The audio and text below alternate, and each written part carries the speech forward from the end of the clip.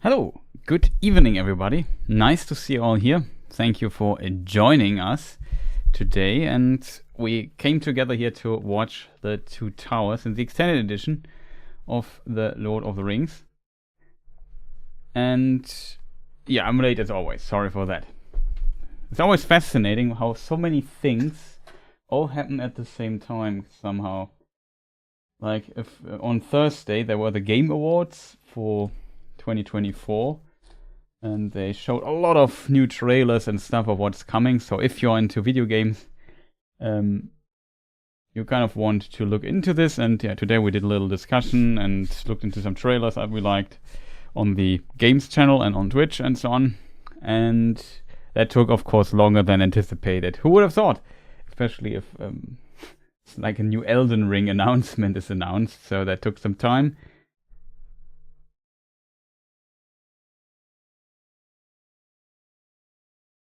And yeah, then on Wednesday I watched War of the Rohirrim. I already made as somebody mentioned in chat, I made a spoiler-free review of it. There will be a live stream where we discuss this, I think. I'm not sure if I want to, I could do this as well. I'm not sure if I should do a spoiler review or discuss some of the changes maybe next week or something. I'm not sure yet. Oh, that you can't hear it. Good. I have to see. I have to look into how I want to cover it. So for people who want to watch the spoiler-free review of the War of the Rohirrim film, I just posted it in chat. Have a look into it. There's one maybe minor spoiler in it or so. I'm not sure if you even count it.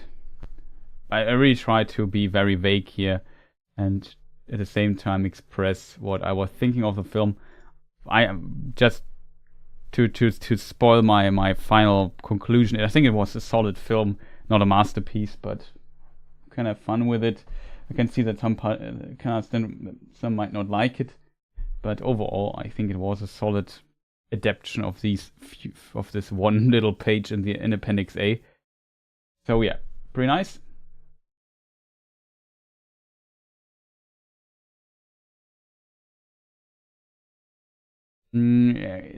Tell me, boy.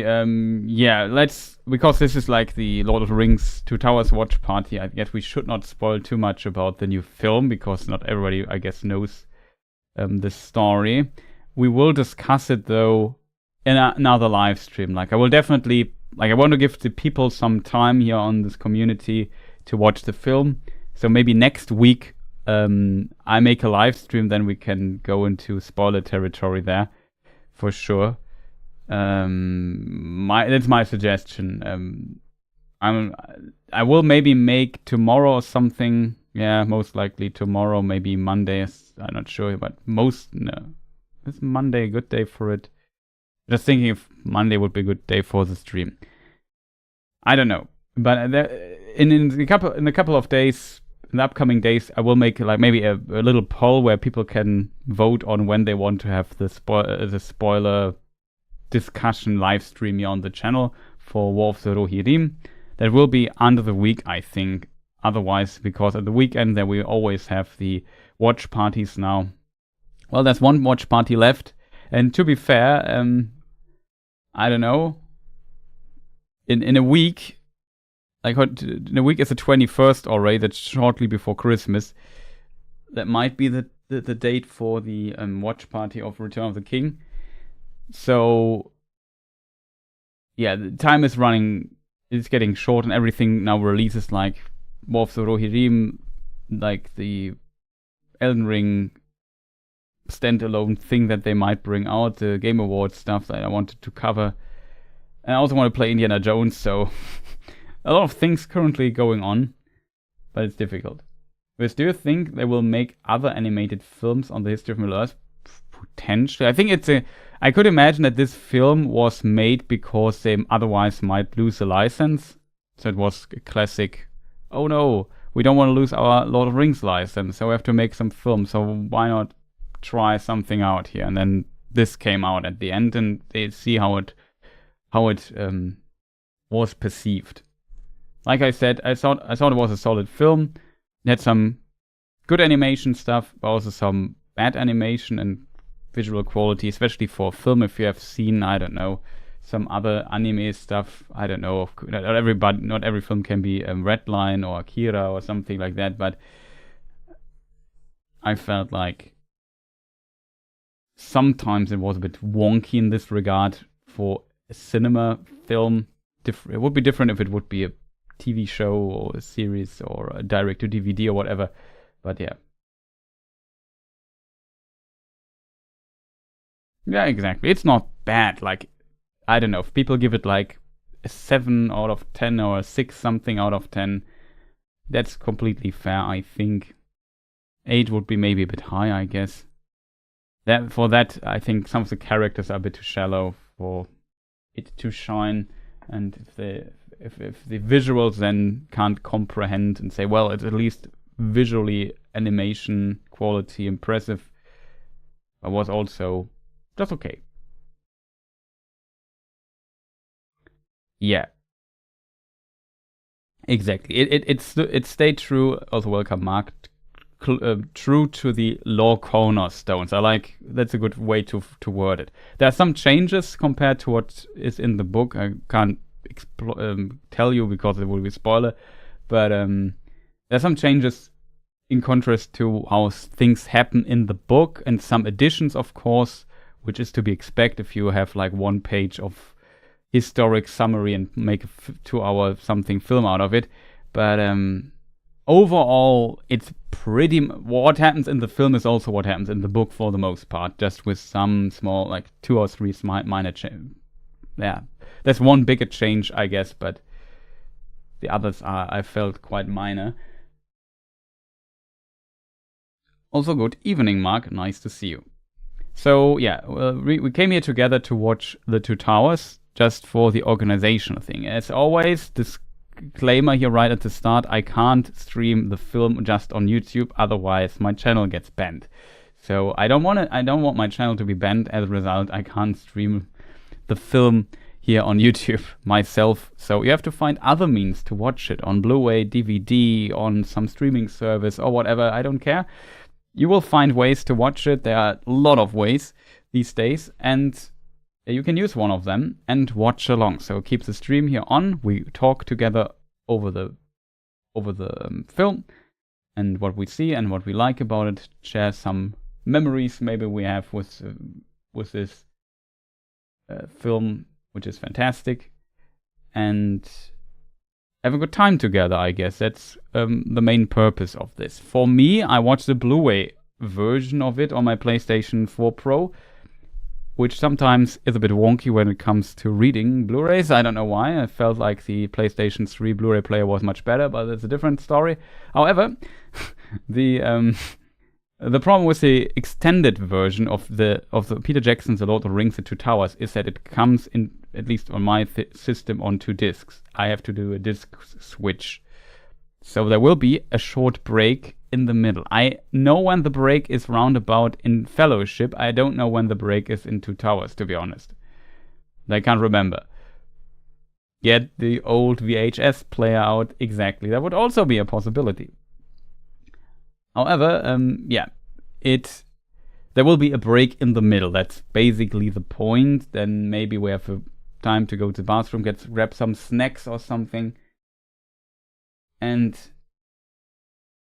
then we continue. That's kind of the plan. For the people watching this right now as a VOD, I always wanted to disclaim this as well because I forgot about it in the past, always. And that is when I upload this here will be available as a VOD, so when the stream is over you can still watch it. And chat you can also see. I have the chat replay on and so on. However, there's a weird thing with YouTube here. When I upload it, YouTube puts like every 5 minutes in the stream an ad break automatically. I can remove those ad breaks, but for that the stream file, which is several hours long, needs to be processed one time, which takes a moment. As soon as I have that moment and can edit the ad breaks inside the stream, I remove them and I make one here at the beginning. After 20-30 minutes I make one ad break. Then in the break in the middle there will be an ad break, and then after the film we might have a short discussion about it and other topics and lore and so on. there might also be an ad break popping up here and there. That's kind of my policy, how I put the ad breaks there. If you press on automatic, on auto on YouTube, it just spreads it everywhere. I have to, like, it takes 30 seconds to just delete all the, with clicking very fast on this little symbol, to delete all the ad breaks in this. It's ridiculous how many ad breaks they add. But whatever, just that you know, if you wonder, why is there an ad break every 5 minutes there? Well, that's the automatic feature of YouTube, which is not perfect, but whatever. If you see this in another VOD of mine and you have like an ad break every 5 minutes and you complain about it or wonder, let me know in the comments. Just write a comment, a new fresh comment, and I change it. I just sometimes, I think I didn't went through all the streams and double checked if the ad breaks are correct. Whatever.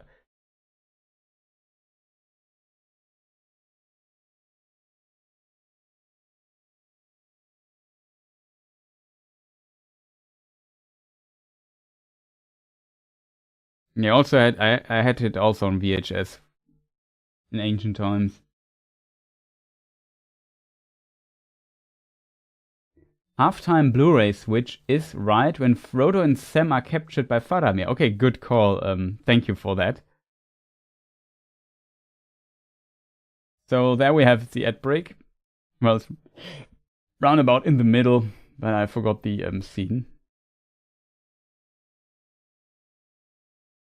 So yeah, also no spoilers for War of the Rohirrim here. We might talk about it here and there, what is referenced in this here. And because, yeah, obviously the Battle of the Hornburg, is also a topic in this film. And War of the Rohirrim is about the first battle at the Hornburg, however you want to pronounce it. So there's that. Is there anything we forgot? I think not. So without further delay, I would suggest we start the watch party, right? Is everybody ready to play the film?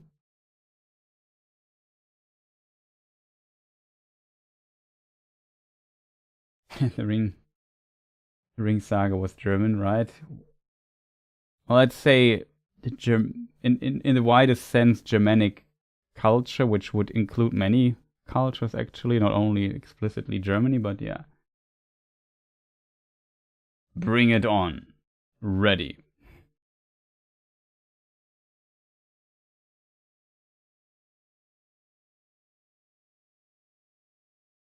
The Hobbit, the country. Ready. Nice. Okay, people.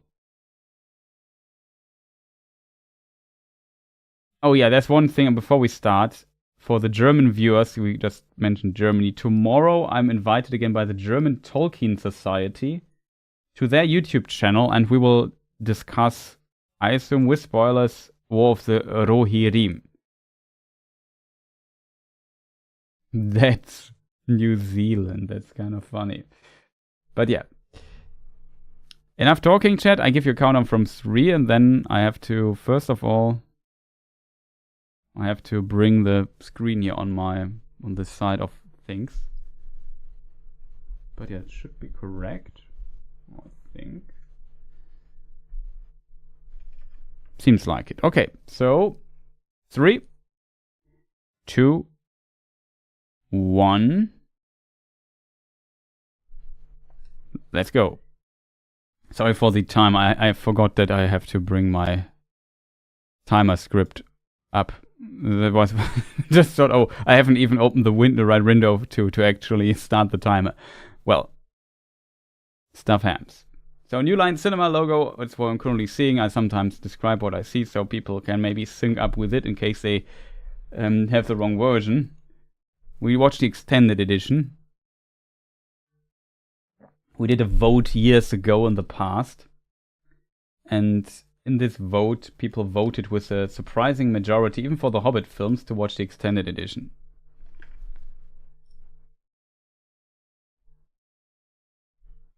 Very nice shot of the mountains.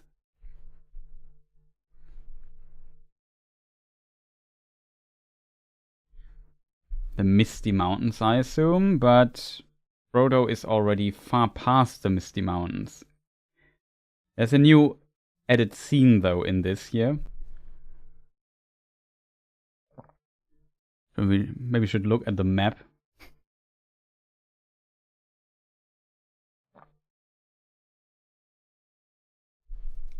Oh yeah, of course, the Misty Mountains, because the movie starts in the Misty Mountains, right? Yeah, it's pretty cool that it starts with a specific legendary battle. We hear it slightly in the background. That's what I like about kind of the pacing of these films with Peter Jackson. Like, we just see these landscape shots. And from the off, we already have this, yeah, now a little flashback what happened in the past. And we see how it unfolds from there. So we jump back in time. Also, Murray, welcome. We start in Moria. Oh no. In the books, interestingly, Gandalf's staff, when he says, "You shall not pass,"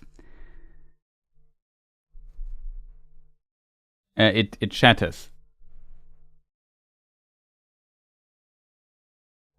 And now we see from Gandalf's perspective what happened. He falls down, and what happened then? So pretty cool, in my opinion. It's very nice that they returned this year. Here we have Glamdring, potentially the sword of King Turgon from the First Age, the king that lived or that became High King at some point of the Noldor elves and founder of the city of Gondolin. It's the great-grandfather of Elrond. I hope I counted the greats correctly, or is it the great-great-grandfather? I don't know, but something like that. No, it should be the great-grandfather, I think.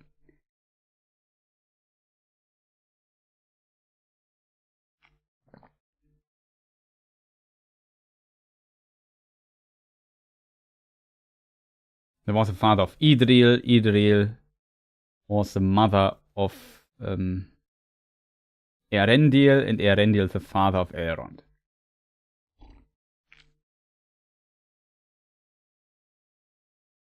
Here we have an interesting line. It's also very cool that for Frodo it's a dream. That's kind of a reference to, like, Frodo sometimes dreams in the books and sees sometimes almost like visions what happens elsewhere. We have this, for example, when he is in the house of Tom Bombadil in the books and he dreams of Gandalf escaping from Isengard, from Isengard, however you want to pronounce it.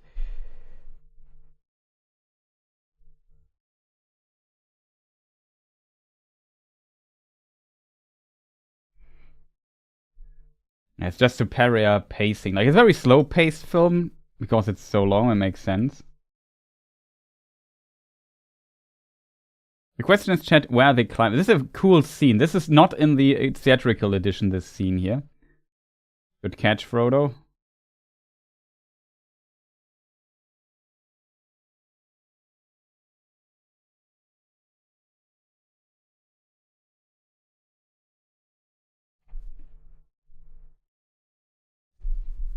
I think I have to make it a bit louder.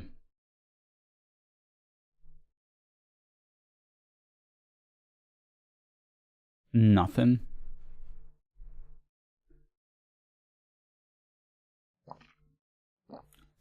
Roast chicken.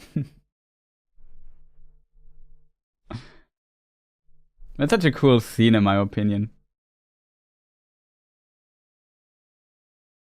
He brought a bit of the Shire with him.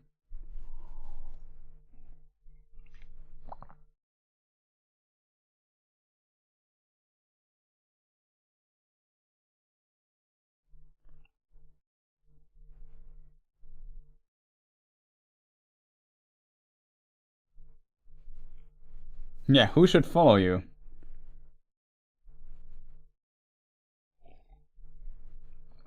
Could be it from Galadriel, yes. Magical robe. So cool.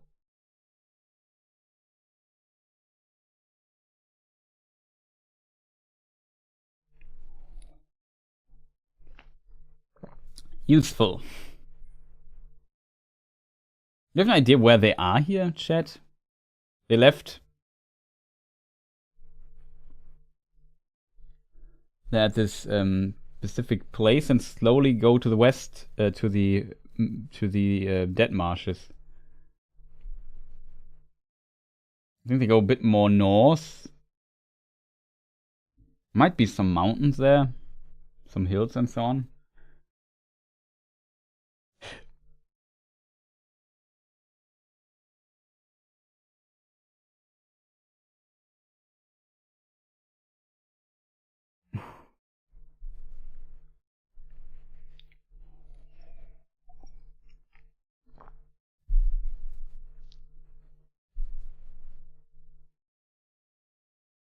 Yeah, it could be still part of the other side of Emin Mulk. Definitely possible.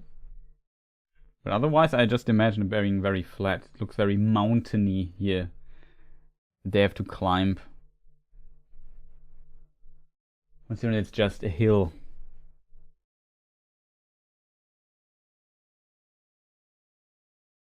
Lambeth bread. More Lambeth bread. I like how he delivers his line. More Lambeth bread. It's pretty cool, in my opinion.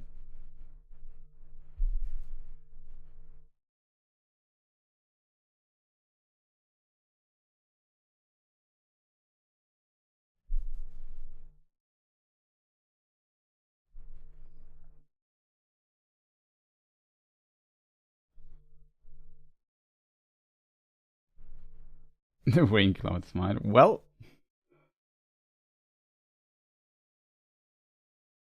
the phrase about the spirit, yeah, that's a movie edition, I think. Love Sam so much, yes. Sam is fantastic. Sam should be more appreciative about the Lambeth bread. Every other supply would run out faster, yeah, that's true. It's really good to have. I guess after some time it gets boring. An impassable labyrinth of razor-sharp rock, Gimli describing. I mean, yeah, that's true.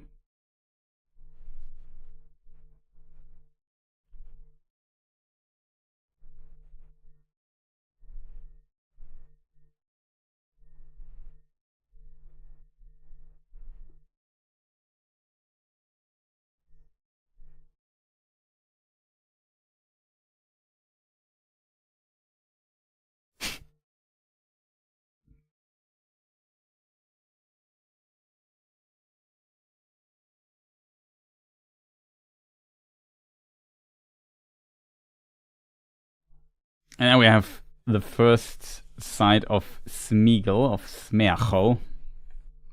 Gollum, as he calls himself still here. And he looked so impressed. Like, I think, like, how much work must have been to make this CGI character.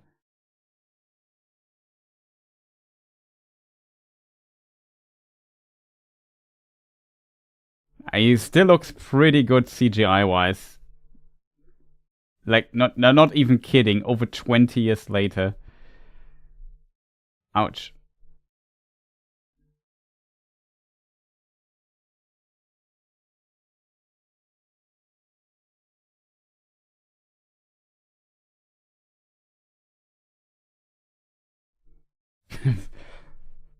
It seems to have an awful lot of vertebrae.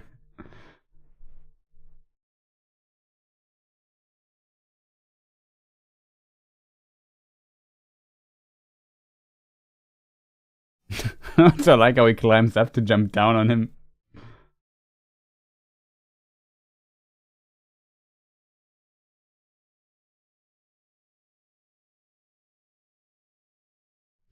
This is my favorite meme here.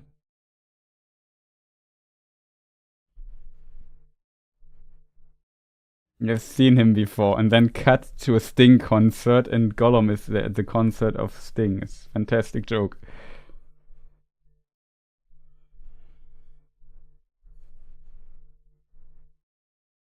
Interesting. Yeah, he really has seen Sting before.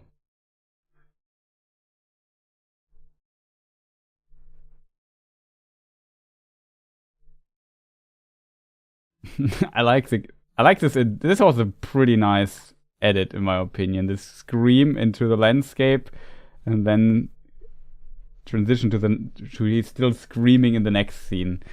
That's such a cool film transition. I think it's so cool. Goal not being dramatic. Oh yeah. Of course, I remember a sword I have last seen about 90 years ago.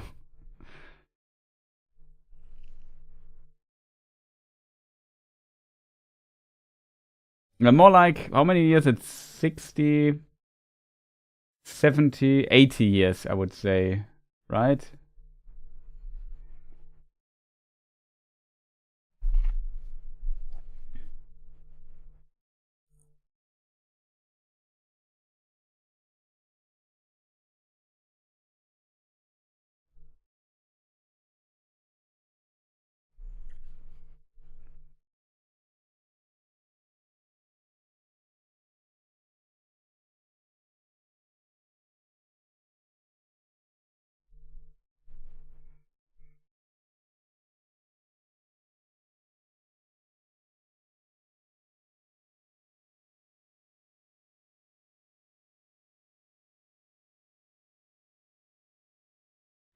Yeah. It's a very interesting scene. He swears on the ring. In the book, though, there's an additional line to this, and there he swears on the ring. And if he shall betray his oath, he shall be, I don't know, cast into the fires of Mount Doom. That's a very important line to understand the ending from the book, I think.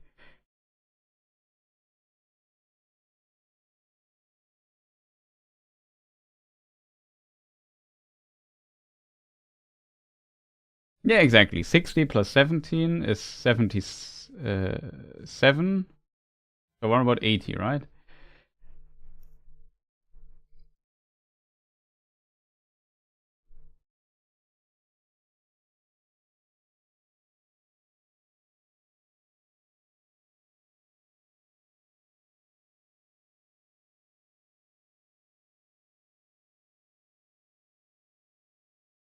Also, strange music. I never really noticed this conscious.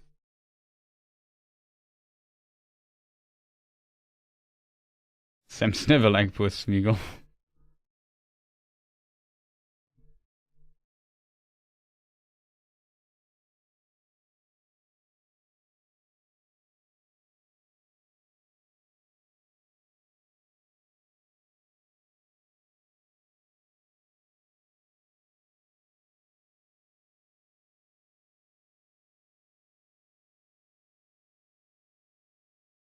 We have the scene where Gollum just suddenly screams and vanishes. And then comes back up and says, "Follow me." Kind of cute how he does this little scene. Now we're jumping to Sam and Mary getting abducted, kidnapped by the orcs, or are transported by them.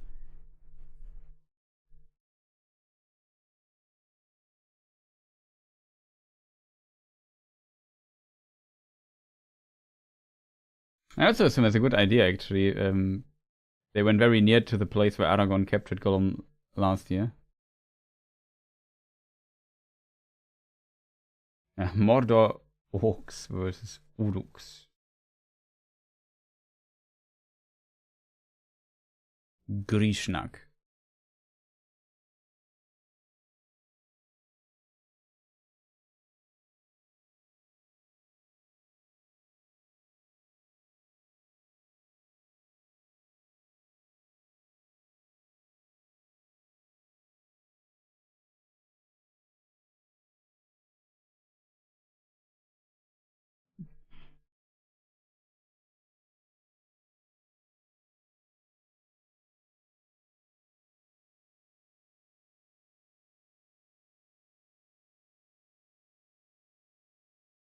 You want some?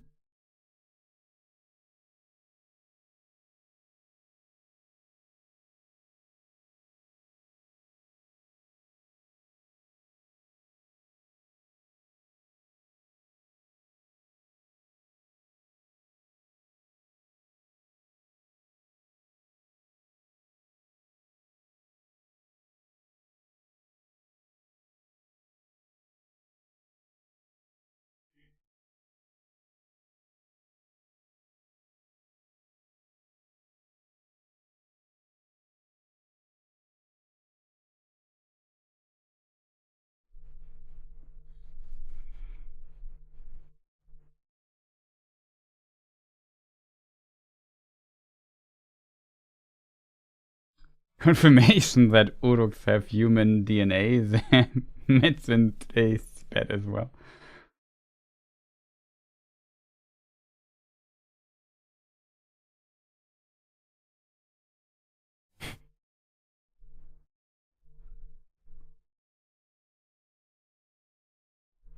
Fun fact, dwarves are natural sprinters. Yeah.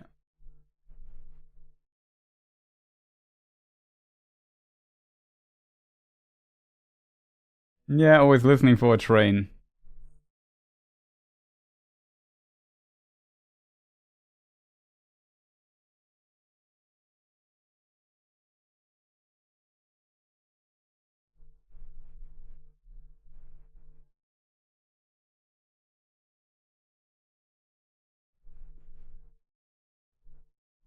Now we have these beautiful landscape shots. I love them so much.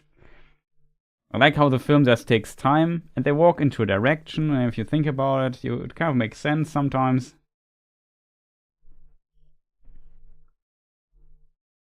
It helps so much to get like a feeling of the world. It's so nice when the world looks so nice. As this Middle Earth feeling.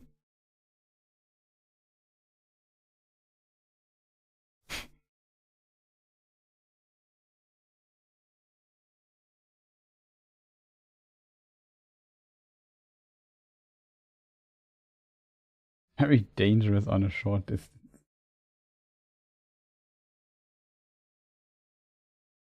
Here comes the meme. They're taking the hobbits to Isengard. God, God.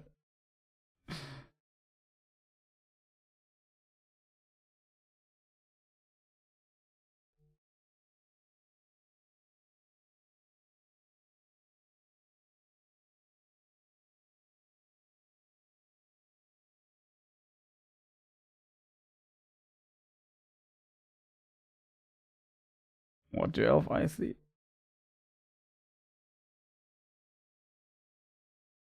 God, God, God, God. Oh man, this line. It's so great. I love it how also how Orlando Bloom like has this in I think it was doing the Hobbit thing or so in the filming where he saw the video and sung along this song. That is so cool. Make me an army worthy of Mordor.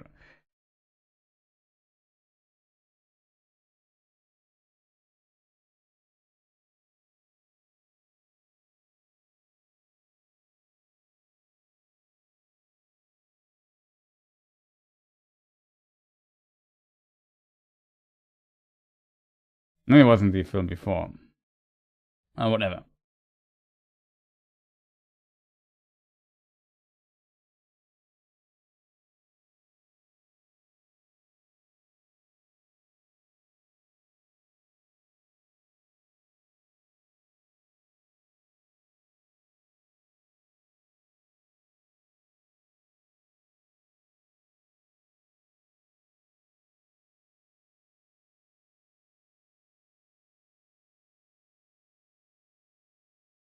And here we have the orc creation thing.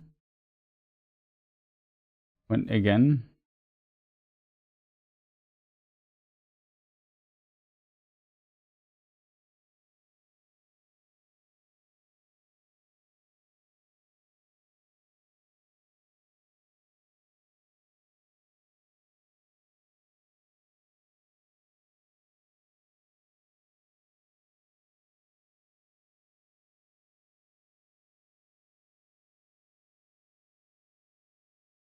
Here, an additional scene with the dune landings, important for the cinema film, more of the Rohirrim.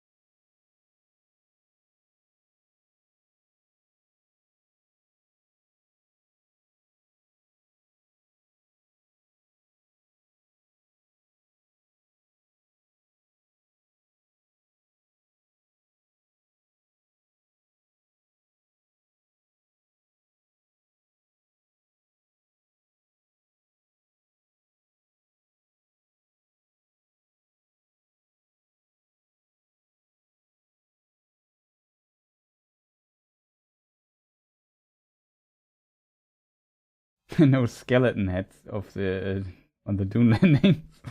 One thing the Rohirrim movies I do not like. I didn't mind that.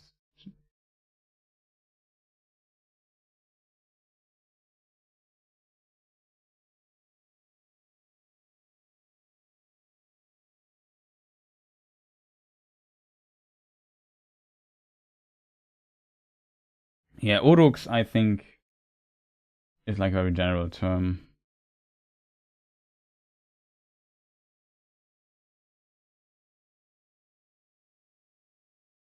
A bit of exposition.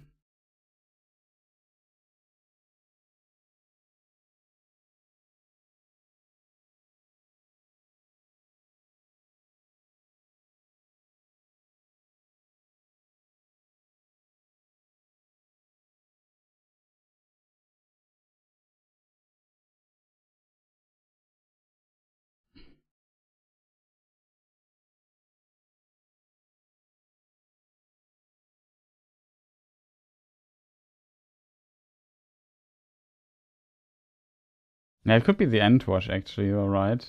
Eomer finding Theodoret, great scene, yeah.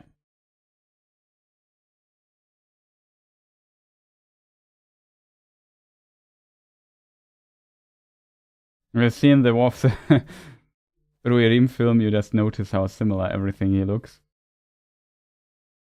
We did a great job of translating this into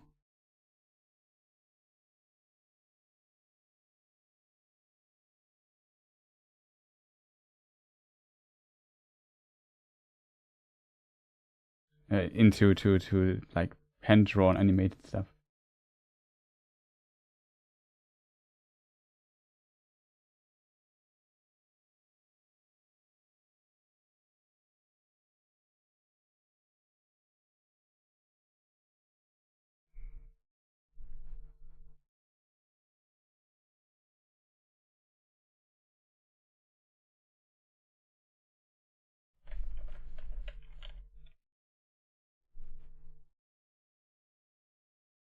Yeah, he was the second marshal of the Riddermark. Riddermark. How do I pronounce it?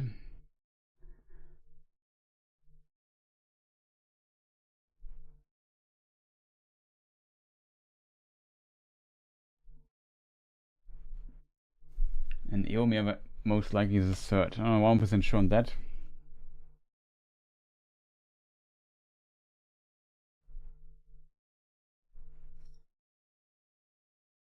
Yeah, third.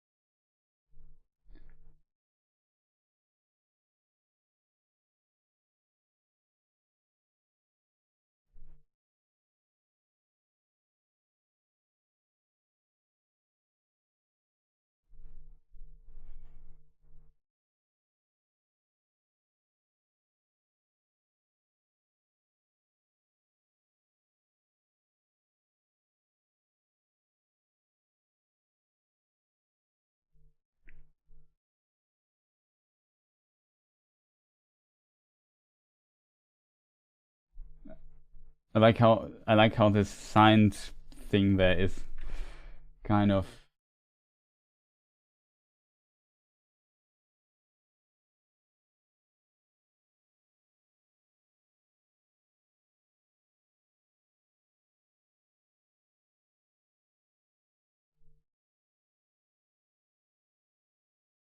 Yeah, but he died at the forts of Eason. He looks very young here in this scene actually, but he was 41 already when he died. Just looked it up.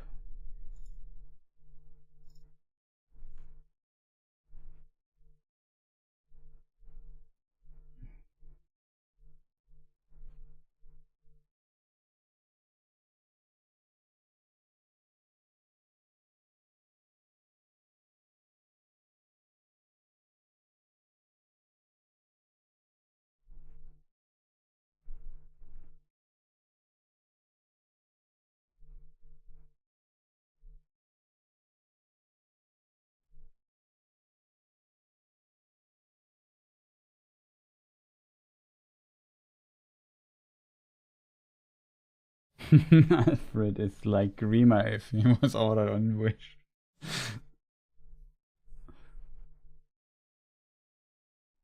Yeah, that's a good comparison.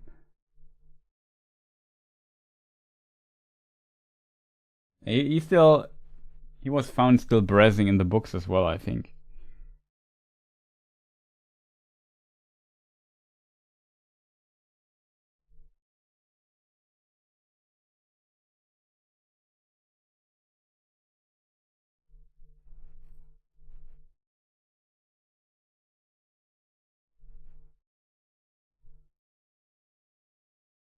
I like how Mary tells the law of the trees here.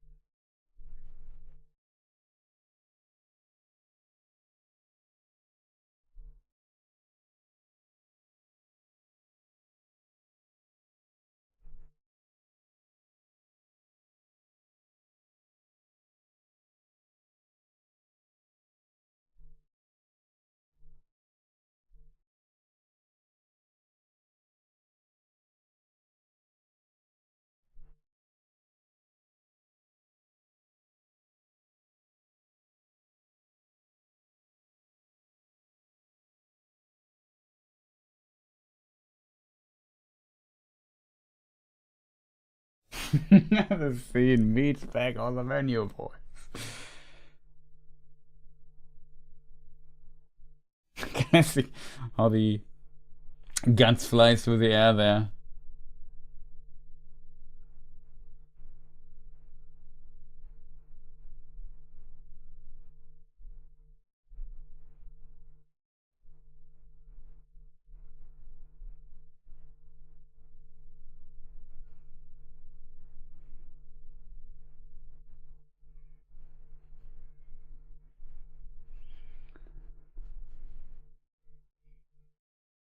Yeah, another meme.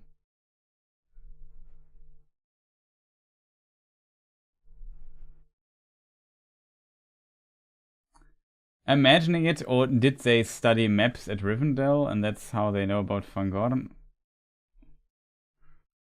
They had this discussion at the beginning also in the books of the forests in the Shire, and that there's like a moving tree was seen. I think that's what they reference here early on. There was a discussion in the books about in the borders of the Shire that somebody, forgot who it was, saw like a walking tree. They discussed this early on in the first chapter, I think.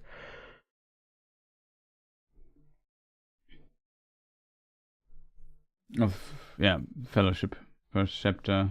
I think it was the first one. It was a later one.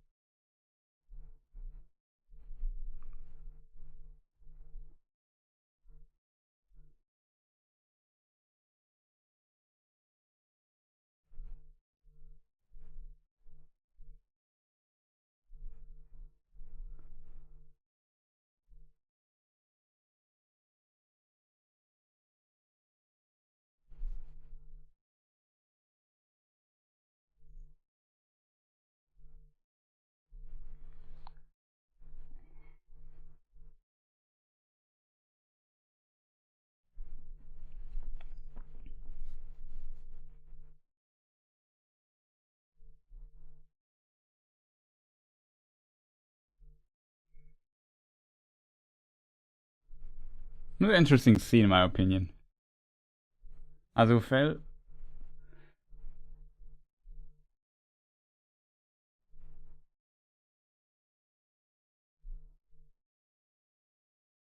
But yeah, at the beginning he says, I cut off your head if it's still a bit shorter. There was a lot of tension in the scene. At the end he says sorry for your loss. I kind of like this development of the scene here.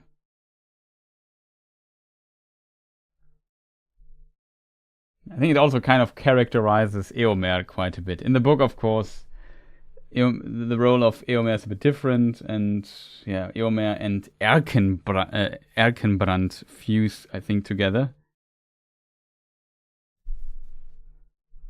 In the film, I mean.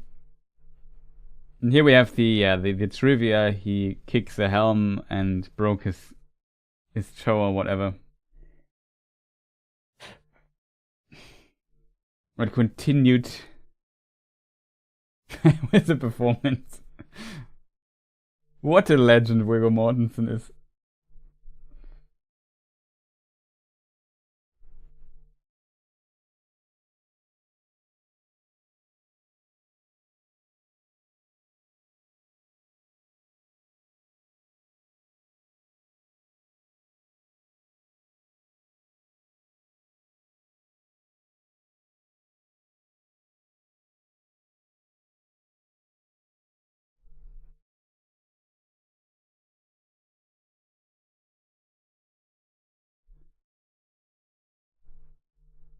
That must have hurt.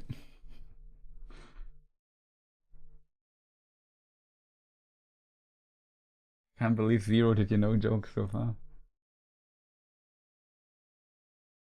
Looks like Eomer has extra helm attached to his helm. Yeah, I always wonder about that, to be honest.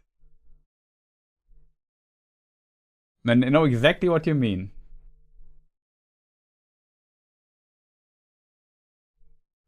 I wonder does Emir come back to this place later, because you clearly see his sword sliding from the sheath. He gets on his horse.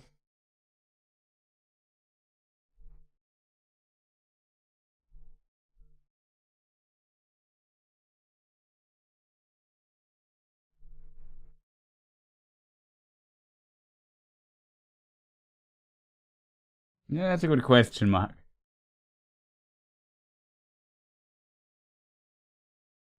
Yeah, Lord of the West. Well, after Theodred died, he declares himself, I think, Lord of the Westfold.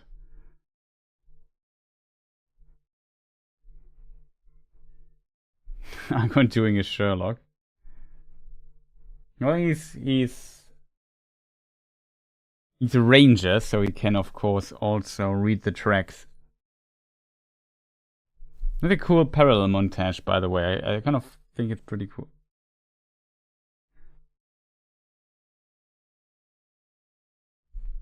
Well, not being eaten alive by orcs, I assume, Gimli.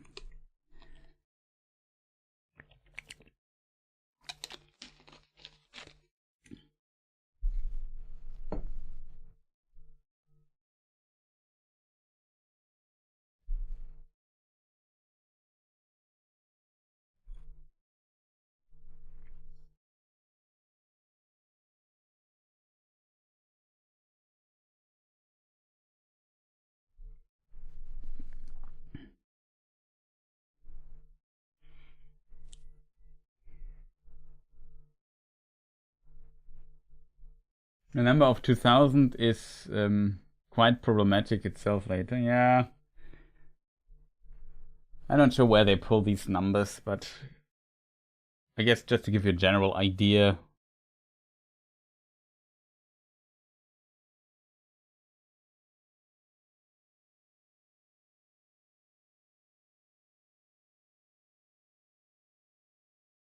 This orc is also very eager, I feel. Oh.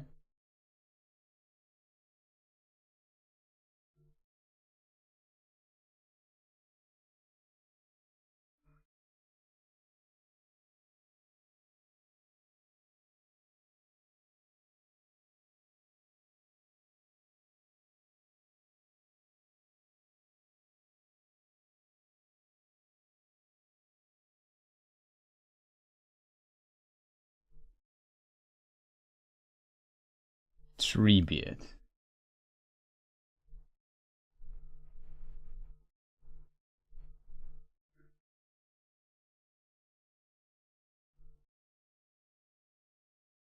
Radagast. A wizard is never late, except today I'm just plain old late. I was also late. I'm sorry. I know the feeling. He could succeed it if not for the spear, yeah.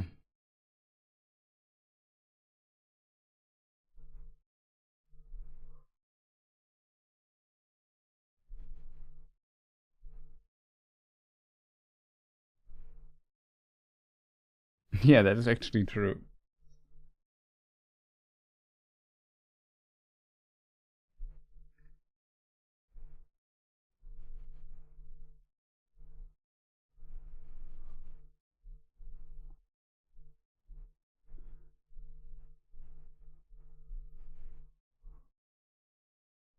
Yeah, that's how orc talk. Treebeard.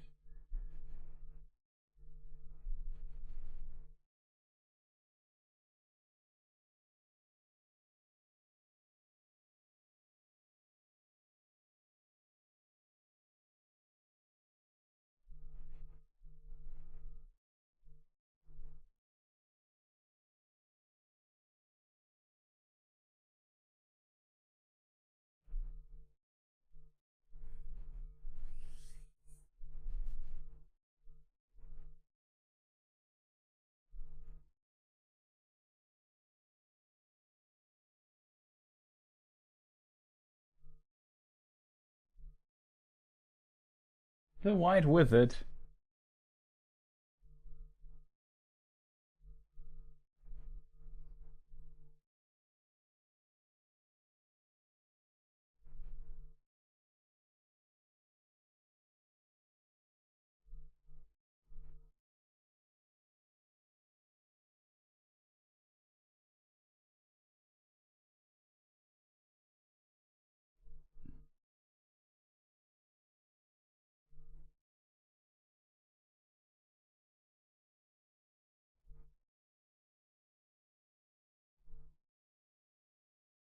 And here we have the Dead Marshes chat. I always have to tell the story of the inspiration. Here the CGI doesn't look so great. Back in the day it was okay, I guess. But today you notice, well, they just copy-pasted into this landscape shot.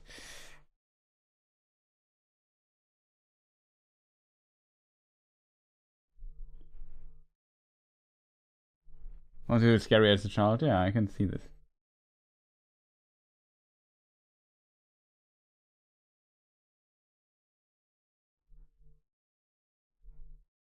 Yeah, the numbers sometimes don't add up perfectly, to be fair, yeah.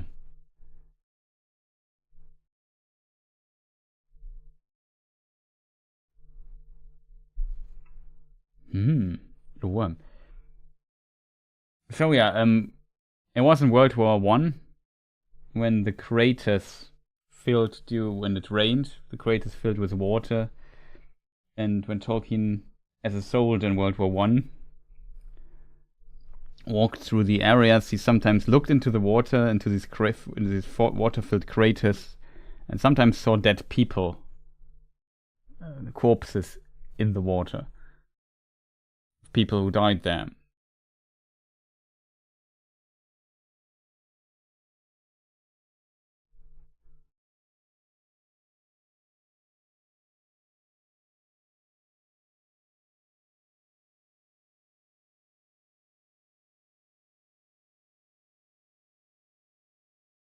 And that was, yeah, kind of the inspiration for this place.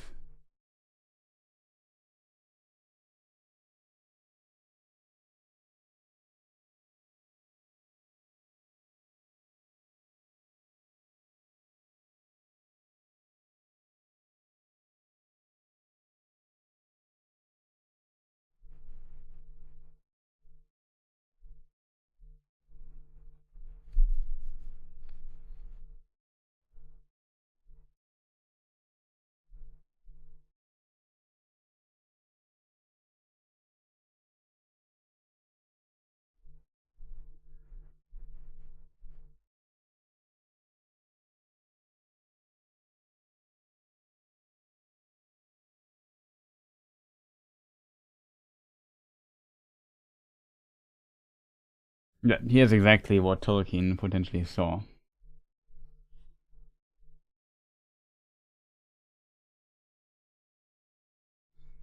There's also the description of, I don't know, some fumes and whatnot in this area, so I assume some of the lights and so on that they see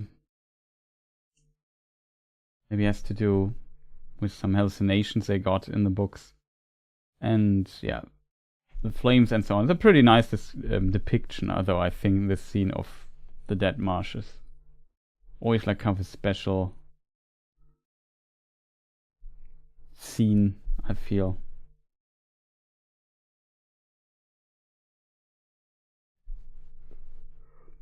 Many died in these marshes, interestingly, like especially in the Second Age and so on, but also later.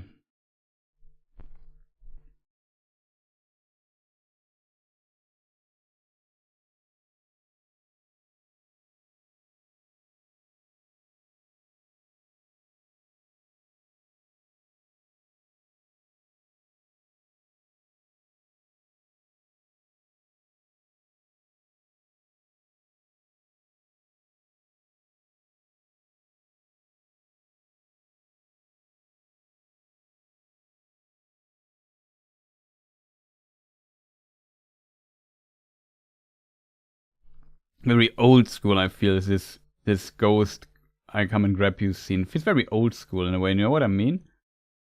And kind of scary, these entities.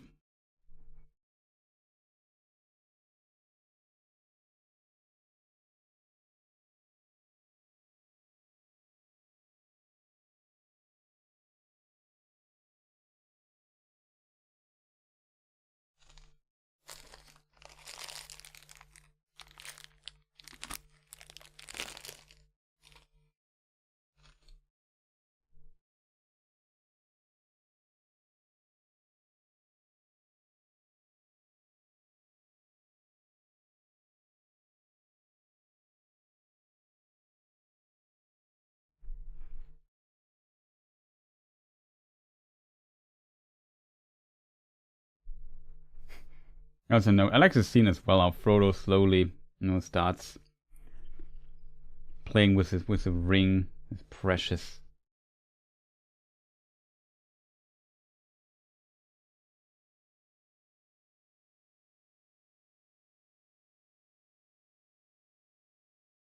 Yeah. I like how Gollum kind of reflects what Frodo just did.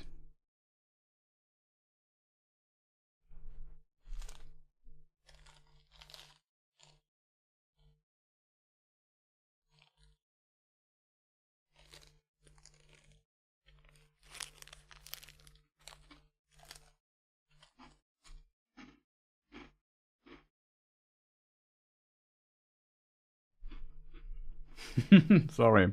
Yes. Should have muted myself. But when I mute myself, I sometimes forget to unmute myself after it, and then I feel like an idiot, even more than normally.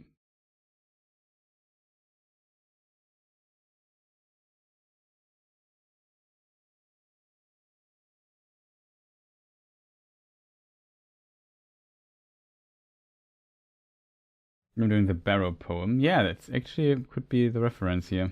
Right.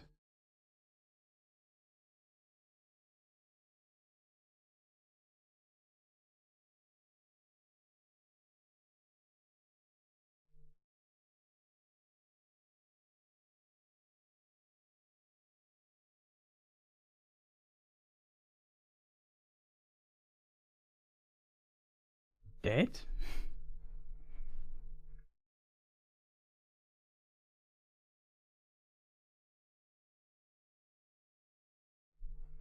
I have, by the way, what am I snacking? I have this, I don't know if it's known outside.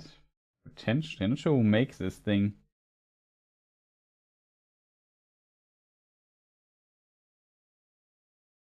But here it's called a pickup. It's basically two crunchy biscuits, and in the middle is chocolate. Sounds more boring, but kind of nice.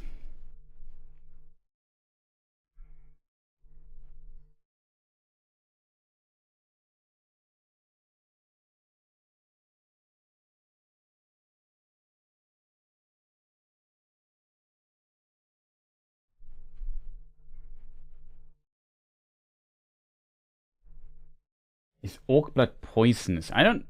It's hard to tell if it is, maybe. It's at least also black, if I remember correctly.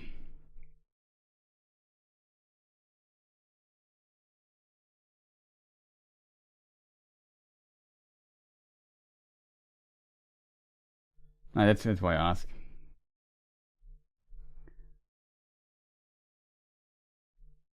Oh, another very interesting scene. So many cool scenes here at the beginning.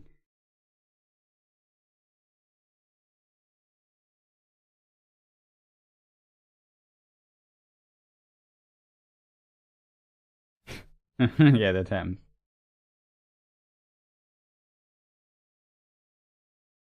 Oh, Smeagol becomes cute again until Martha betrays him.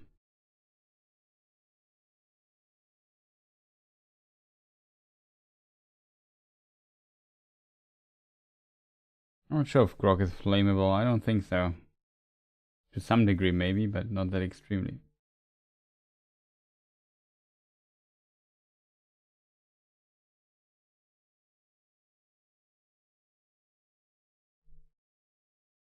And have doing the Saruman voice just to troll.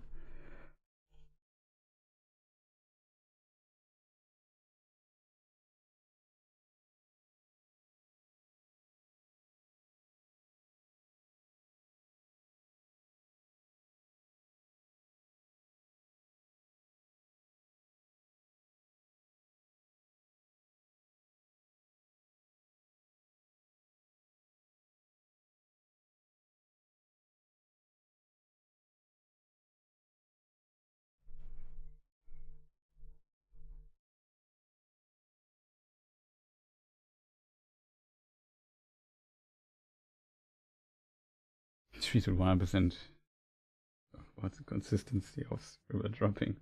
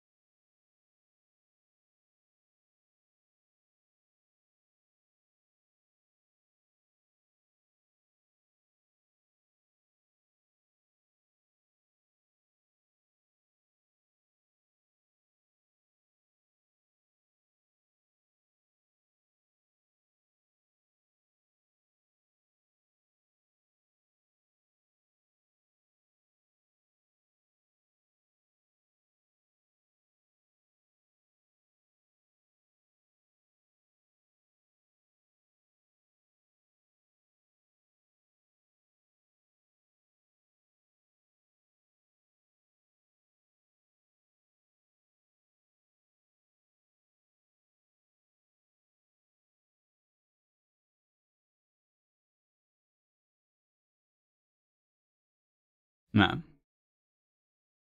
Very cool use of how it's written in the books, of the lines in the books. Pretty cool.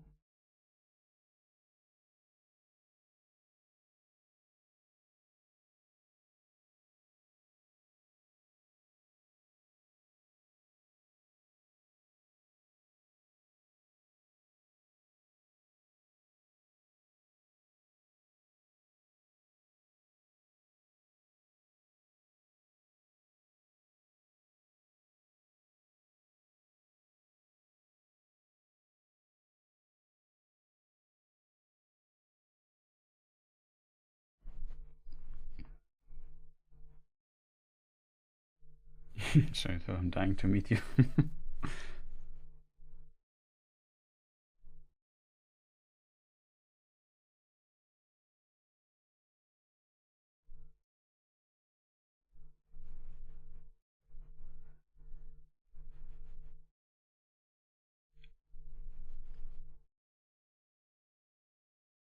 Now, the turn of the tide quotes were my favorite one.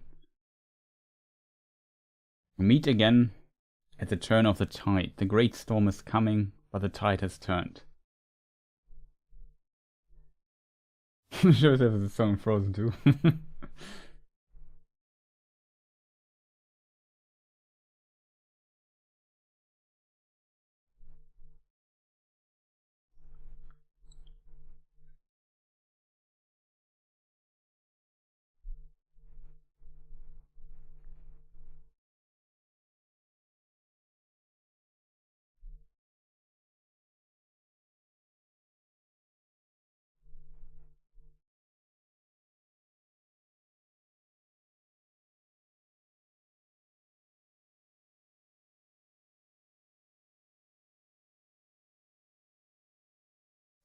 How much like this scene? You still speak in riddles.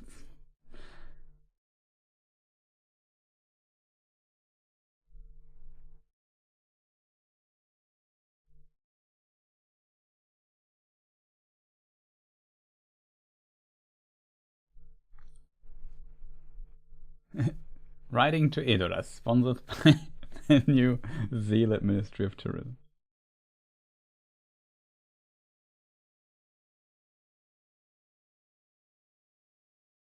I like his lines. New Gandalf was more grumpy than the old one.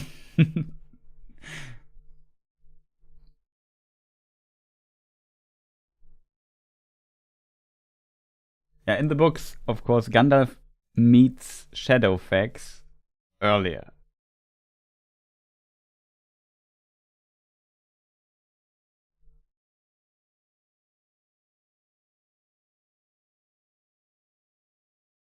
He already has shadow effects after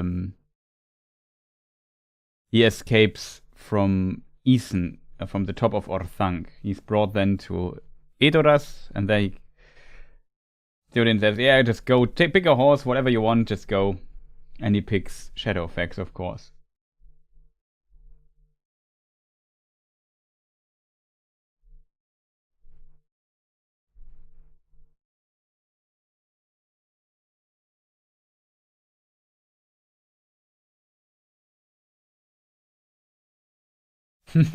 Okay, that's cool, Rosemary.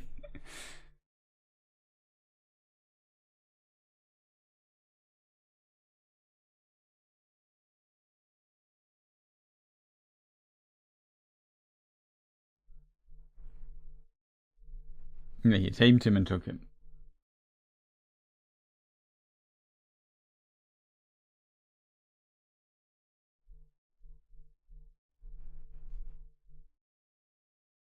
Is it much further?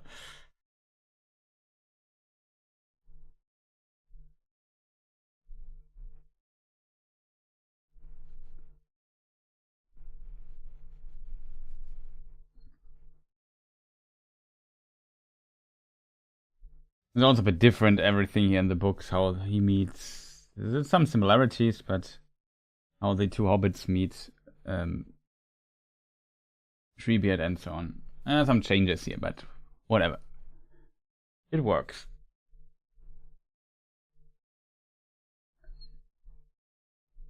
Not sure when Gandalf parts from Shadowfax, to be honest.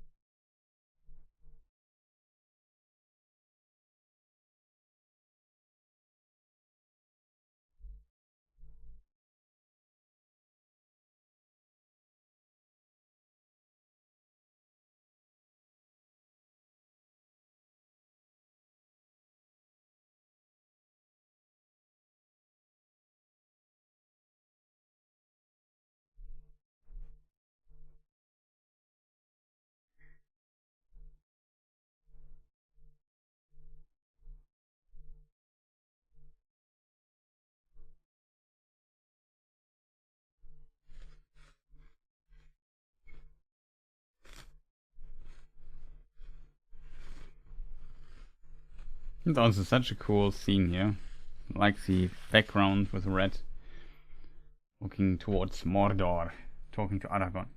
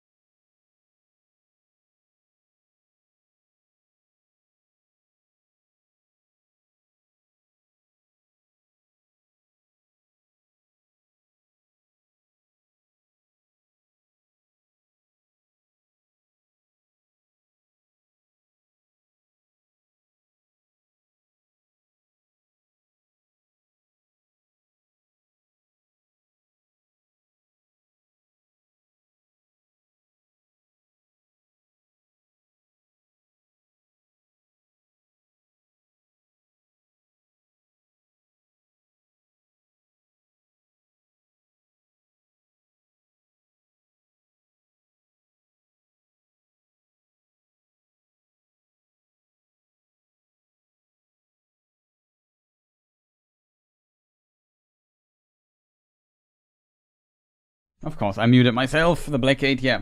A very cool scene here. Light pollution. I like the joke. Another of his bad deeds. I forgot when I muted myself. I've muted myself again, yeah. I hate when this happens. It always happens. But yeah, I like the scene. I like some of the quotes from the books they added in, especially when they meet. I'm not sure how long I was muted now. It happens.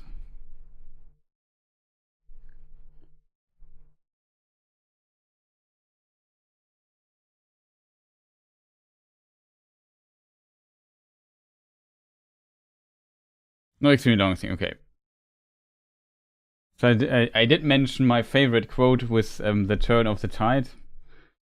I hope I was still on the stream. I guess in the last watch party I mentioned it as well. I like how these two dudes have to pull the thing to open it. It's kind of a cool idea, in my opinion. Where they go? Okay. I like how Gollum reacts here to this.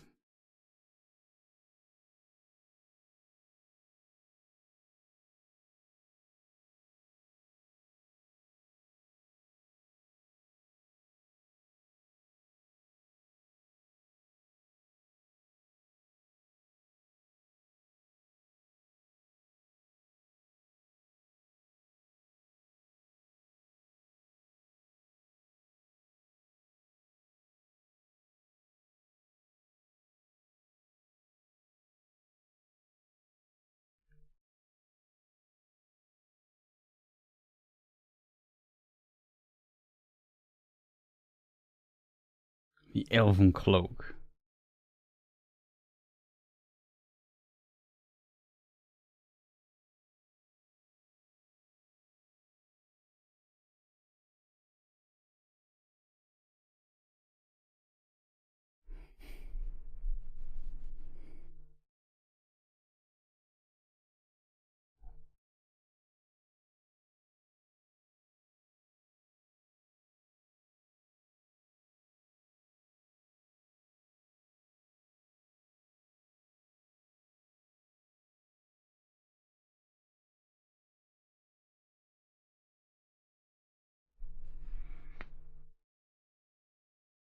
Well, the Easterlings. We have the Dune landings with Saruman and now the Easterlings. But there are more to join.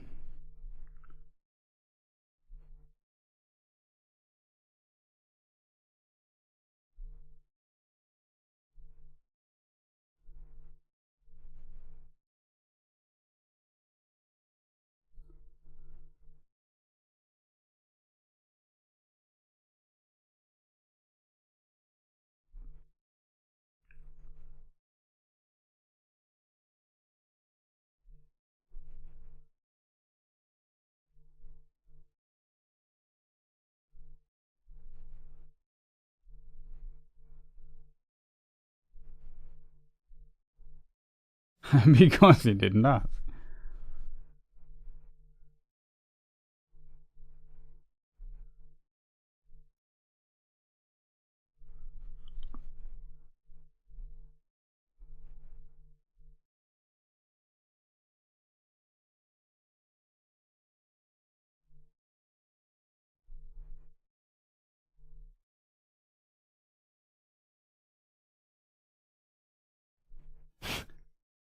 When the day comes where a Chris minute is as long as a regular minute and Chris doesn't mute himself at least once, we should be worried. That is right.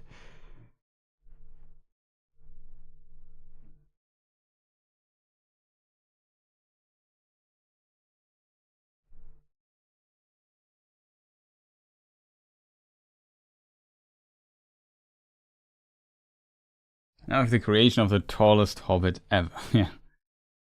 It's interesting addition they made here in the extended edition with this Merry Pippin drinking water scene. Chris, but it is not this day.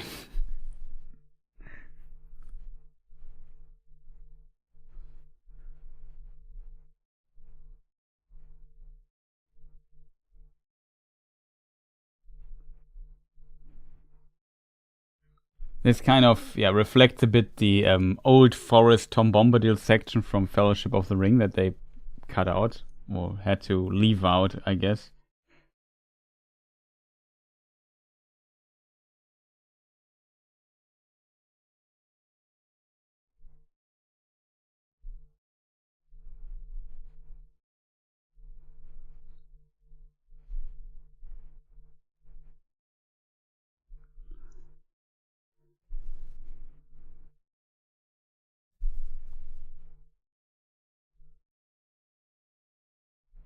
I like the scene showing what Ents are supposed to do, hurting trees. Yeah.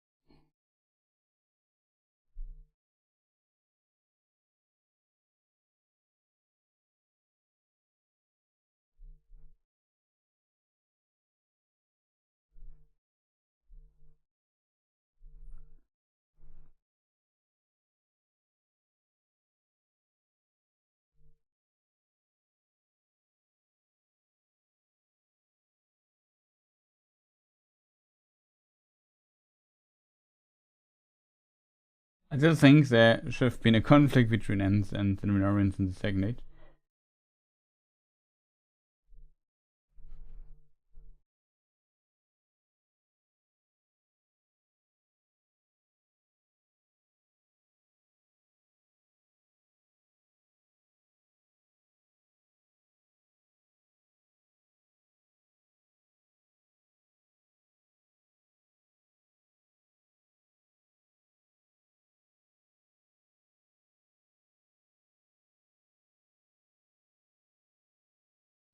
Tribute using the Bombadil line there. Like I said, it references the old forest chapter and some lines from there that's usually made by Tom Bombadil here. Kind of cool that in Extended Edition they reference at least this particular idea here.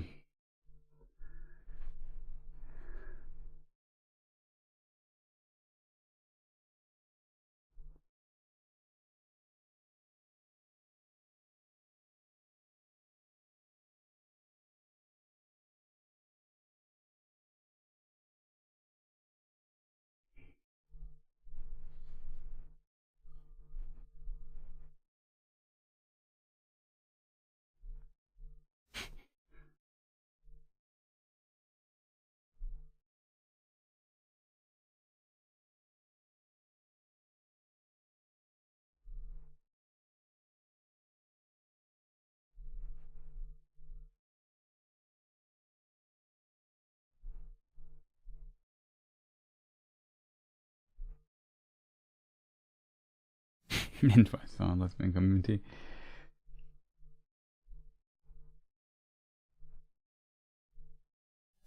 This seems awkward silence at the end. Oh, such a cool scene when they ride to it.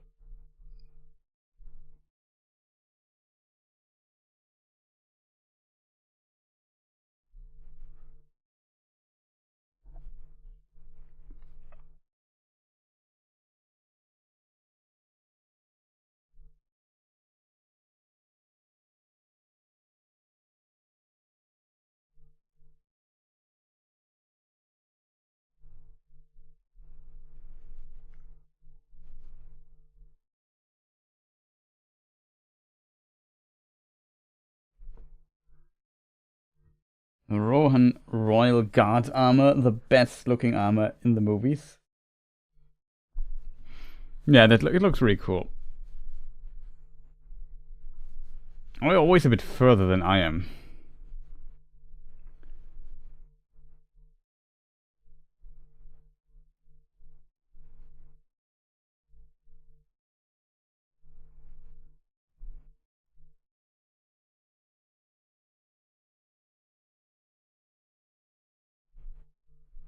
Theodred is the cousin of Eowyn.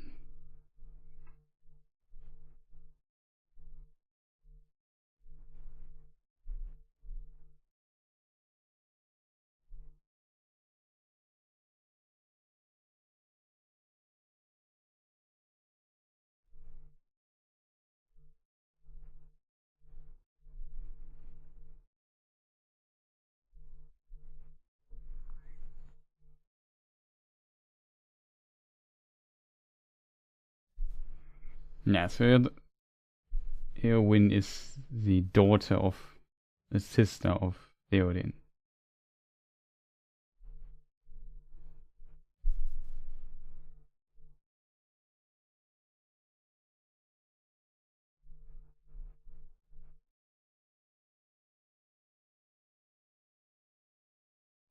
Eowyn's my favorite character.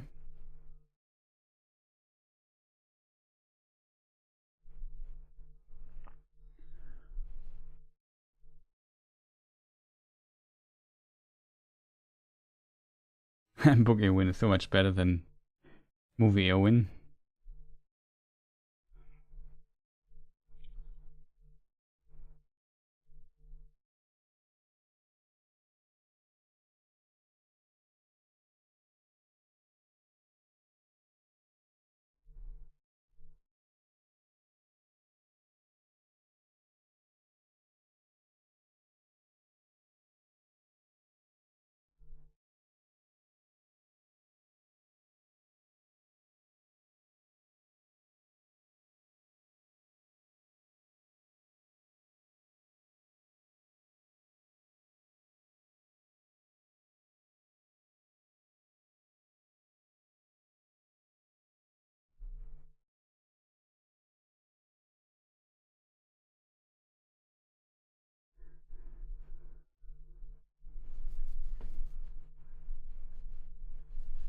You can maybe say that Eowyn in the books, but also he is a bit inconsequent in her rebellious nature that she kind of has. Following this shield maiden concept, idea, whatever you want to call it. And then at the end, completely giving it up.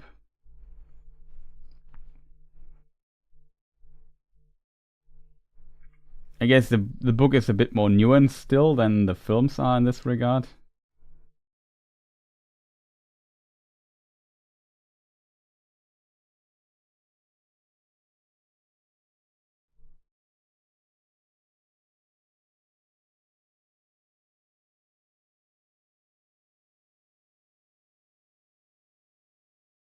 Yeah, I agree. Hama is potentially not having to follow it.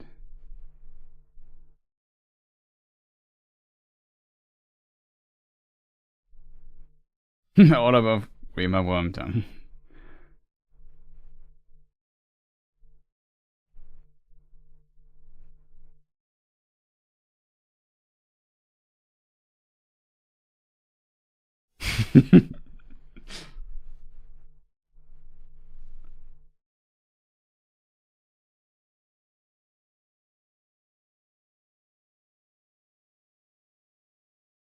Na gut.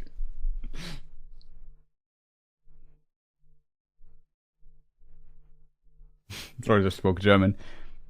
Well, fair enough. Basically, could translate.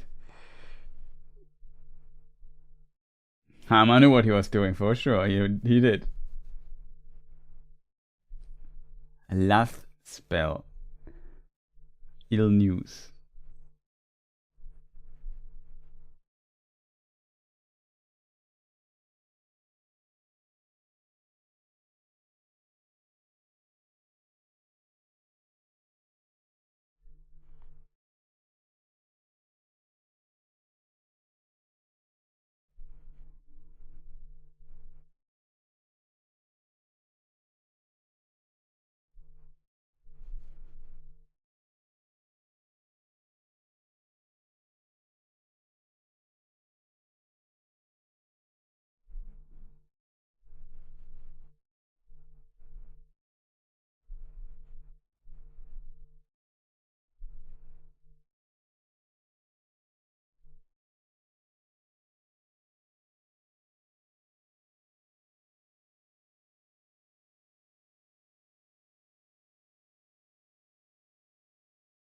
Oops, I might have forgotten that thing, Sama. Well, maybe we should not.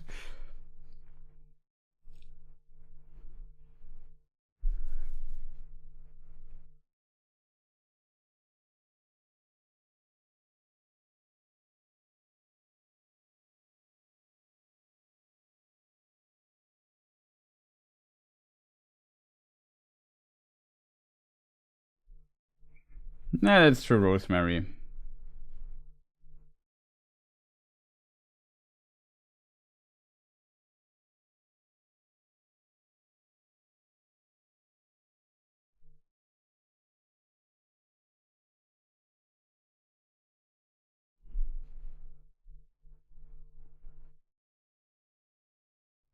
Surprise.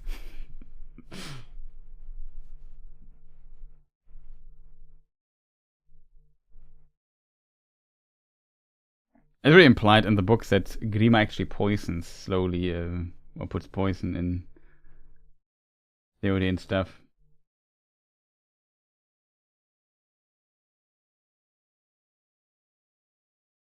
Yeah, this concept that she finds what helps her, heals her, kind of in love.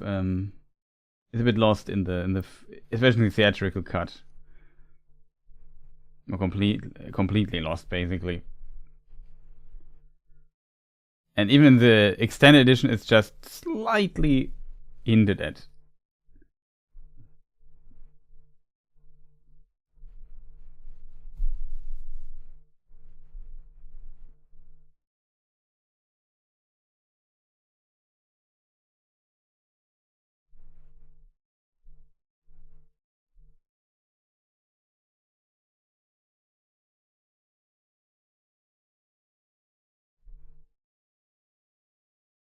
Yeah, it's also too complicated for sure.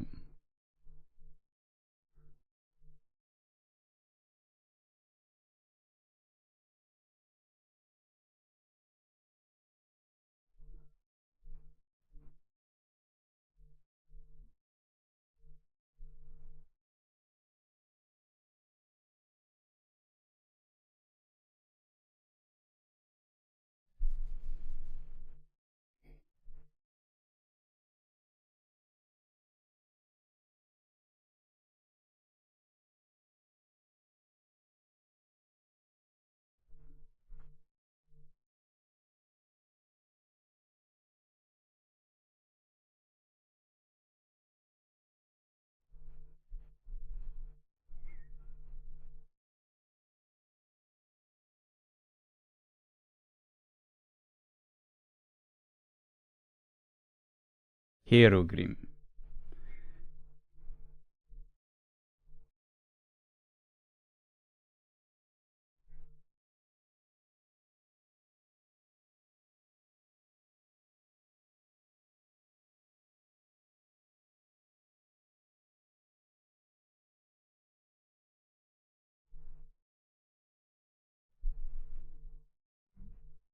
I don't like the term girl boss, to be honest. I find it just, again, a stupid term.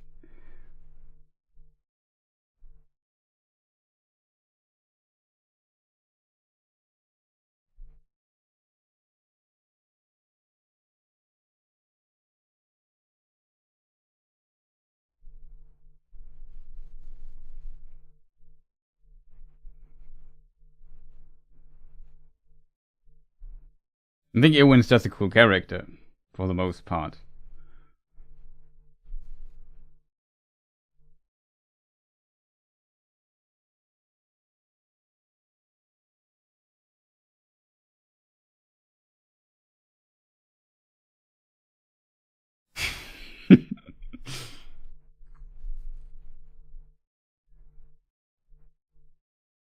Also, like always, this Theoden king because of the old English nature of this, where the king comes at the end of the sentence, or naming Theoden.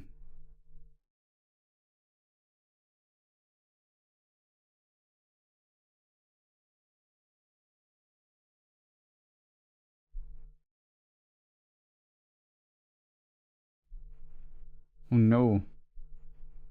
Now cut to the singing. I think the singing is actually okay. It's a lament. It's a sad song. She's also very sad that her cousin just died. So it's not there to sound beautiful or so. It's to express grief.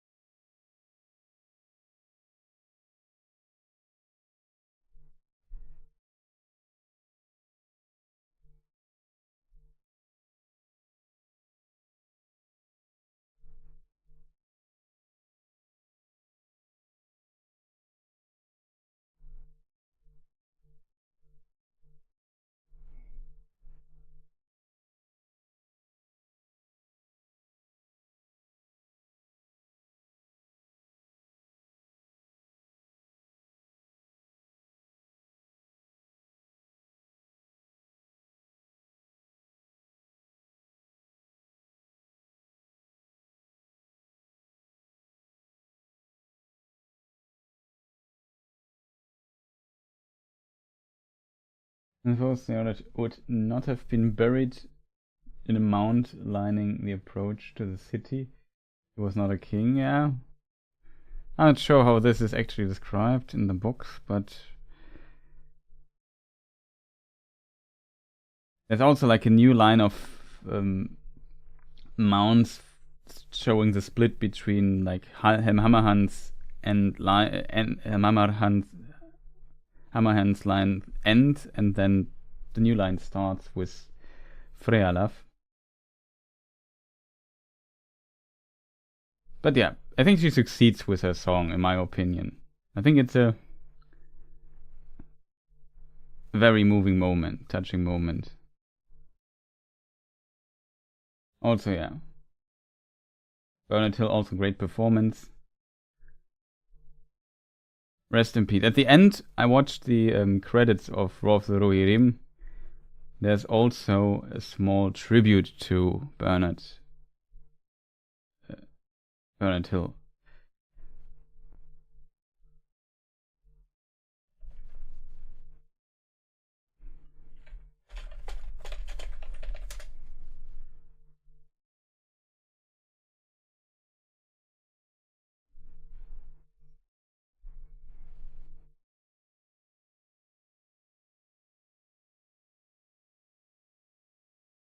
I would say I would go for a New Orleans inspired farewell with happy music. I understand that.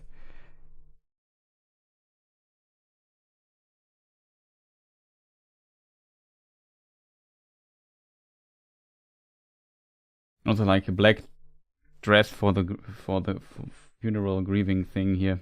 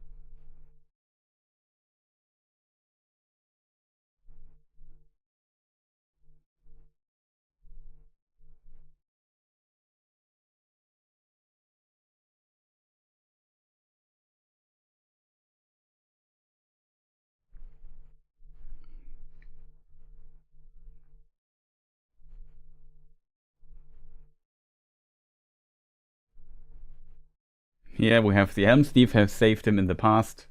Helm Hammerhand.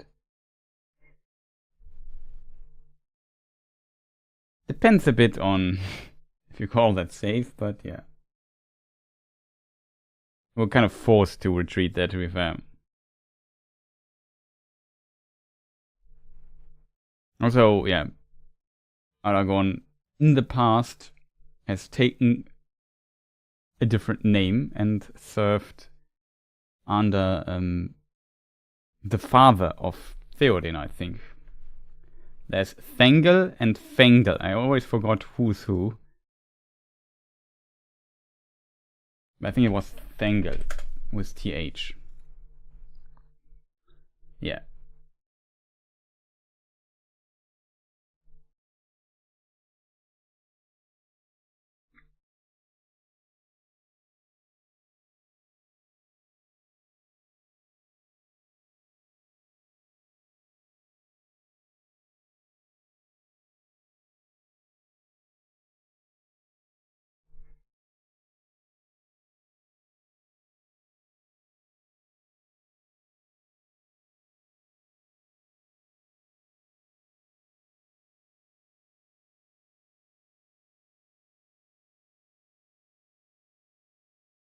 The name was Thorongil. I just was thinking, what was the name? Thorongil.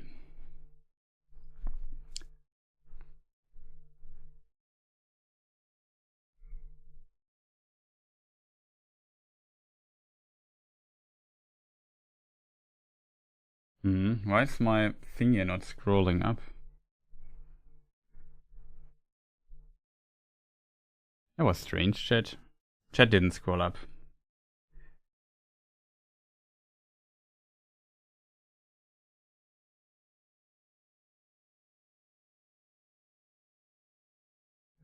Brego.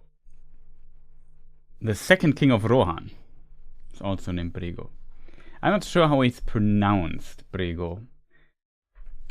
Old English. Like the G is always... I think it's actually Brego. But the G could also be pronounced as Breo or as Brejo. Something like that. The problem is, like, I don't know Old English pronunciation rules of the G too well. At least in the reconstructed Old English stuff. But I was the son of Eor, the first king of Rohan.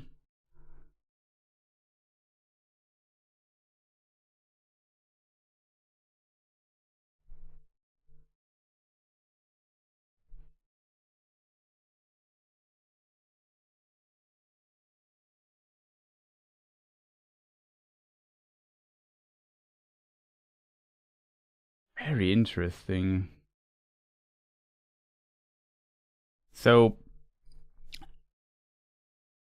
the line of, like, Brego had 3 children. Baldur, Aldor and Eofor. And Aldor's line continues the king's line. Baldur dies on the way through the to the passes of the dead. And Eofor, interestingly, is it seems like ancestor of Eomund, and Eomund is the father of Eomer, the father of Eomer and Eowyn. Very interesting. 2 serpents with emerald eyes, one devouring each other. And this weird book I have. In this weird Wikipedia book, I have all the lore notes. Like it.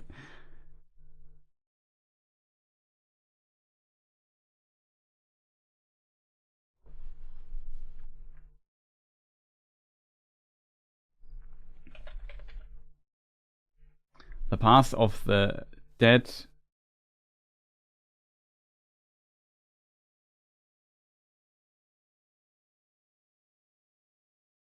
He was actually inside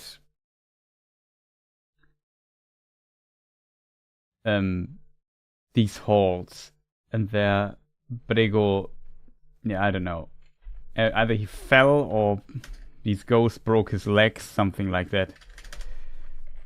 And they find in the book they find his corpse, interestingly, when they cross.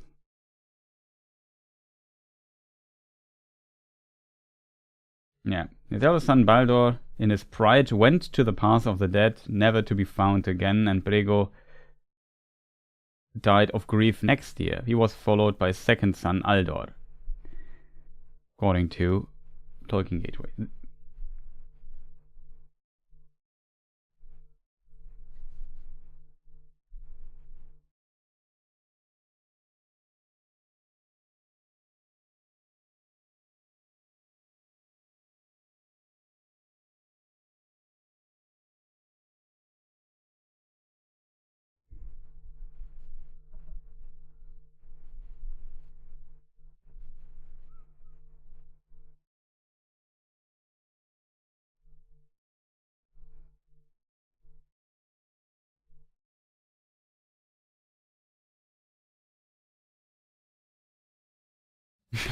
It's so boring. Well, he reflects Beren, and Beren marries Luthien, and Arwen reflects Luthien, so there's that.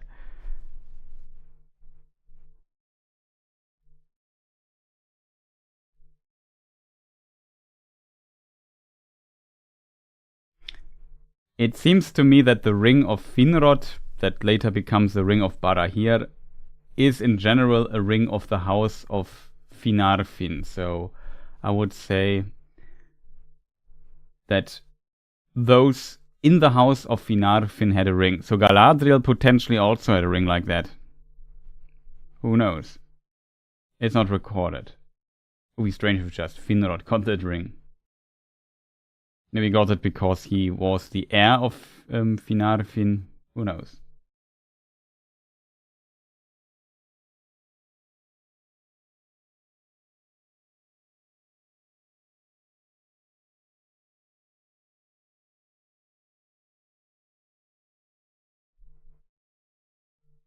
Luthien does stuff though. Well, that is true. Arwen has very little to do in the... I like how he grins. Yeah, you also notice that Frodo and Sam are CGI'd into the scene. Like, it's a very impressive... This is a very impressive scene, in my opinion, CGI, because a CGI character in the water, it looks really good still. The water is splashing and so on. This is such an impressive scene.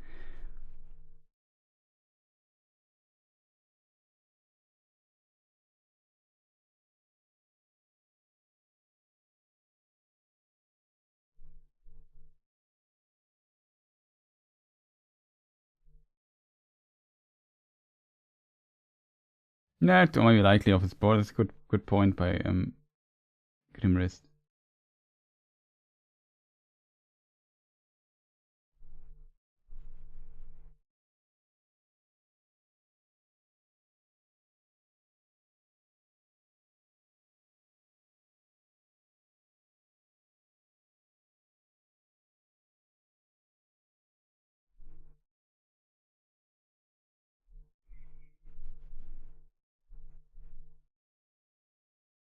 Nasty ring.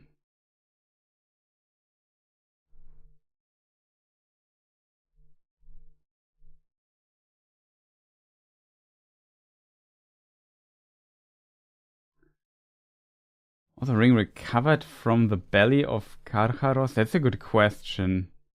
I'm not sure which...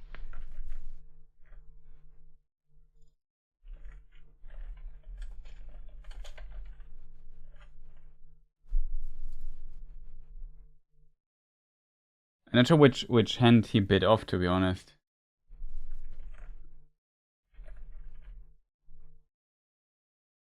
I think it's not mentioned that the... Could be the other... Maybe there was a wrong hand that hold the Silmaril. I'm not sure. We'd have to look into this, to be honest. A good question.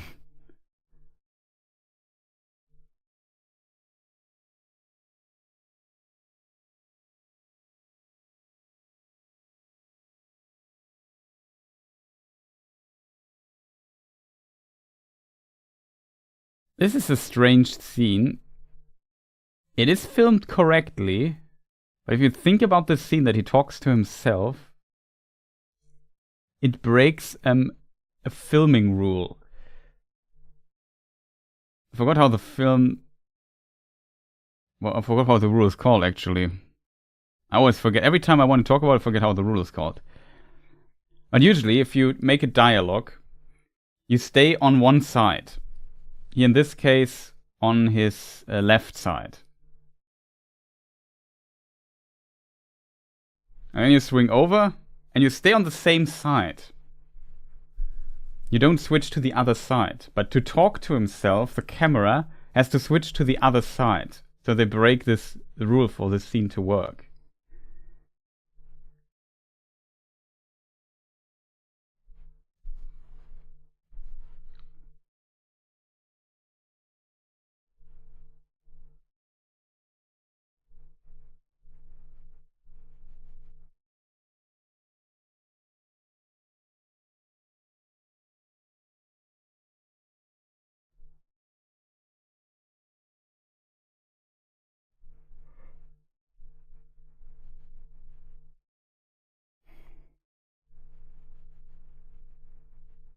I don't even know how it's called in German.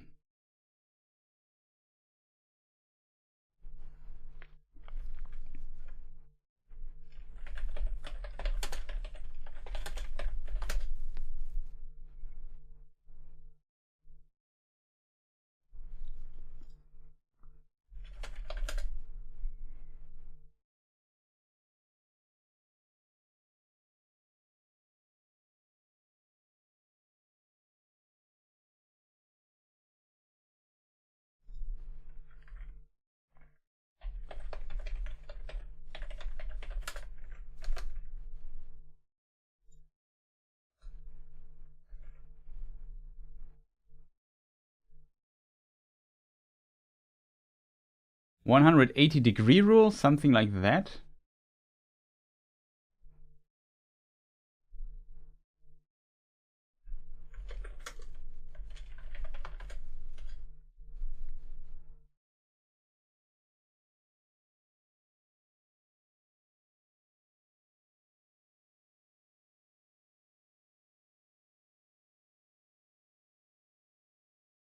Yeah, in German it's called Achsensprung.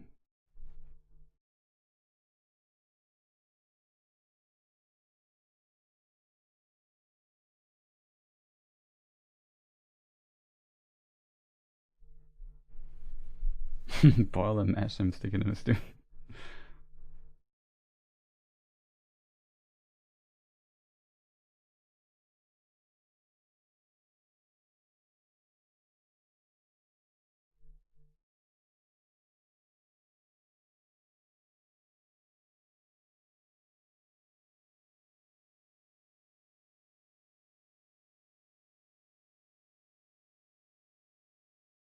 Yeah, definitely props to Andy Serkis for his performance here.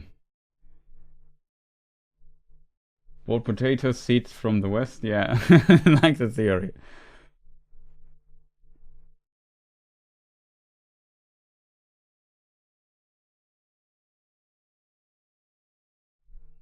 Maybe they planted potatoes, whatever it's called, on the what's it called, chat? On Numenor, and it was brought there by Yavanna and the elves at some point. Who knows? It's always a standard explanation for stuff from the west. Yeah, something Yavanna, elves, and Numenor, and they brought it to Middle Earth then.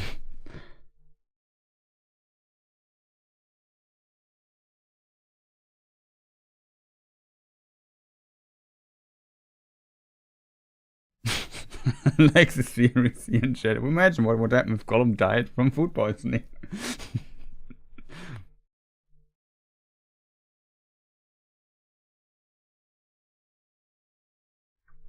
The Oliphants. Interesting. I mentioned it in my review for War of the Rohirrim as a quote. Sam quotes here the Oliphant poem he knows from the Shire. And it's also in the Adventures of Tom Bombadil, but it's also in Lord of the Rings. And Hera in War of the Rohirrim quotes it as well. A line said, wasn't there a poem about it? That found a cool reference, because hobbits and the ancestors of Rohan must have met. So in theory, they could have known the same poems myth, stories, tales, whatever you're going to call it. So I found this a very interesting idea to connect this. Also, a very important scene comes up in a moment. Everyone sees blinders. Yeah, potentially. I don't know.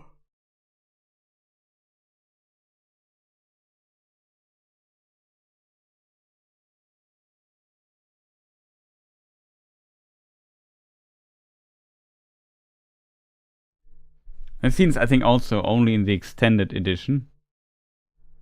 In the books, it's Sam. When the soldier falls down, in the books he falls from a tree. And then Sam asks this question if this man was really evil. Here it does Faramir in this extended scene. Very important one in my opinion.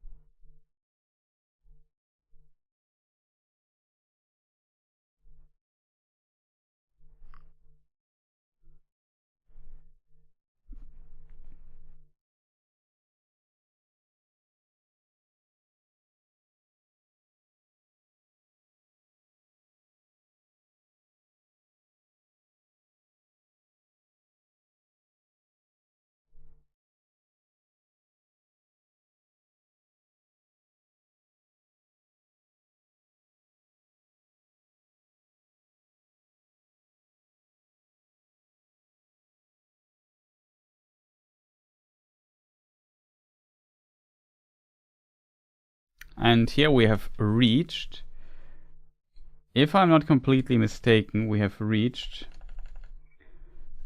the end. I should stop the timer. No, chat, I have to stop the timer. Okay, we're a bit over time.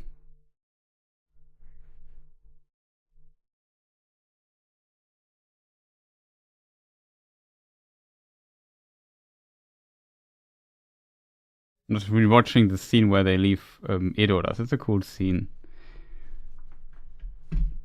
Okay, chat. Faramir the pacifist. I wouldn't say he's a pacifist. I would, with these lines, I just would say he looks a bit deeper into things. Reflects on what is happening.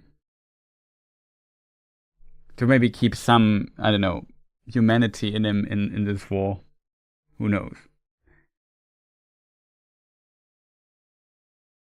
Yeah. It's interesting also in the book, but as I said, there it is Sam asking this question. And he's not falling from the elephant, from a tree, I think.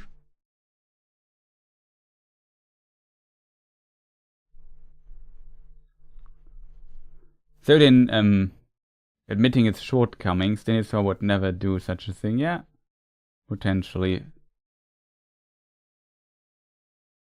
Although even in the books, Denethor is a bit more complex than in the film, so it's, I guess, always complicated. So chat, we're currently in the break time. I have to switch the stuff.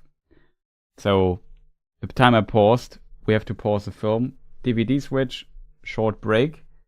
That's a good time to get a new cup of tea. I thought about getting up for a moment, mute myself in secret for like a minute or two, and get a new cup, but I decided against it because it was so awesome to watch this film. It was. So yeah, I did not want to miss anything, even though I have seen the film so many times by now.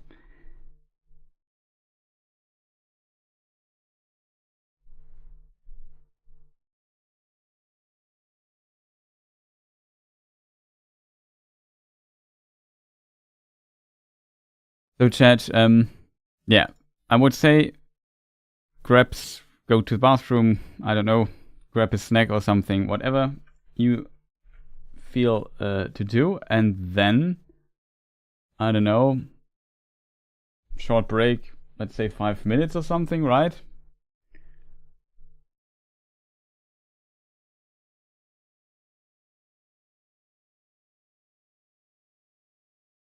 For me, the break was when Faramir caught the hobbits and the scene there ended, I think. Then there was the last scene.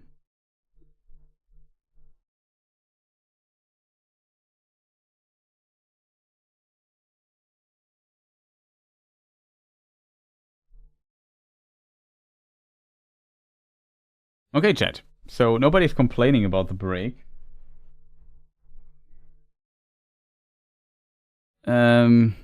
Yeah, something like that. Okay, so see you soon. Exactly. See you people in a moment. We continue in like, I don't know, about 5 minutes. I have to switch DVDs, Blu-rays in my case. It always takes a moment because, I don't know, my console always takes a moment to read it. So it always is a bit time consuming. But yeah, see you in a moment. Then we continue with the rest of Two Towers.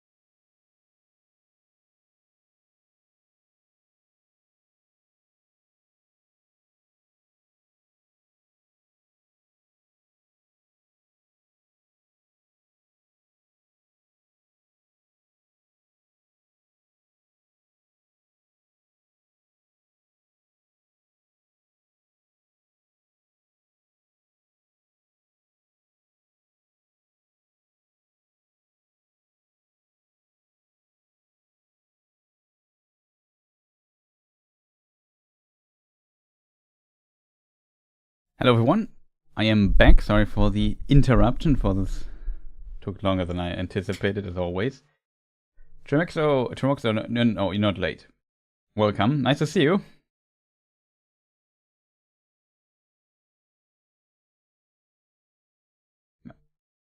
Well, it was 5 Chris minutes, let's put it that way.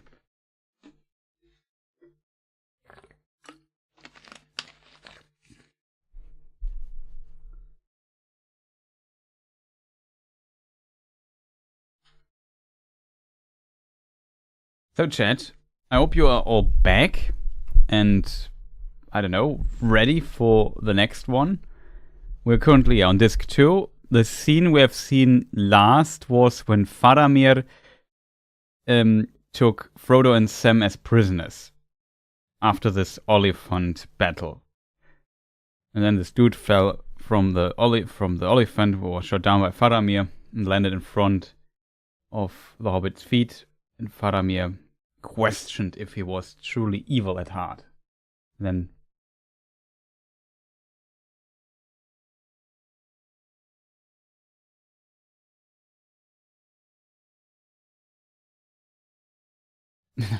yeah, I guess.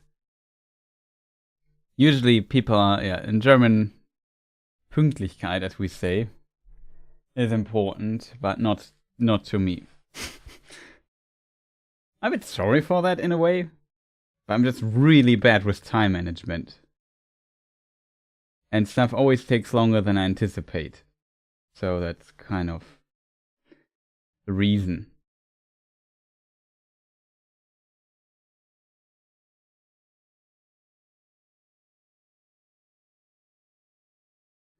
When will it be the Rings of Power marathon? I don't know. Like, I have to admit, the first season of Rings of Power I hate so much by now that I think I will never watch it again in my life. Maybe season 2 is the first season where I would say, well, it's borderline rewatchable, but I'm still on cooldown on it. So I need some time. Check the weather report for a cold day now. I would include in the watch party maybe War of the Rohirrim though. Like I said, not the best film, but it's better than 5 Armies, to be honest. And that also we watch every year. So from this perspective, well, War of the Rohirrim, I would say, yeah, we can watch that maybe.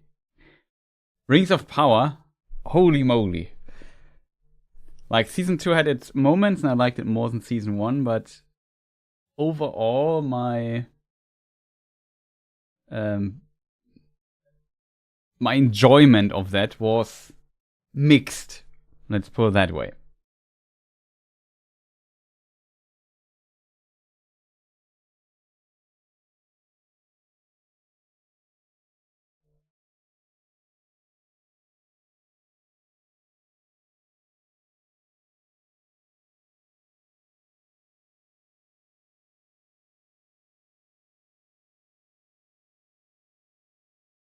So chat, are you ready? Are you people back? And do you greatly desire to watch the next half of the Two Towers in the extended cut? Okay, people are ready. People are almost writing. Hey, we said 5 minutes and now we're at 15 or something. Yeah, sorry.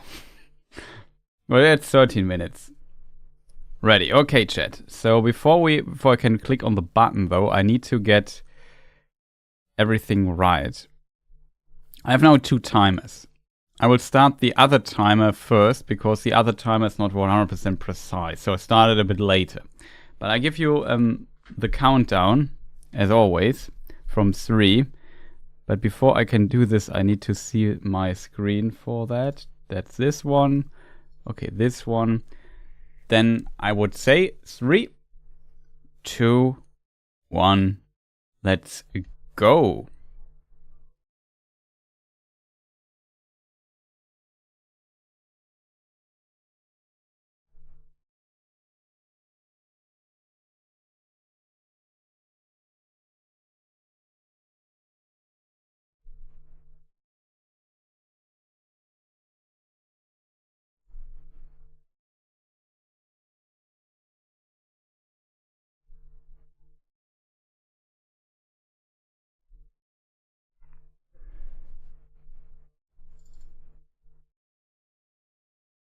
I try to synchronize the timers, so they kind of move along somewhat in parallel.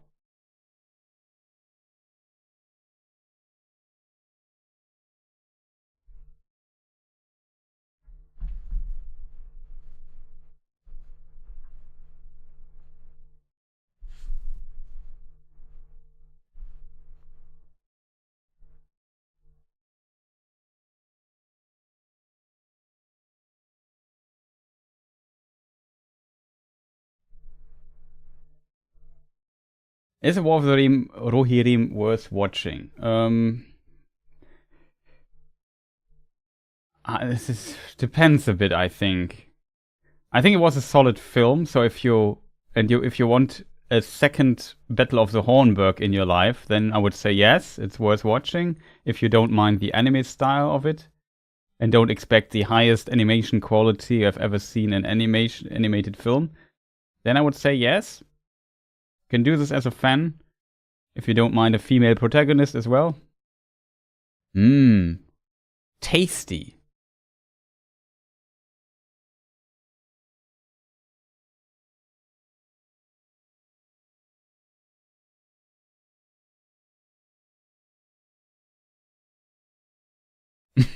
It's good. He thinks of himself.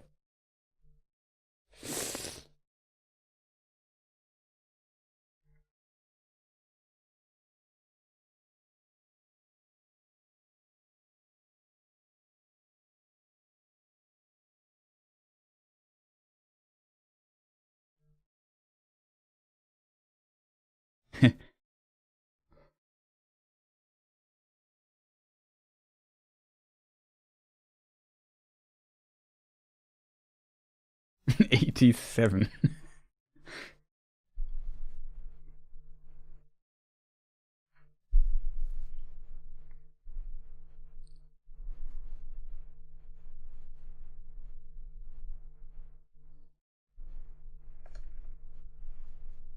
It's such a cool little thing that Aragorn is so old.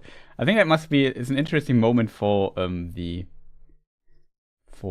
people who don't know Lord of the Rings. When I watched it in cinema, I said, okay, why is this guy 87? When I didn't know. Now I could hold like an hour-long lecture about this particular topic, but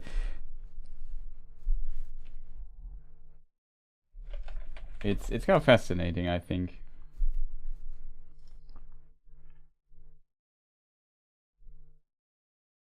Aragorn gets 210 years old, in case people wonder. Can Eowyn's soup be redeemed? I don't think so. I think having to eat it completely was potentially the most difficult task that Aragorn had to accomplish in his whole life.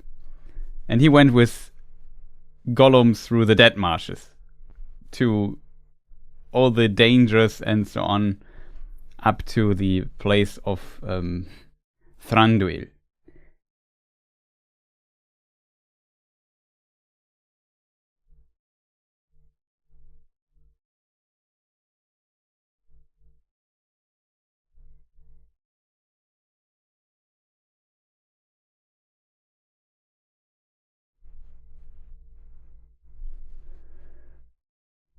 Are all the Dunedain of the North long-lived? I would say the Dunedain of the South are long-lived.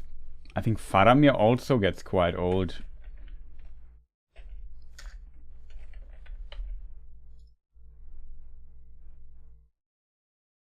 Faramir at least gets 120 years old.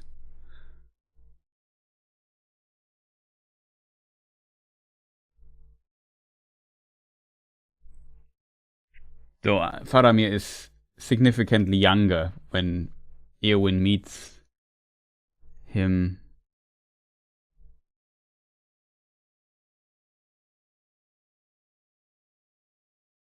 (17) 34 he was. But yeah, I guess Aragorn is special in this regard because he is from the actual royal line. He's a direct descendant of Isildur.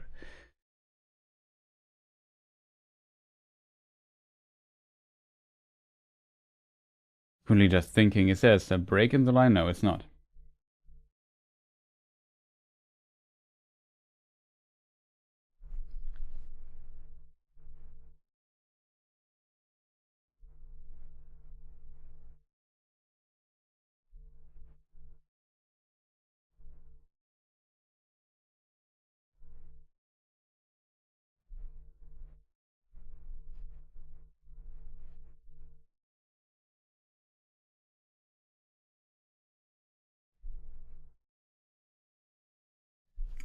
All this Eowyn slender, yet this is the height of Anglo-Saxon cuisine. Strong.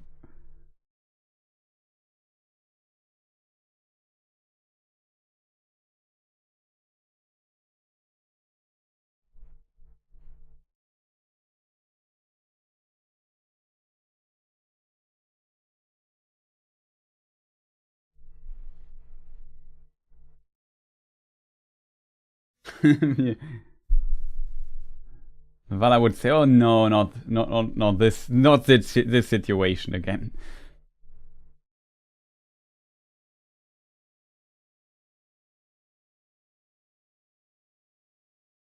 Yeah, mostly their descent from the faithful, with potentially some exceptions here and there. And the lifespan was shortened in the Third Age. Yeah. And the All of Enthelund are Nominorian. In Minas Tirith is only some of the nobility.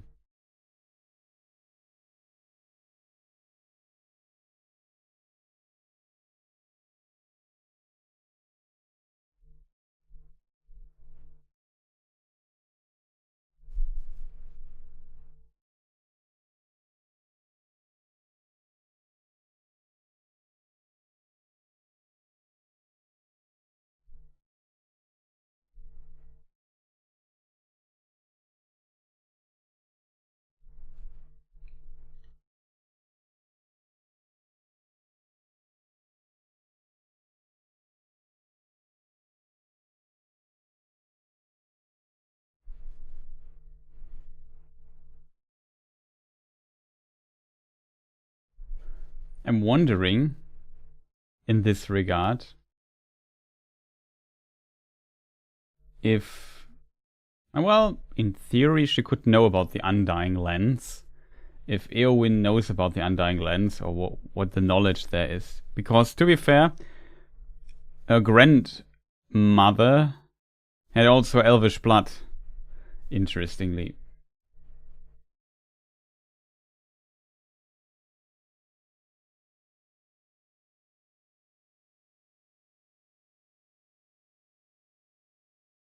No, not Hama.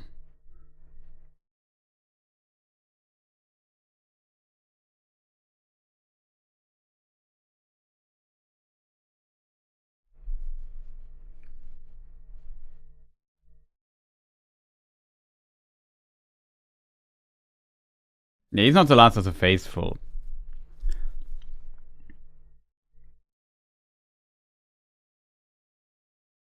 I guess the line of Mineldil and Anarion and so on, those potentially ended.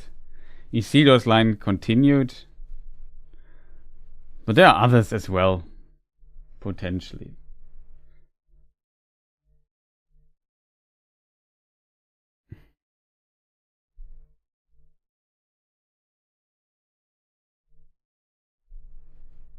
I think the walks in Rings of Power were okay. The walk design here is also a bit strange.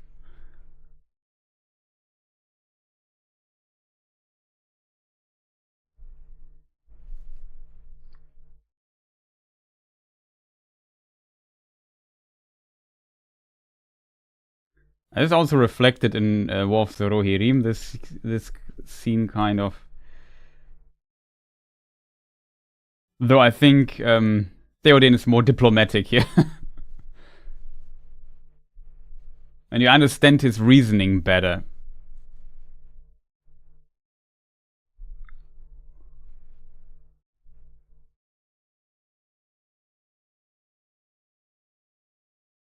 The scene here.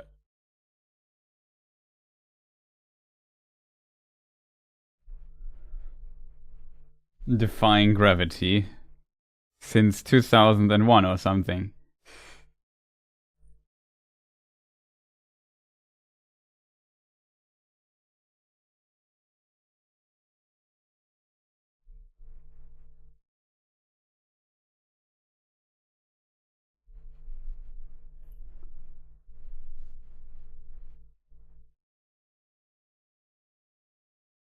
Yeah, flexing while getting on the horse. Yeah, that is true. The Hobbit walks actually look the best. Like, the walk design in LotR here is also pretty strange, I think. To be fair, they look very nasty here in Peter Jackson's Lord of the Rings films. He just cut off his head, I just noticed.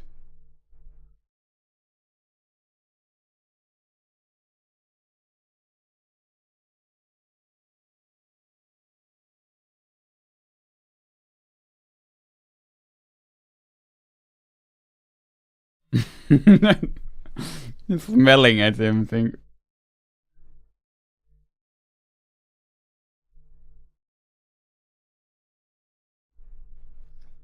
What do you call this? A bench press?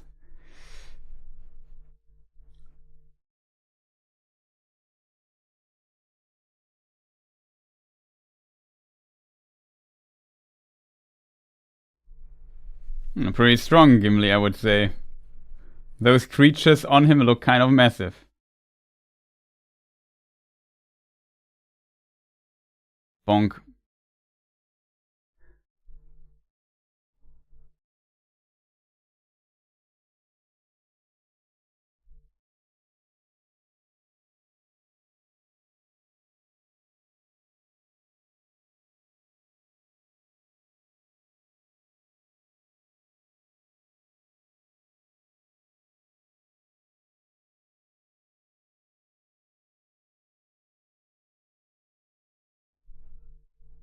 Tough walk, yeah. Yeah, they look like hyenas.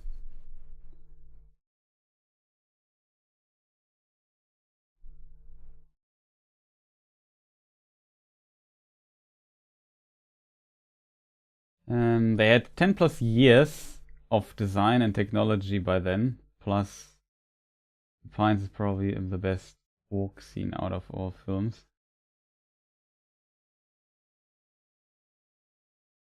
What's so funny?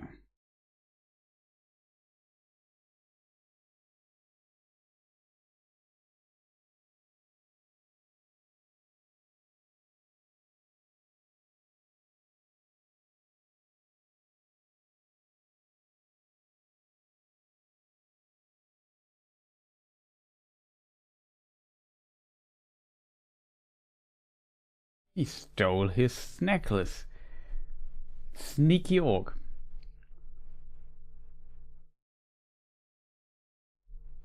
Yeah, that's true. Like I said, they look more nasty here, I feel. The others, they look more like dangerous animals. Here they look like demonic creatures, kind of, you know? Kind of, They look evil. That's a good description. So, yeah, it kind of fits because that's what they are. The evil, demonic wolves, as Tolkien describes it in a letter.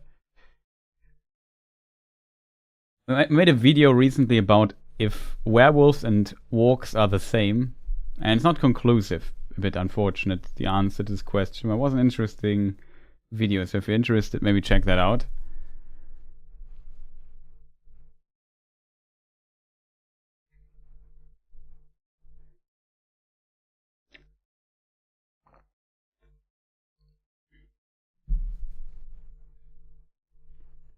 Yay!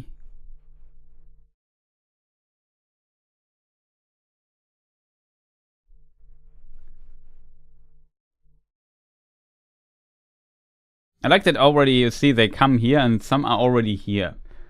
Like, for example, the children here see their mother again. I think a reason why that is to kind of explain that it's not just the people from Edoras coming here. By the way, here we see Helmhammer.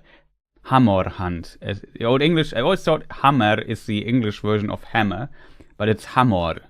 I always just double checked recently. So it's, I think Hammerhand is actually anglicized, so it's Helm Hammerhand. And Helm Hammerhand. Helm, of course, is an Old English name, though.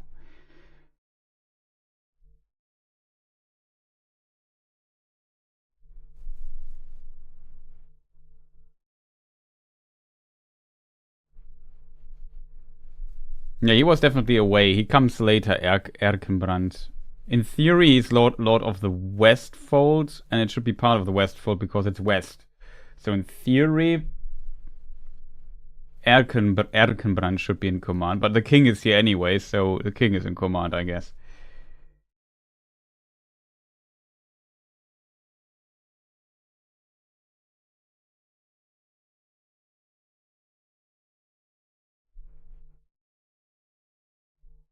Het Stoneglove, famous Germanic hero.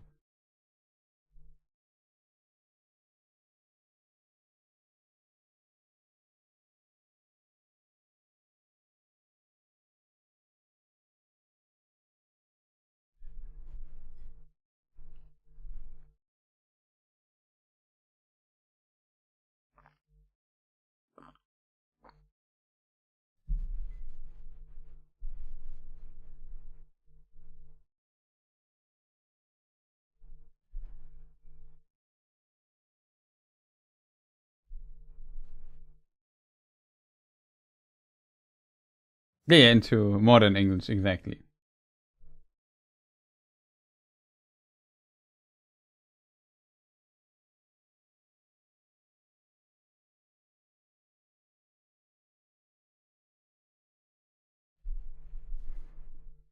Yeah, but I don't know. If they go with she fell in love a bit with Aragorn.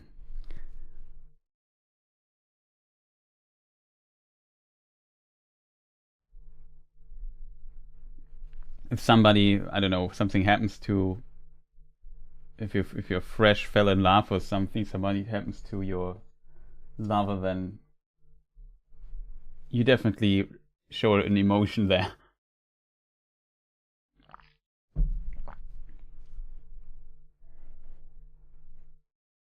Even though it's not from a rational perspective, you could argue it makes no sense. This is a cool scene, by the way.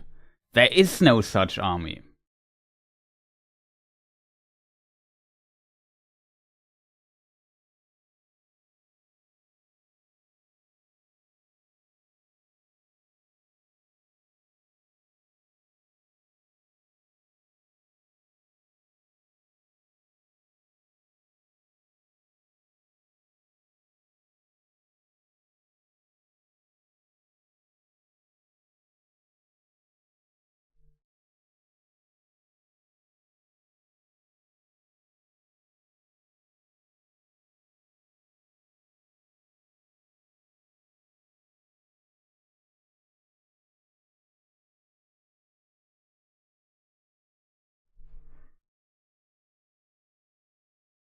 I like how Grima sheds a tear here.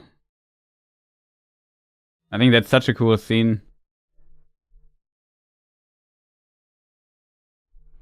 Questioning himself a little bit.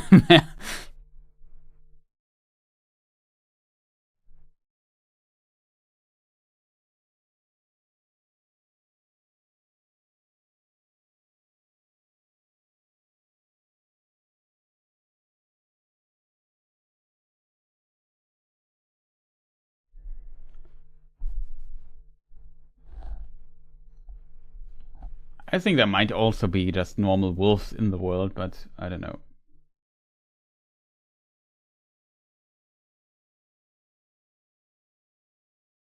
But in medieval society, you have the ruling family, and beneath them, lords of several ranks.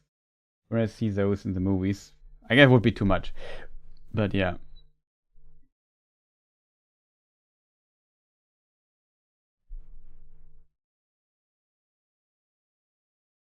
Isn't also Erkenbrand for some time in the Hornburg?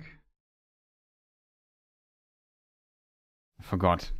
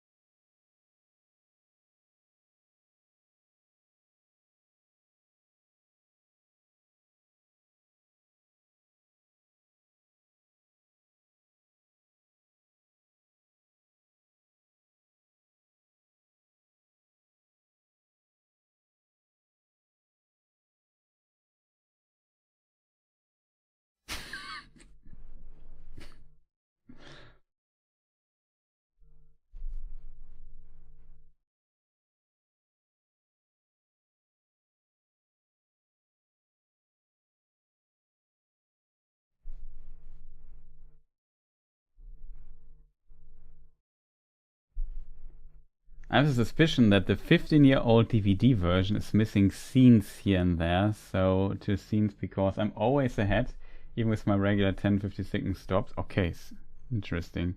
So maybe the Blu-ray version is still a bit longer. Interesting.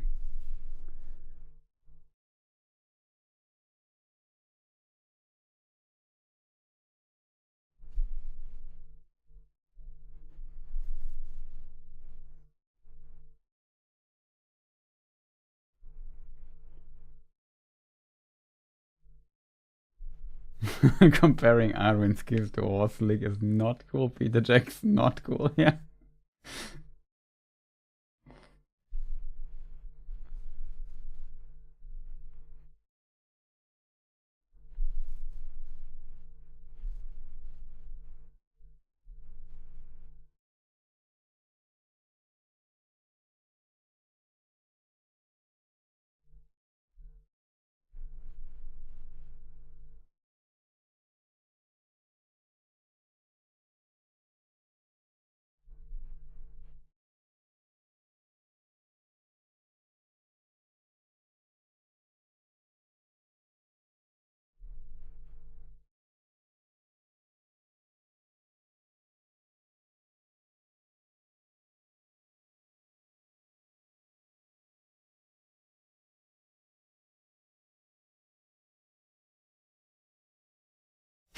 Let's not go discuss this topic particularly longer. Stop. Let's just forget about it.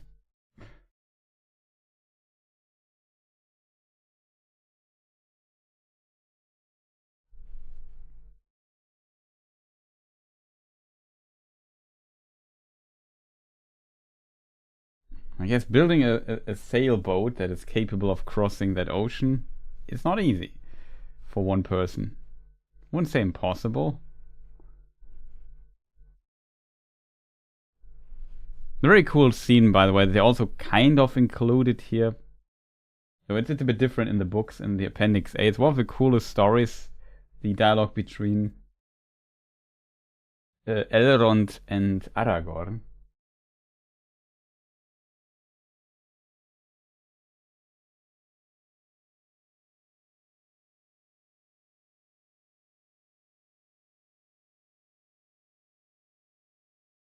Oh, they must understand Elrond a little bit in this context.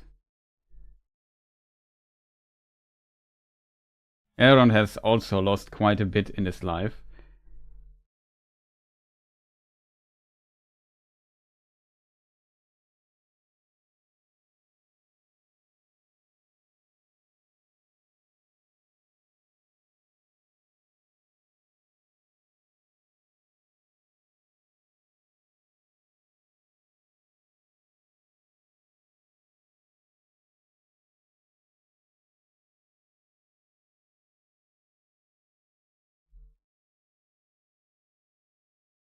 In the books, he basically kind of ties Aragorn's fate and the fate of the line of Isildur of Elendil and the fate of his daughter together by giving Elrond, by giving Aragorn the task that only the king of Gondor and Arnor may be allowed to marry Arwen. And that's why in the books Aragorn wants to become king. Because if he does not become king, his line ends there. Because he will have no other woman than Arwen. And if he's the last heir of Isildur. He has no brother, there are no cousins we know of. It's only him. If he dies, if he fails, it ends here for this particular line.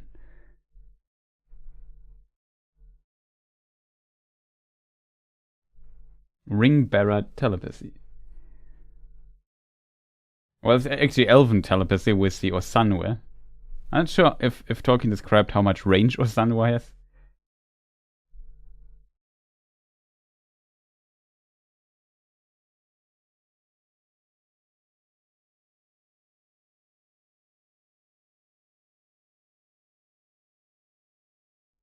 Yeah, Aragorn and no, I don't know, Elrond, but also Galadriel both have the gift of foresight. Quite a few people have that.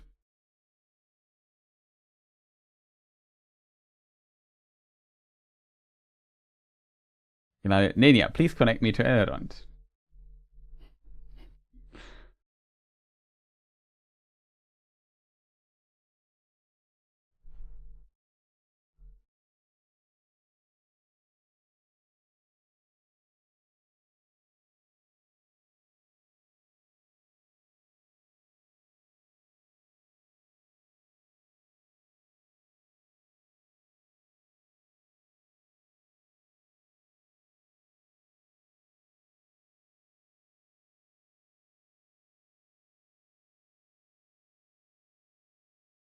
But Faramir is wise.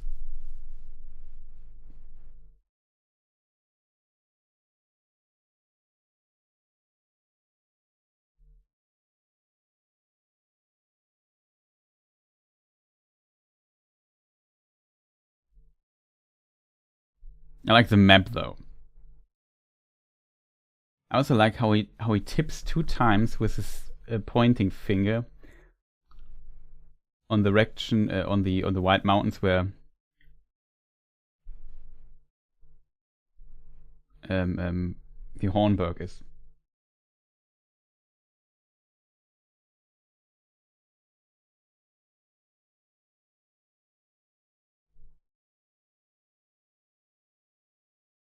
Because Elrond has to still forge the sword for Aragorn, rebuild Narsil into Andoril.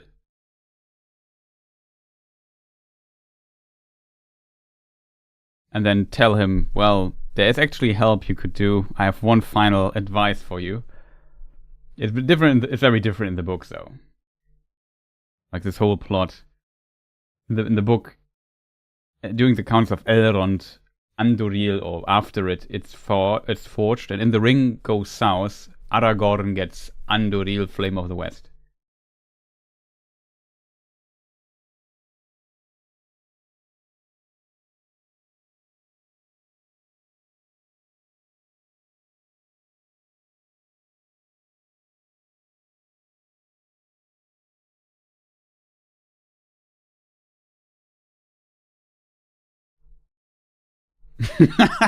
This line is good. Bodyguard, gardener.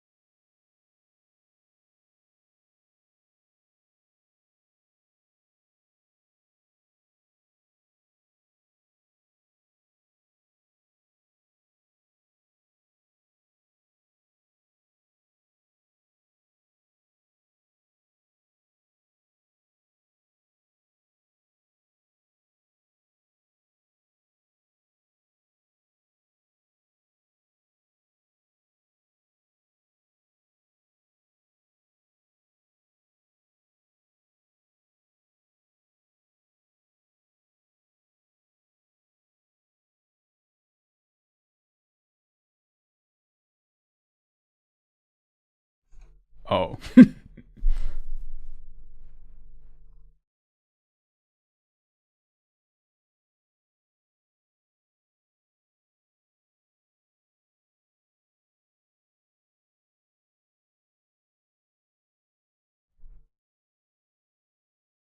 Gandalf has GPS.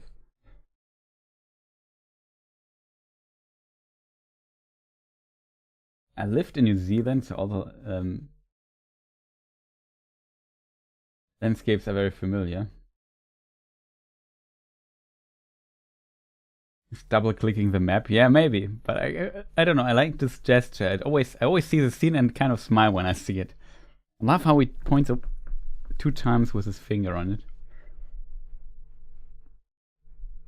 Also, cool extended scene here where we see Boromir again.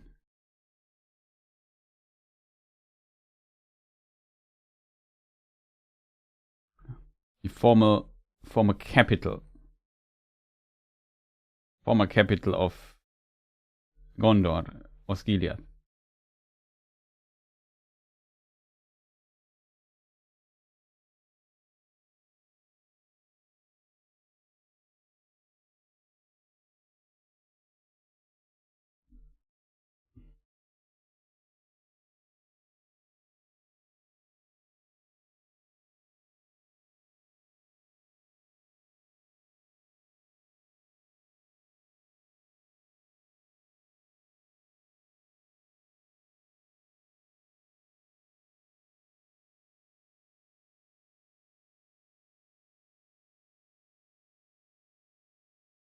The ale.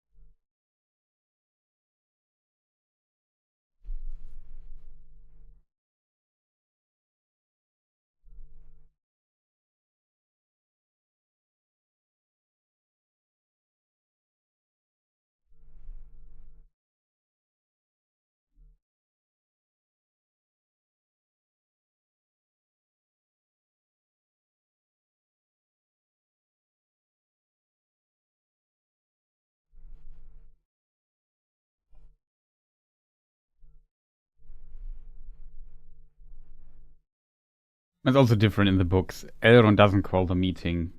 Faramir and Boromir have the same dream, and then Boromir goes to Rivendell to ask Elrond for advice. It's a meeting by chance, kind of.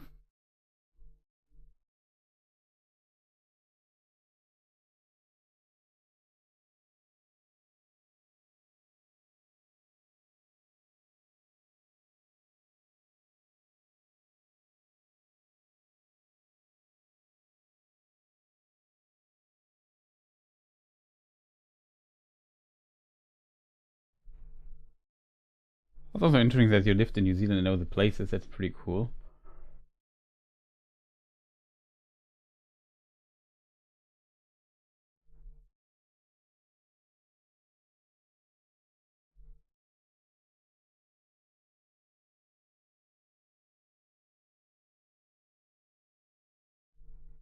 I agree. Like that detail doesn't work too well in the film.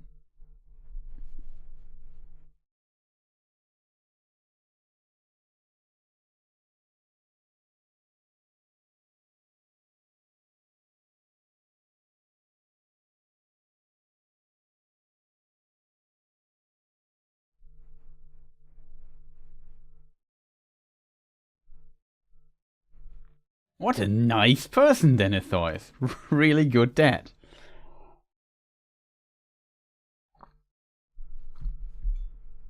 Must be an absolute blast to work for this guy.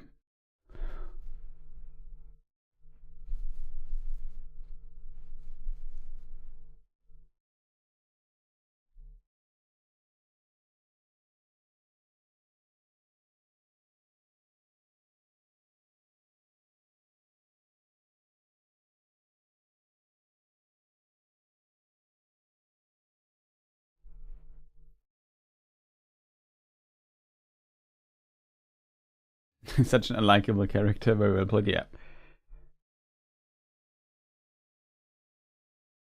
Yeah, that's true. Working for is better than having one as parent.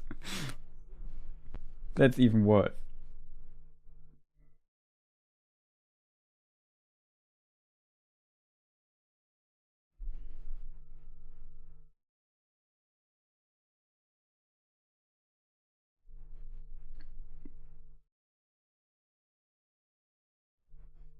Okay, so now we see the shall we shoot Gollum scene with Faramir, just in case you wonder what scene is. We currently see Gollum jumping into the forbidden pond.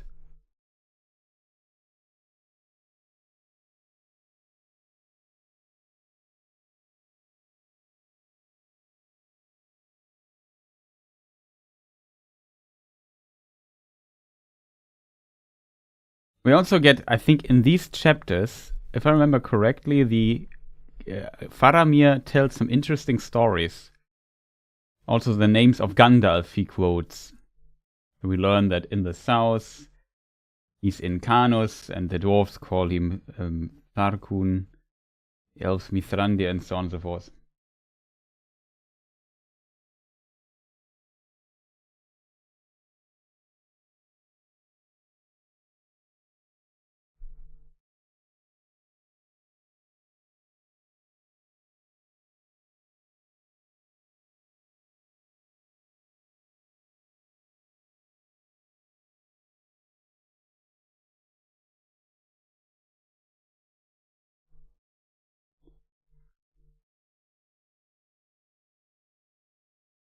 Hmm.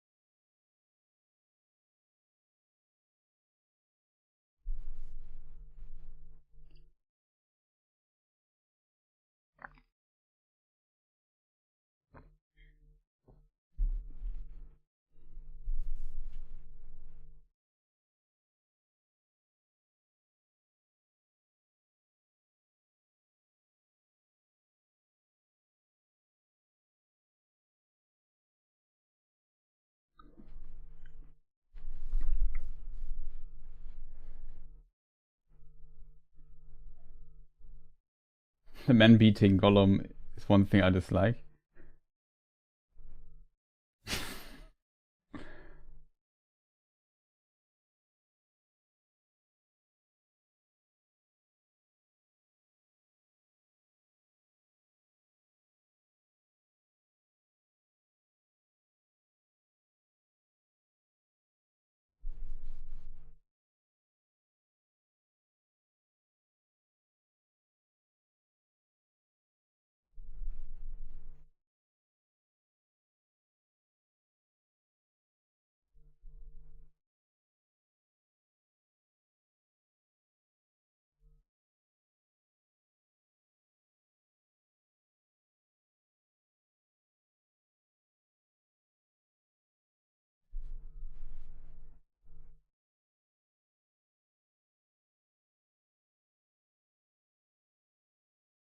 Omir and Isildur got played dirty.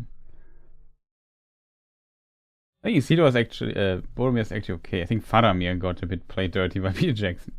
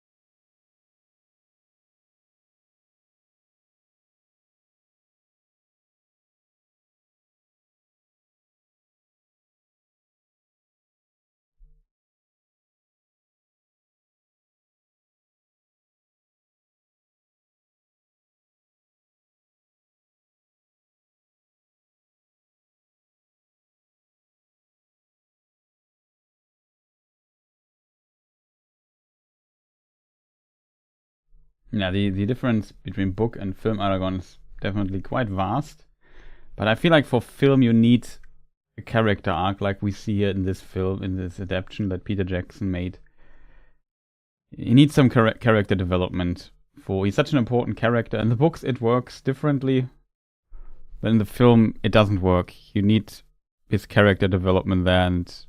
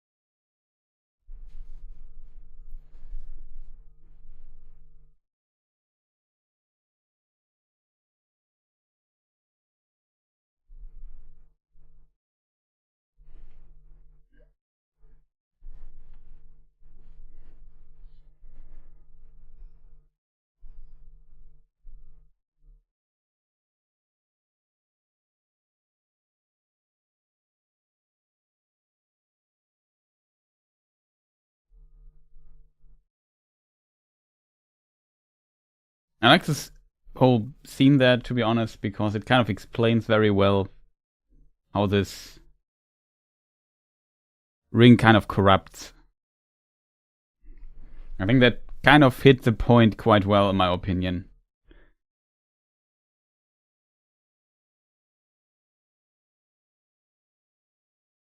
I understand maybe not at the time Peter Jackson did what he did, but as a true fan of Tolkien, as our friends do, set the normie straight.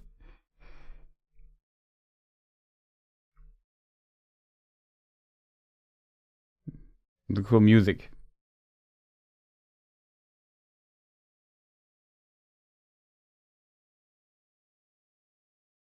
In some scenes, I had Gollum even sympathy for Gollum. Yeah, definitely. You feel bad for him. I think that's what Peter Jackson does quite well.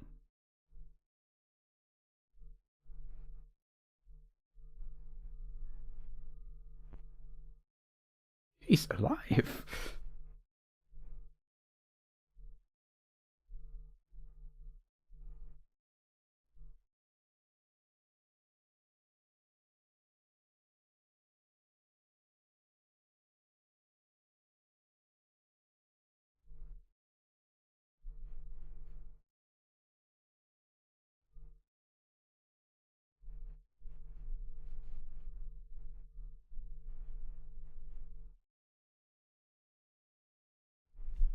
You look terrible.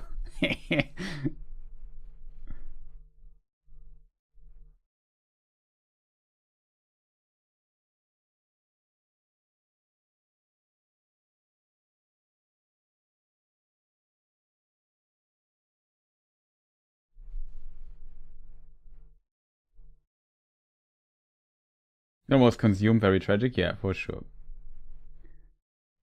It was potentially too late, but he still had a role to play, as Gandalf foretold.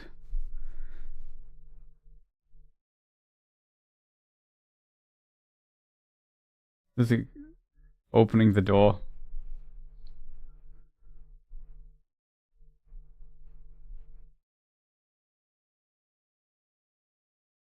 10,000.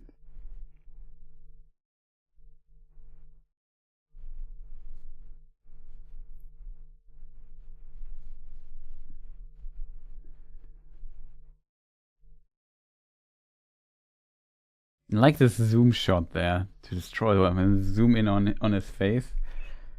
Sometimes zoom shots are kind of cringe, I think.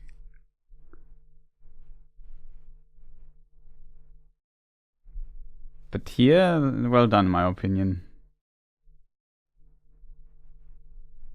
I'd say a shot like this could easily not work.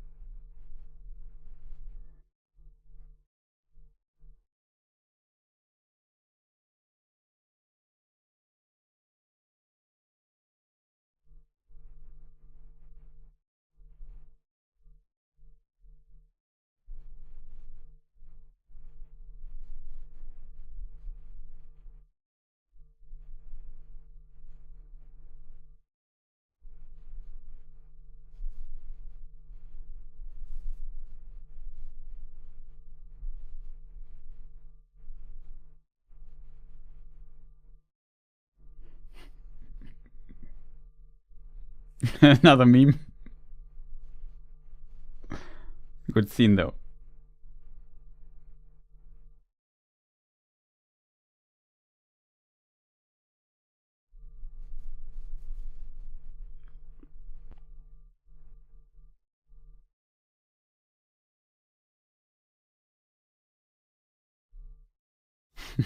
Being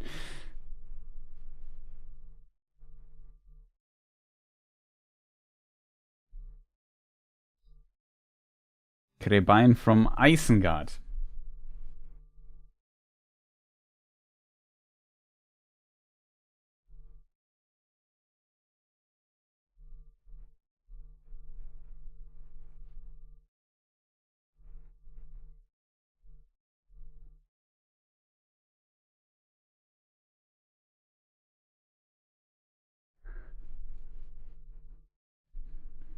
Now we the end mood. The gathering of the ends.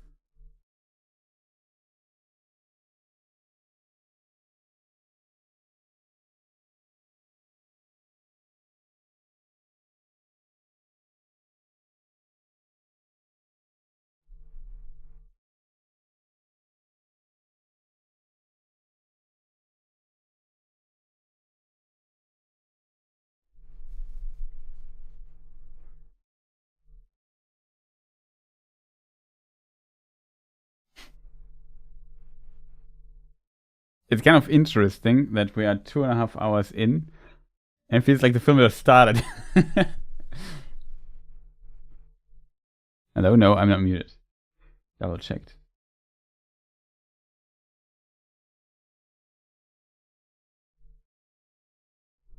At least I hope. But my OBS shows it's alive.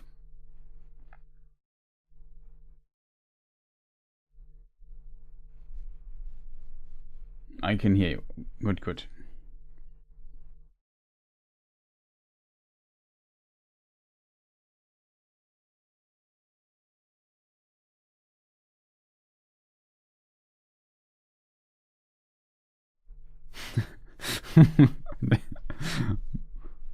Well, Imrahil's not in the film. You mean in the book? Good question.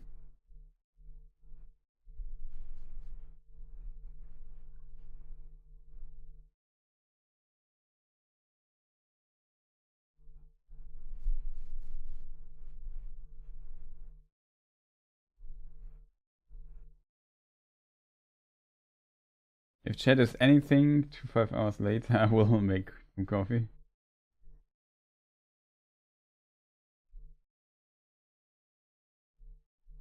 Where was Gondor when Lobelia stole the spoons?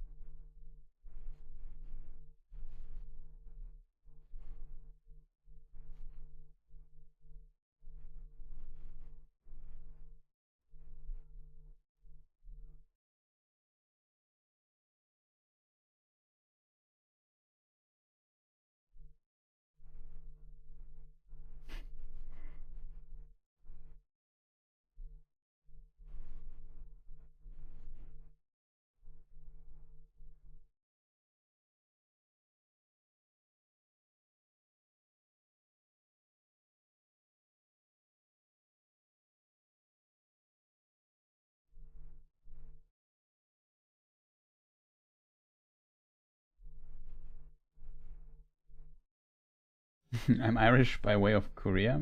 Okay, it's funny.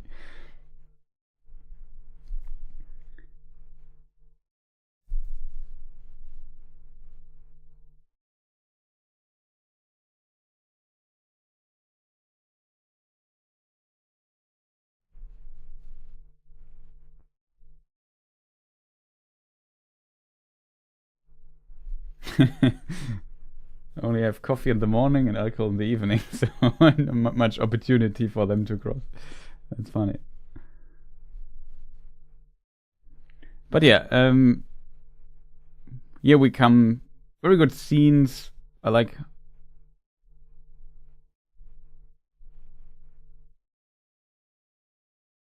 I like how Theoden questions himself, the situation, a little bit.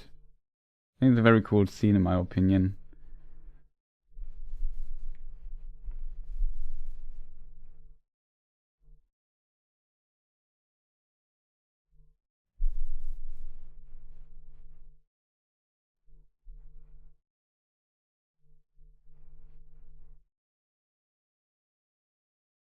Hey, good morning.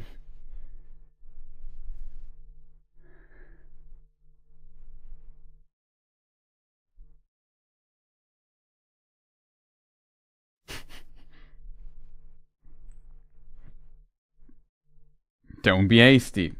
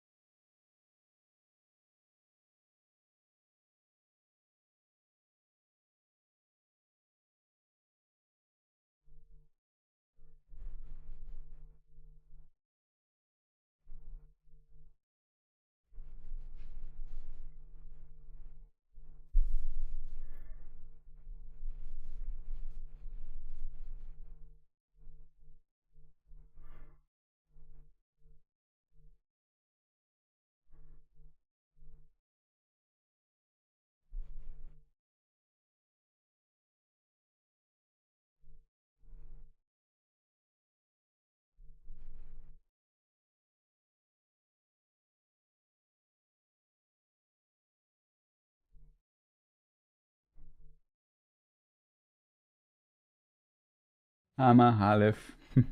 Haleth. Now we only need to drop Frealaf. Yeah, Haleth is also... Like, Hama and Haleth are the sons of Helm, interestingly.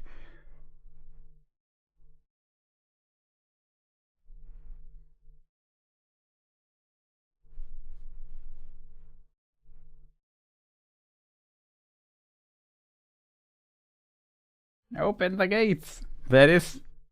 I think this is referenced in Elden Ring, this sound. Open the gates! This particular line. I'm thinking, what are these guys doing here?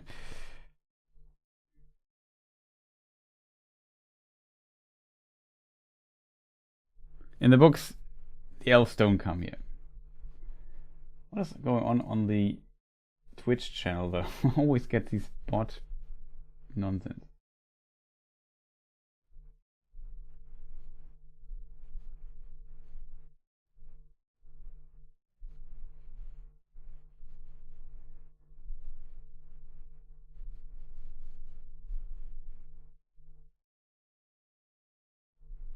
It's interesting that he brings word from Elrond, not from Galadriel.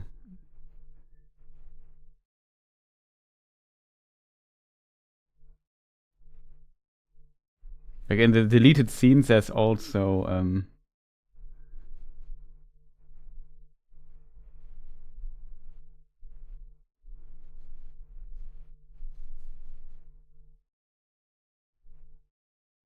I want to say it's interesting that in the deleted scenes there is Arwen actually also here fighting, but they decided, luckily, against that.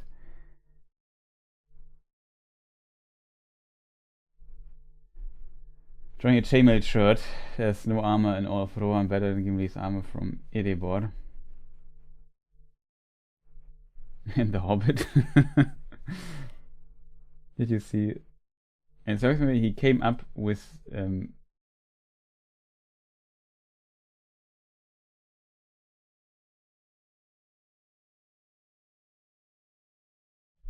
Gollum because he saw his cat hack up on a furball. I see. I like the idea though that the name, how the name Gollum kind of explains how the name came to be. That was a cool idea. I also like how the raindrops on the armor make a sound. That's also pretty well done.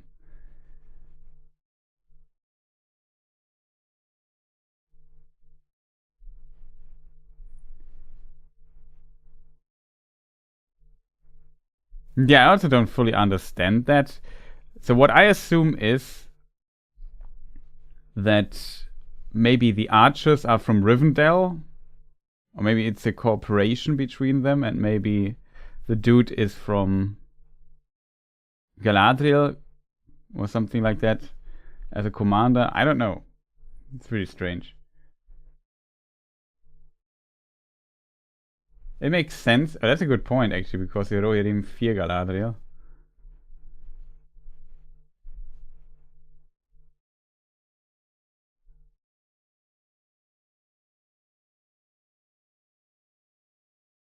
No, the Rohirrim don't have a great relationship with Galadriel, which is kind of strange. Galadriel protected them once when they were on their way to help Gondor against the Balthoth, and she kind of created a mist so that the enemy at Dol Guldur could not see them come, and so they could sneak past Dol Guldur and attack the Balthoth. And then this is how, like when they were not the Rohan but the Eotheod.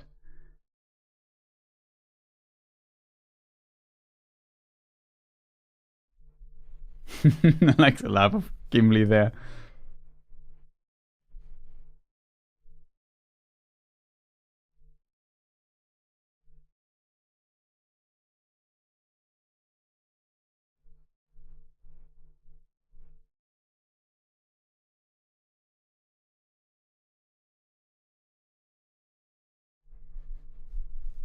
Isn't this the daughter? I think these are again the children of Peter Jackson. Now a bit older. Oops. Oops.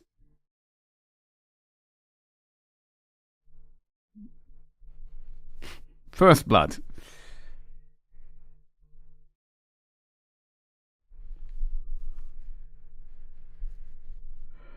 Good shot.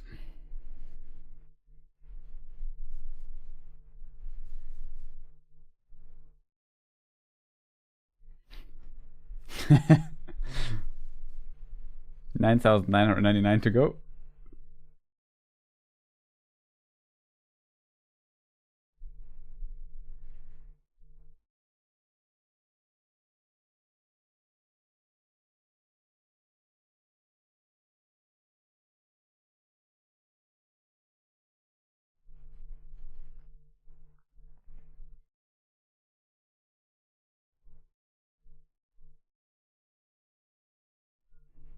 This guy was without the eye.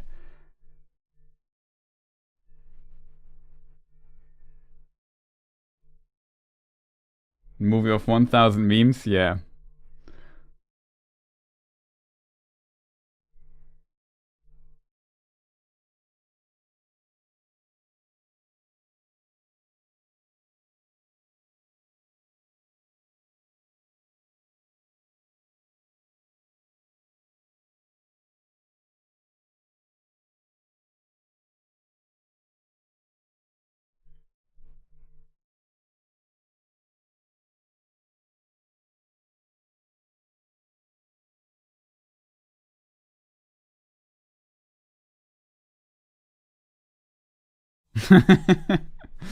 Wow, Rosemary. At one point, so many Lord of the Rings memes saved on my phone. It asked me which of my friends Aragorn was. There was the Wilhelm scream.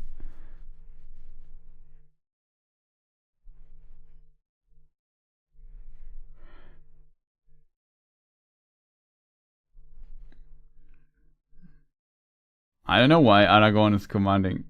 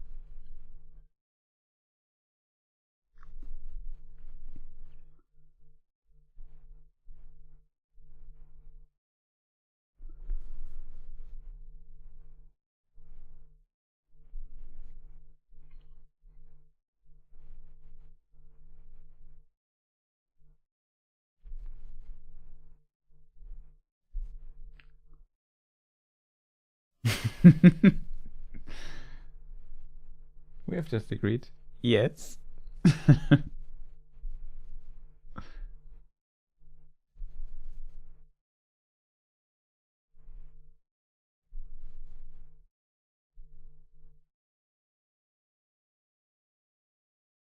Like how the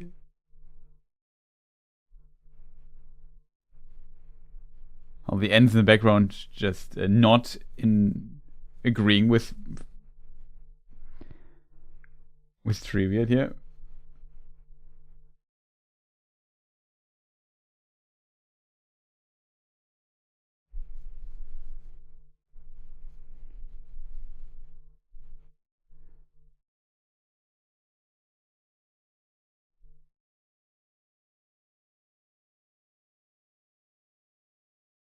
The Wilhelm family, and the most tragic one because they always die.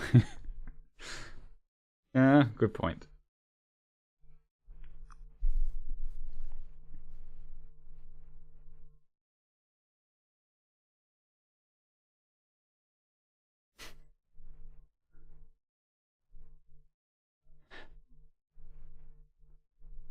Streamit is like me when I set up all the tasks I need to accomplish for today at work. Nice.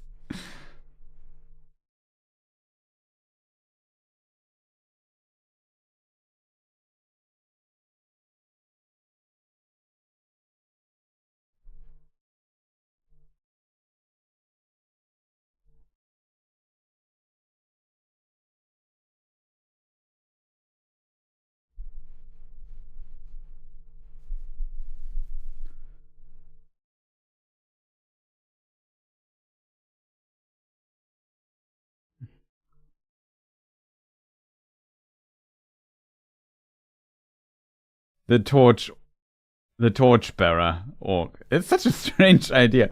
I feel like this is like a classical Peter Jackson idea. Yeah, we need to blow it up. How do we do this? Yeah, we have this dude with a torch who just jumps into this bomb thing and detonates himself with a torch and the bomb. Touchdown.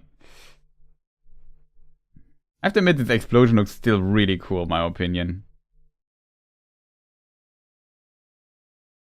There's also the scene where Grima is talking to Saruman, and he's preparing the black powder. And Grima holds the torch there, and he's looking down and going down with his hand with a torch as well. Not a torch, but a candle thing. And Saruman just grabs his hand and pulls the candles back up. I kind of like this scene. So in the books, it's only described that by the devices of Saruman something happens. It's not necessarily black powder or a bomb or whatever, but it's kind of a plausible interpretation of how the orcs and Saruman might have accomplished breaching the wall. Peter Jackson cameo, yeah.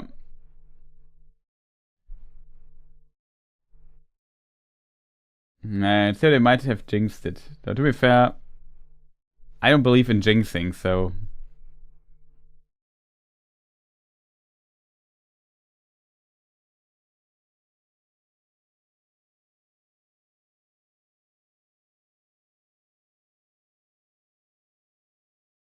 Donk, donk.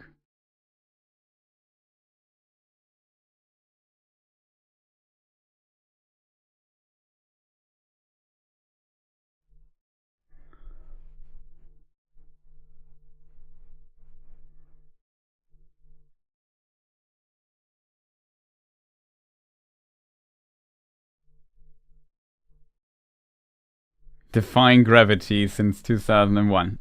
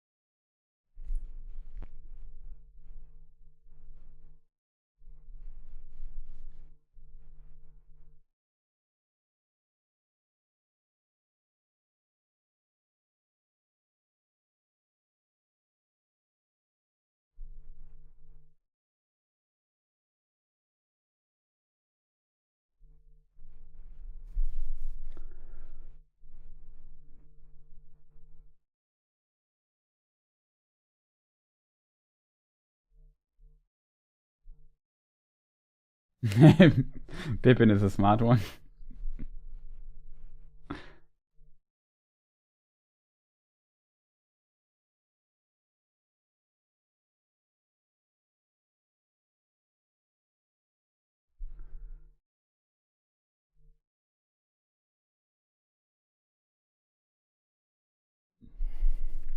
Isn't Pippin the tall one?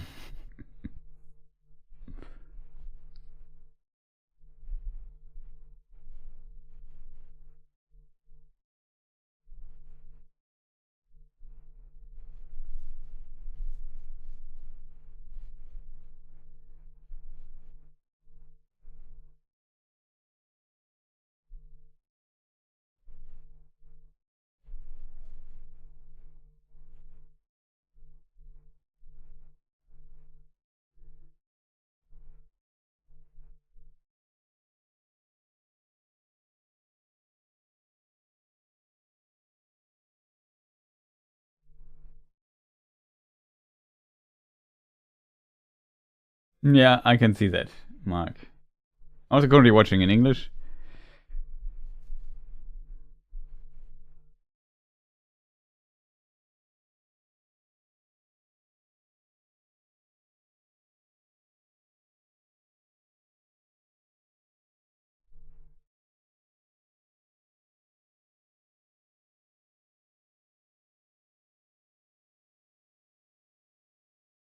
I like how the elf just pulled the dwarf away.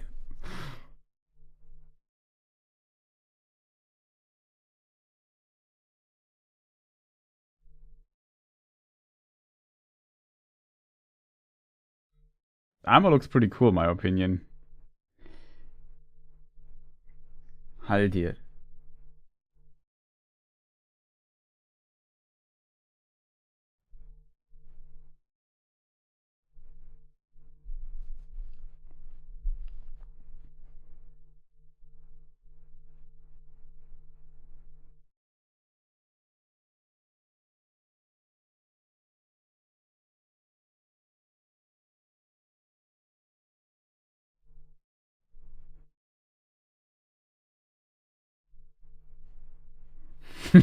Just like how Aragorn just jumps into the fray.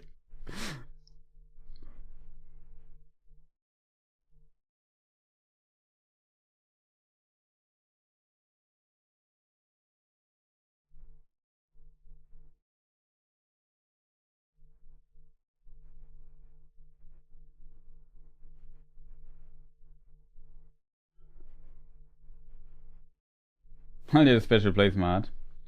I had no idea who this guy was the first 5 times I saw this movie. I like how he cut off the arm.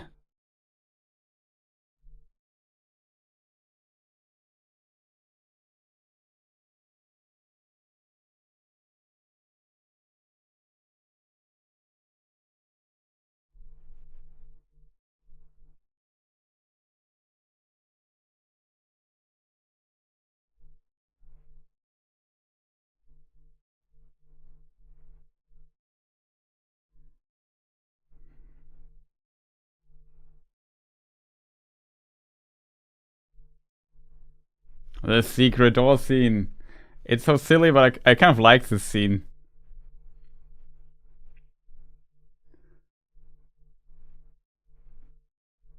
And one elf survived, though I'm better remember the sacrifice, yeah.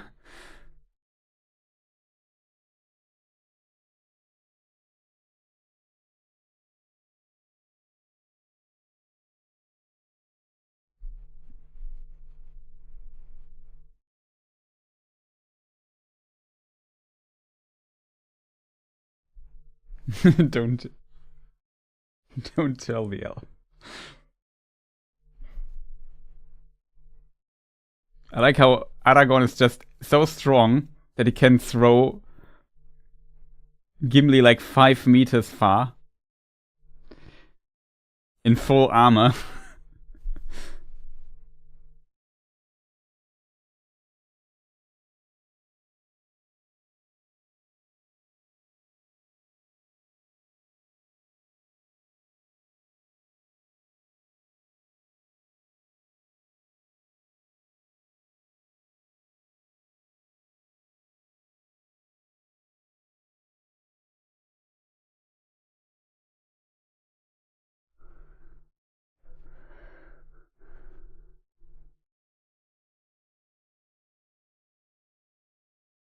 Clink.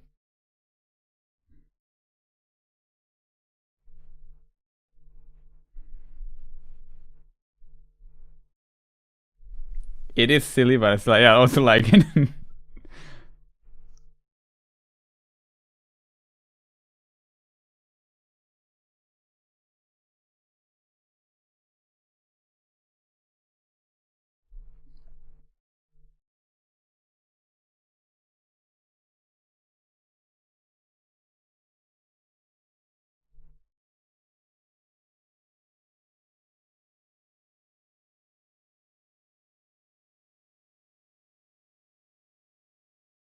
I also like how Aragorn is so strong that he can hold his own body weight plus Gimli in the other arm with just one hand.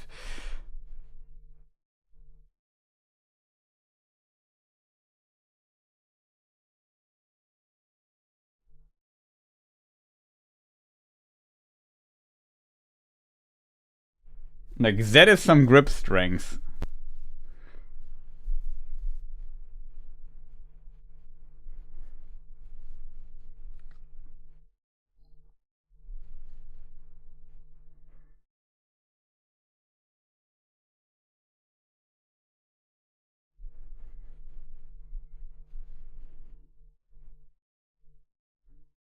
And it's very nice. Like, this was impressive to see back in the day. The sheer number of people moving here in this scene, and it still looks great.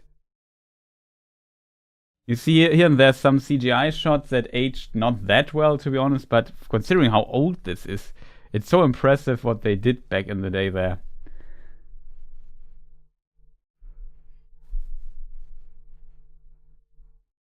Like, they had to develop actual technology for all these scenes and ideas.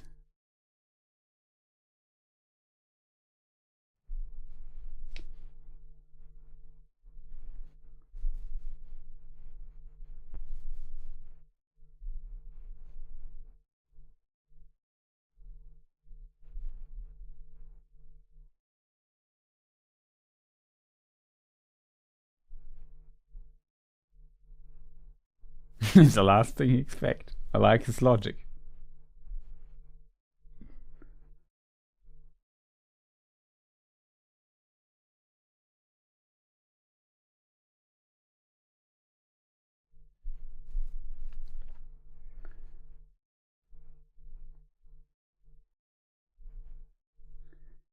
The Battle of Helm's Deep, still the medieval movie battle all others have to measure themselves against. Yeah, that's true.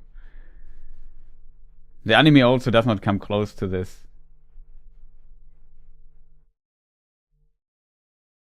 It's interesting that Japanese archaeologists has been shown that Kublai Khan's forces used black powder in their cannonballs during the invasion campaign against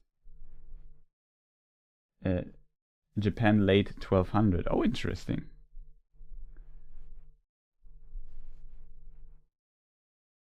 I'm not sure about Pippin having the smart moment.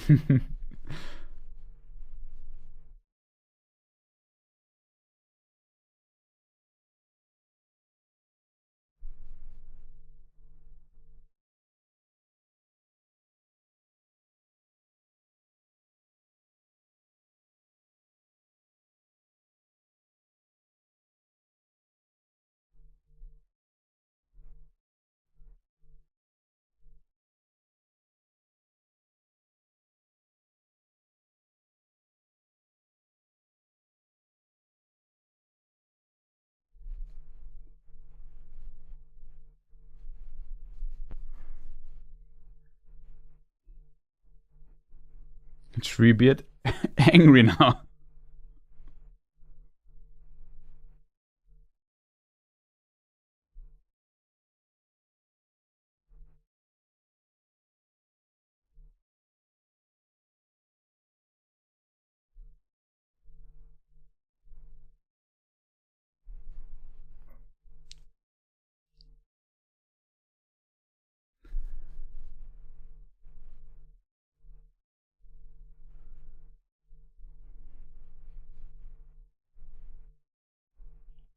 Also, like, there's a kind of a Tolkien moment when he says there's no curse in any language.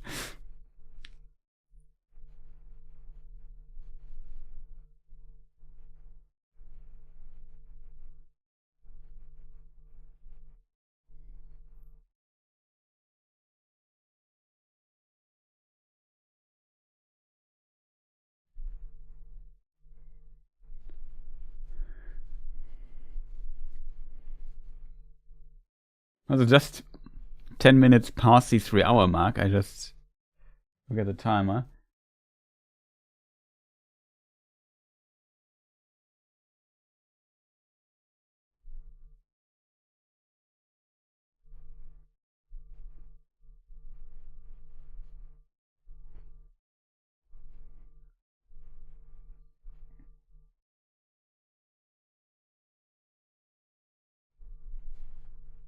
I mean, the films have a strong movement towards green anyway, I think. Especially in these scenes, there's a bit of blue and green. Was back in the early 2000s, films were often very green.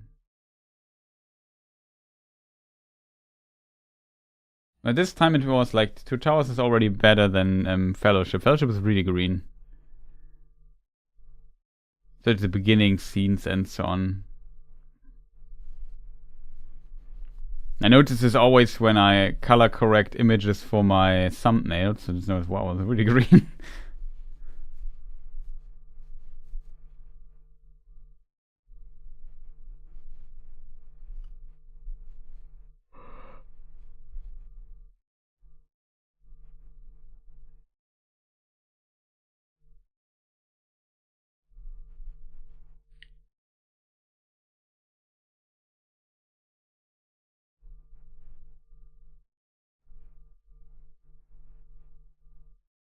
I like how the sound is cut off. Like this is very iconic in the how Peter Jackson puts some of these scenes together in The Ring.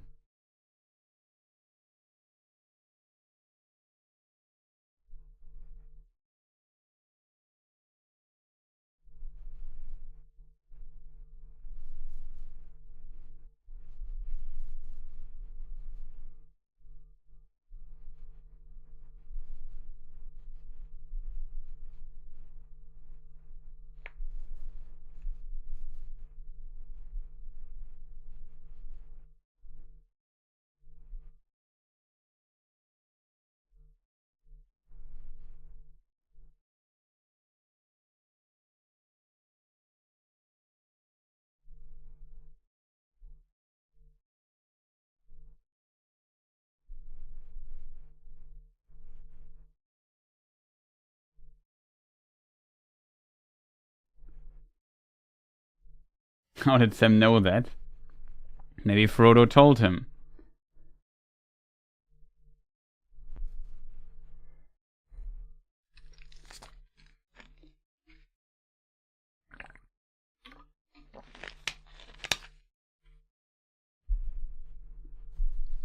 Yeah.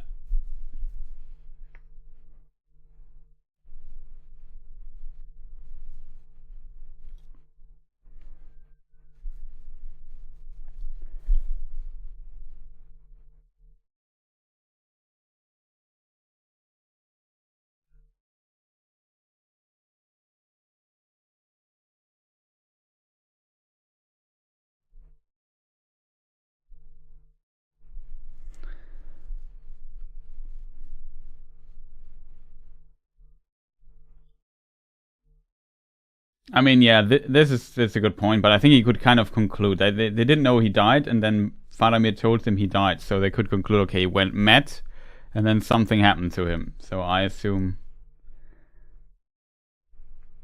they were also attacked, so it's easy to assume that he died in the attack.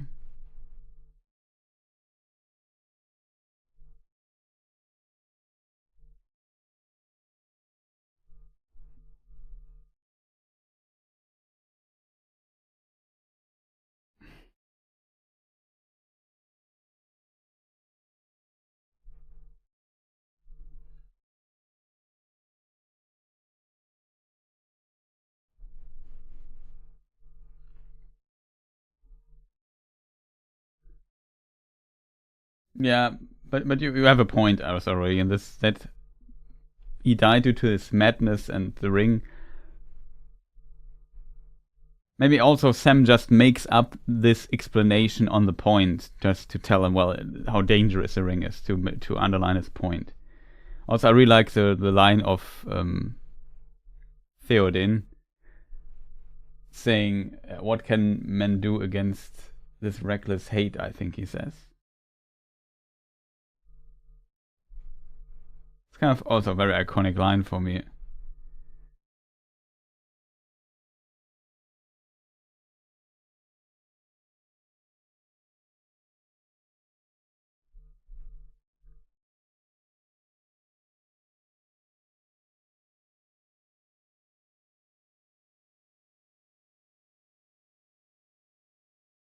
Gimli does his job. Gimli does his job and he loves it.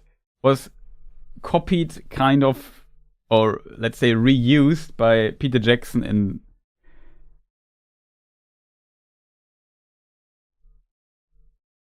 the Hobbit, in the third Hobbit film, where Bombor blows the horn.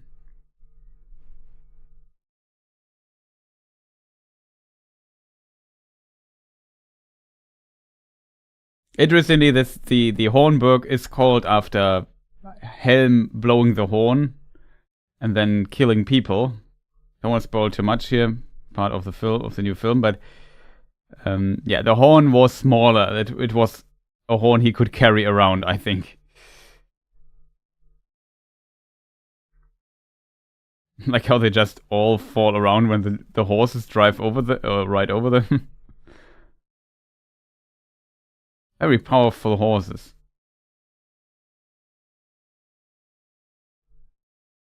There's Gandalf.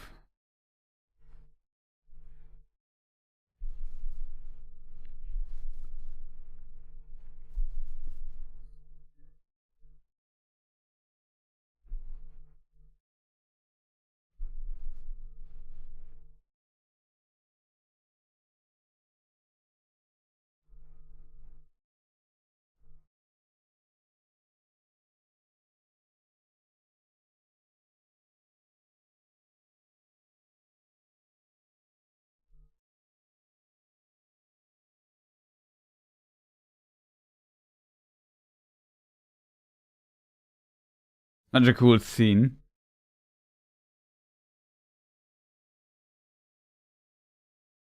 A lot of riders he found on his way.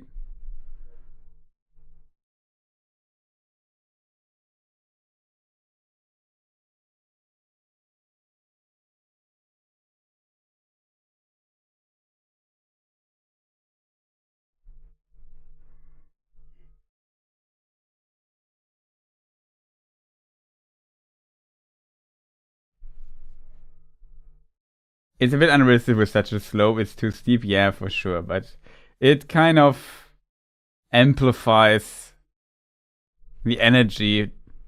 See it more as a visual design than a realistic depiction of that. And also American-made document where the team of Japanese atolls found remains of Kublai documentary. Atolls found the remains of Kublai Khan's fleet. They also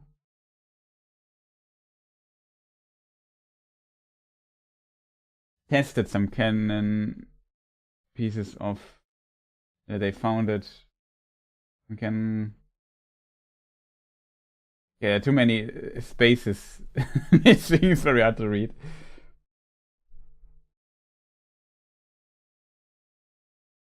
Find there's due to black powder.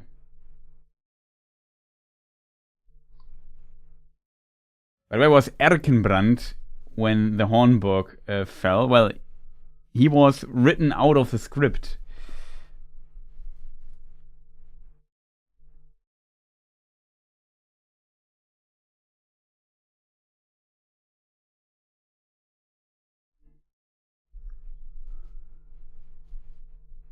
One Trick Pony, they ride in from the east with a sunrise in the back. Yeah, that's kind of their signature move. I kind of like that though.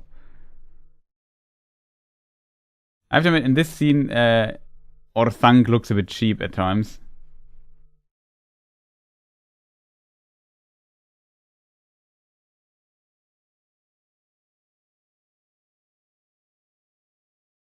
Now, this scene is actually okay in my opinion. I mean, it's a huge miniature thing that they do here and whatnot.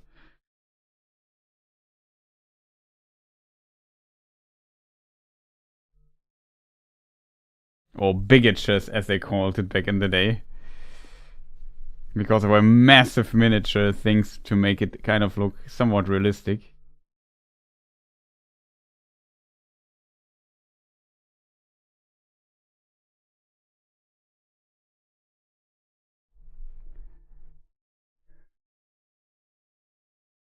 Yeah, the obsidian look of Orthanc is really cool, I agree. It looks really cool, but in this one scene where there was one shot where it looked a bit wrong. But it's, like I said, it's very old, the film.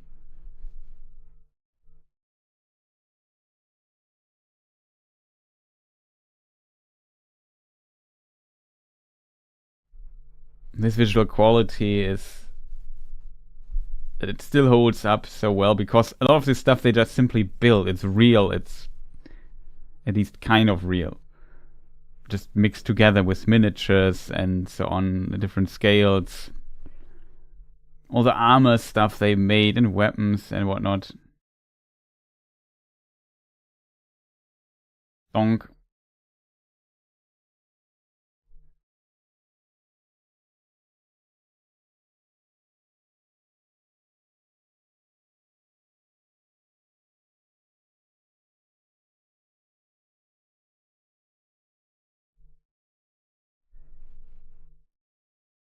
I really like that they didn't do the obsidian outer wall of Minas Tirith. That would look weird. Yeah,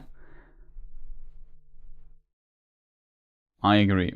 That maybe would have worked. Could have looked strange, to be fair.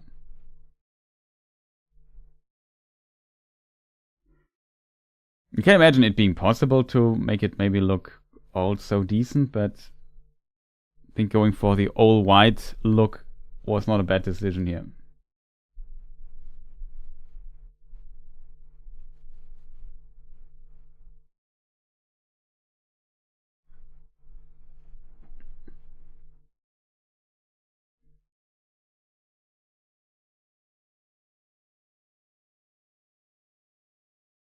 Look at Gollum, yeah.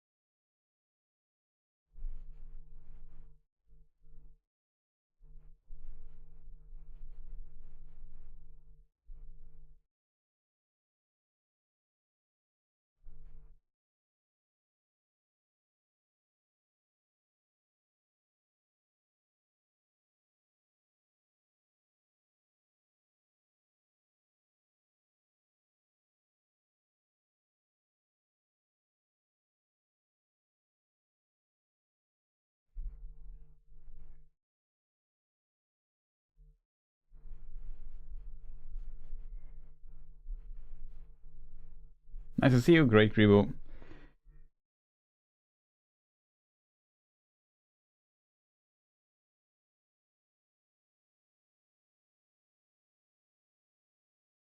Just listening and doing some work. Yeah, just say hello. Someone knows I'm here. Nice. I love that monologue, yes.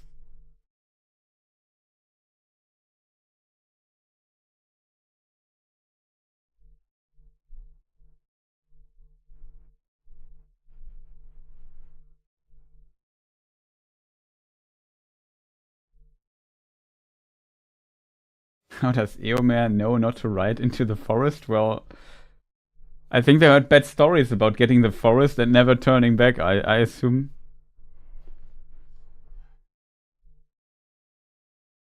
I think Fangorn, they are neighbors. They potentially know their neighbors, kind of.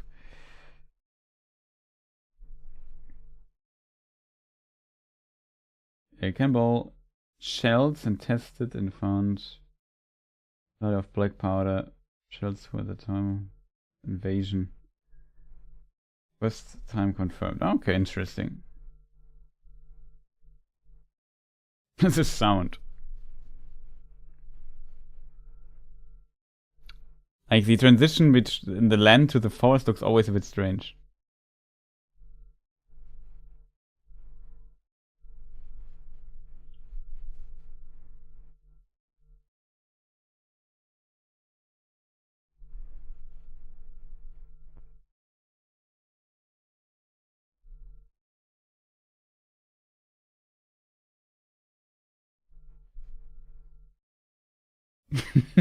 Pointy of it.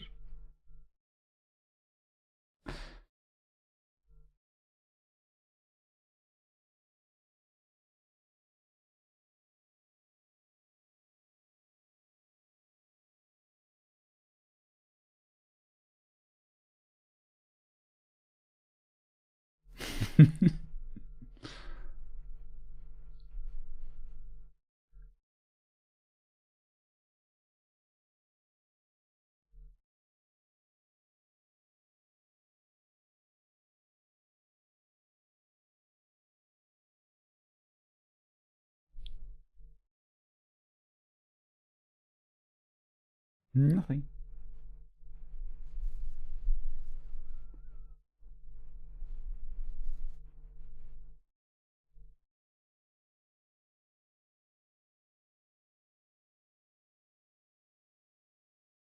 I like how it looks up when they see the apple. Cool reference to the first film. Very nice little detail here, in my opinion.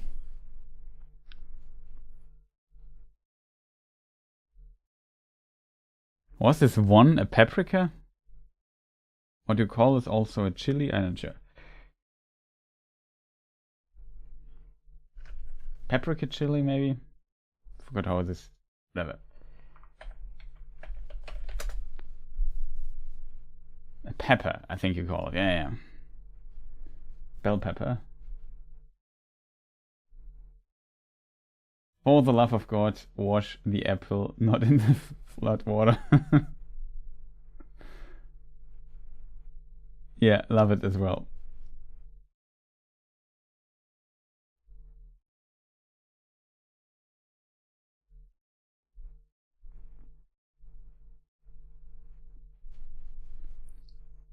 I like how he touches his nose and says, "Don't be hasty." I don't know why. This gesture I kind of find cool.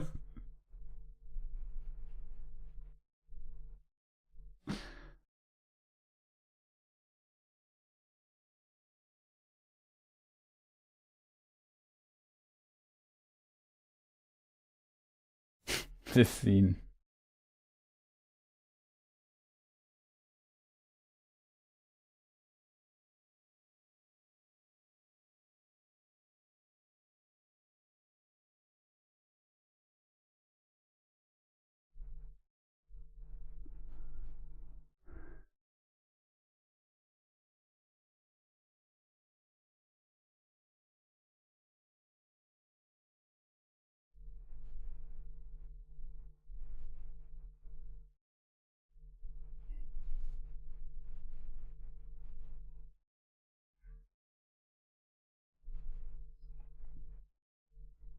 I like the reaction of Gollum and say, "Oh well, maybe he kind of knows the area." No.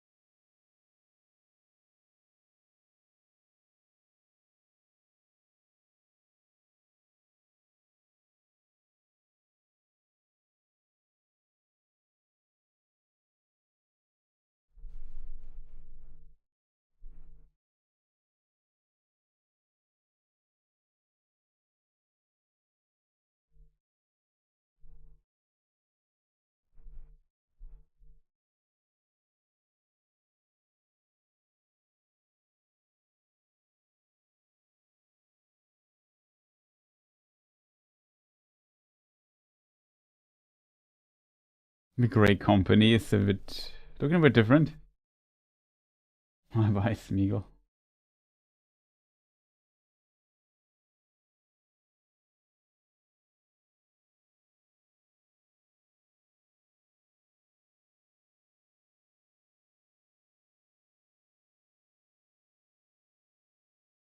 My reaction was when I was in cinema. The Battle for Middle-earth is about to begin. Yeah, in a year.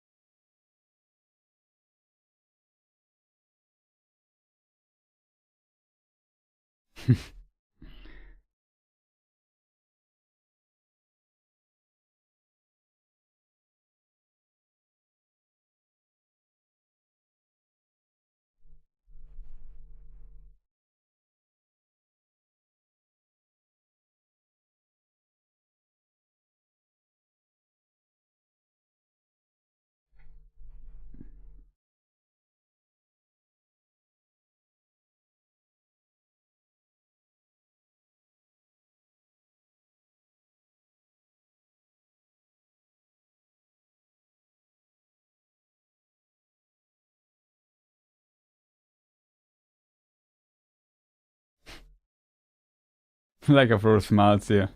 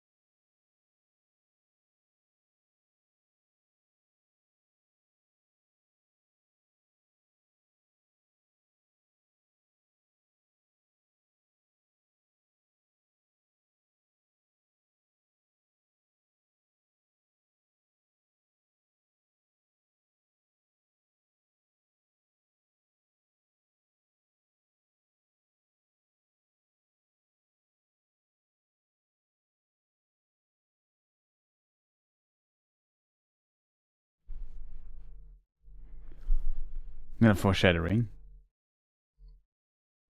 What happens in the next film?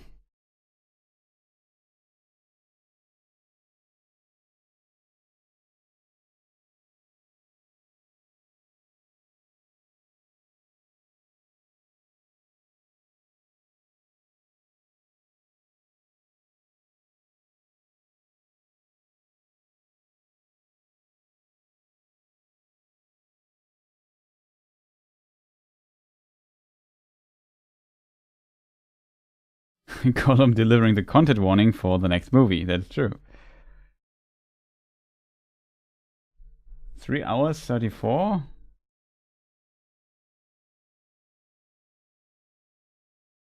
That was such a cool shot, by the way, of Mordor. With Barad-dûr and Mount Doom at the end. And I think that's it. Directed by Peter Jackson. Well done, Peter Jackson. I think you peaked here as a director in this in this trilogy.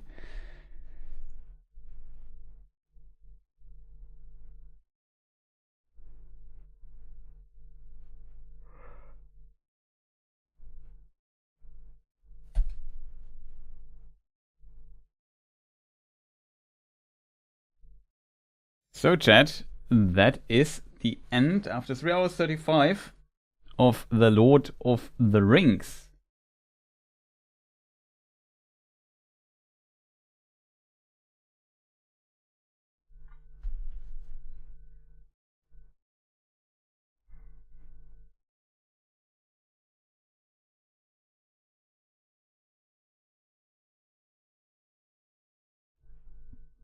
I would say we stop the timer here.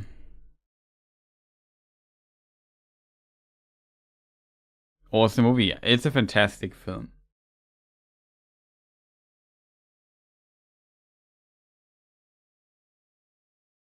It really is a fantastic film with fantastic moments and shots and so on. The actors, I think, all did a fantastic job. They kind of peaked.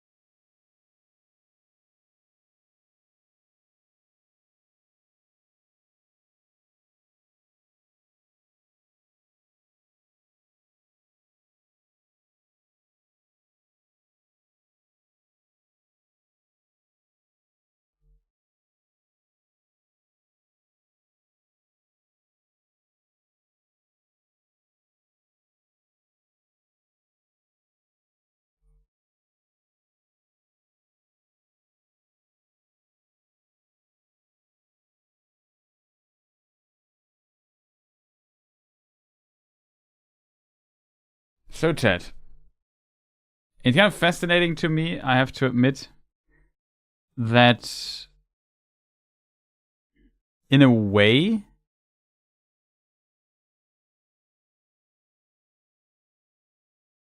isn't it kind of strange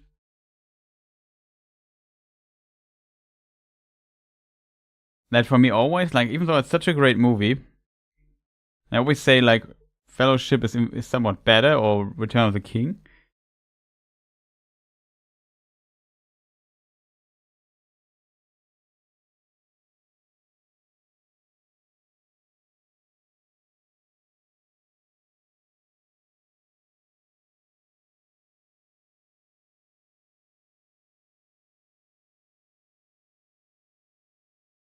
Now, for me, currently it's hard to believe that I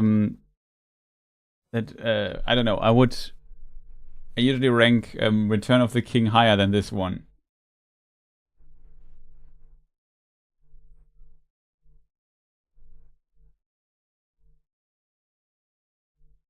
For me, it's number 2 after Fellowship, closely followed by. Yeah, I mean, it's very close, to be honest. Like, they're all 3 absolutely masterpieces. It's just funny in a way that you have such a amazing film, and there's still I don't know. I would still say I don't know. Fellowship is better or something. I don't know. Hard to tell. It's narrowly. It's really narrowly. These are also films I can always watch. You know. I mean, sometimes it has to do with the topic of the film or something. Like for example, Blade Runner 2049. It's also a film I massively like, but it's not a film I could watch every like right now or so, because simply it's just very heavy topic wise in a way.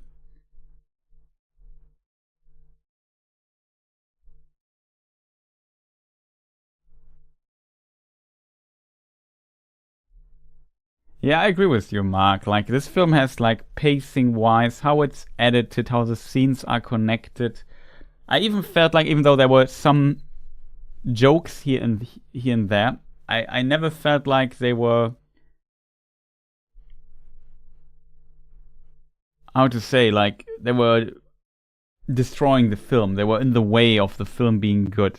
But maybe it's especially weird to me because maybe people back in the day saw different about this, but seeing how cinema has developed in the last 20 years and that you have like some movies coming out where I don't know, people can't just put or directors and writers can't just put scenes in the story into the film without making a joke every minute or something.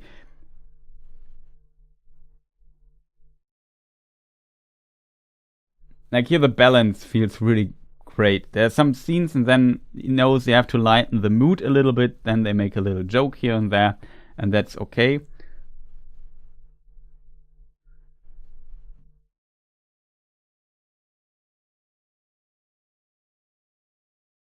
Yeah, best to just count them as one. Yeah, I agree. That's probably for the best.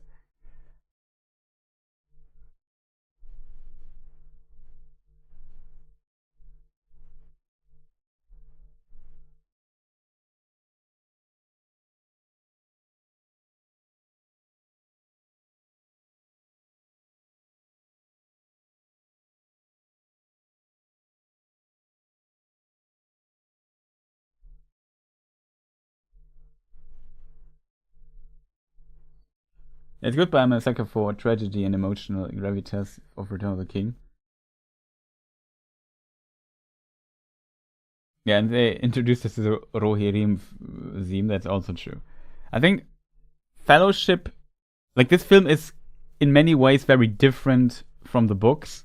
I think there are a lot of changes here and there, which were necessary to kind of compress all this plot into a film and make it kind of compelling. They also moved some stuff around here and there. For example, in the books, the whole Shelob's lair is still part of Two Towers. So they moved this to the last film, so Frodo and Sam have a bit more to do there.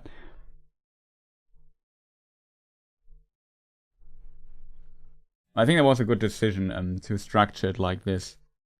I'm just, yeah, I don't know, what an amazing film that is.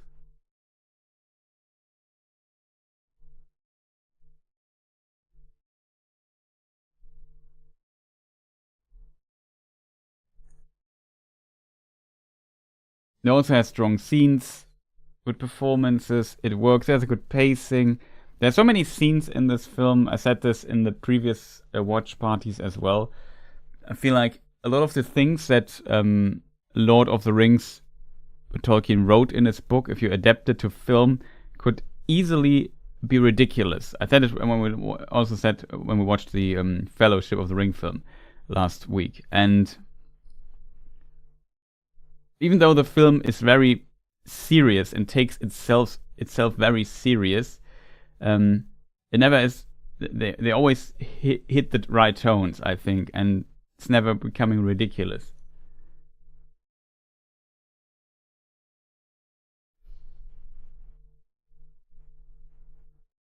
I'm not sure how much they had to still film after this, but you could be right. They definitely filmed a lot of stuff in parallel there, which was also like a very new approach to filming long trilogy main films or multiple mainstream films with a big budget like this, just at once and so on. Though it was also that definitely shaped cinema a little bit. And this approach was then used ever after.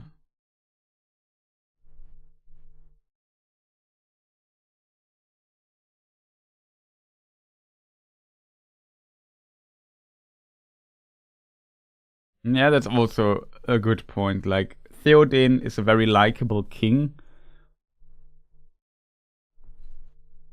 He's very human, in a way. That makes him... For that you can have kind of sympathy. While Denethor, especially in the films, is a bit difficult to understand. He seems like an absolute terrible person and almost insane.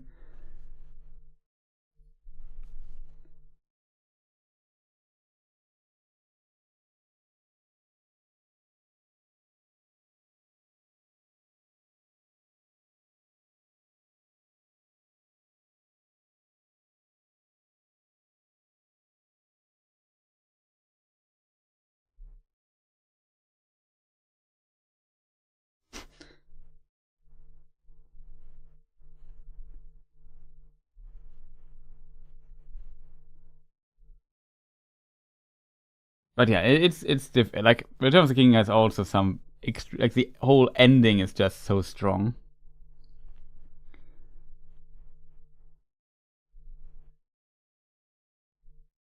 But also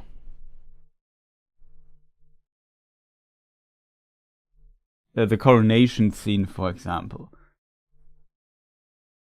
The destruction of the One Ring, the battle with Gollum and so on, that's also extremely strong. The scene with Sam and his shadow in Kiris Ungol and so on.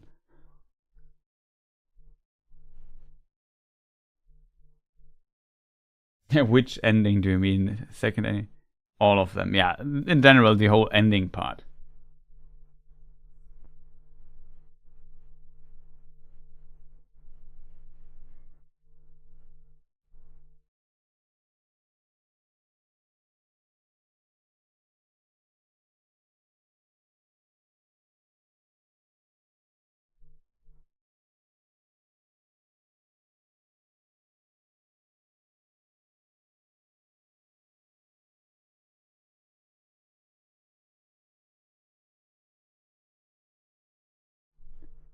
Yeah, it's fascinating, I think. But yeah, Two Towers also like a really, really, really strong film. Like, everything works, the drama works, the pacing works. A lot of things happen now in parallel that worked so well in this film, I think. They didn't mess it up. The characters, they gave every character a bit of time, they established things, they set up the next film quite well, and so on. It's a fantastic middle part film. Not easy to do, I think. Very iconic. So many memes are just from this particular film. I think the reason, I'm not even sure why the first film is so high. Now after seeing that, why I always say I like Fellowship more than Two Towers. I mean, I like both films, but why would I say Fellowship I like more? It's kind of strange. I think Fellowship, first of all, the journey starts. The characters are introduced and so on. That is very strong in this film, and it's so close to the book in many ways. This kind of works. It's very slow, but you understand all the scenes and so on, the journey, Moria and so on. I don't know why I guess the biggest reason is that we have this group of 9 people who become friends during this film, and they journey through the world and kind of are on an adventure. And this feels so Tolkien, so Middle Earth. Yeah, also the Shire scenes are just so perfect. Exactly. The Shire part, they nailed it so well. Like, you explore the world a bit more. This here is more, like the second Two Towers is more plot driven, you know. They have to go from Edoras, they're under attack, they have to go from Edoras to Hornburg, you know, these places, it's just a medieval burg and so on. It works. And then you have, I don't know, a bit of Sam wandering around, but this, you know, it's kind of different when you leave the Shire and whatnot, escape the Nazgul, then come to Bree, and then you have Bree, the prancing pony, and then you leave that, and you go to the Midgewater Marshes, Weathertop, Rivendell.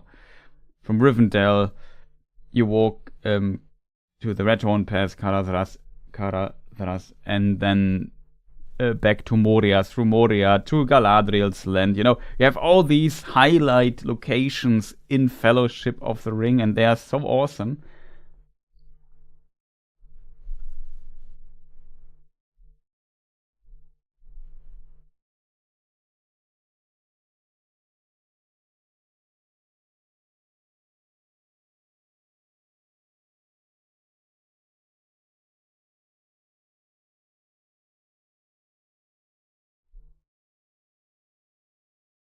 It's interesting that the word elf can mean in the Finnish language, both Tontu and Haltia, which are 2 distinctive characters. Interesting.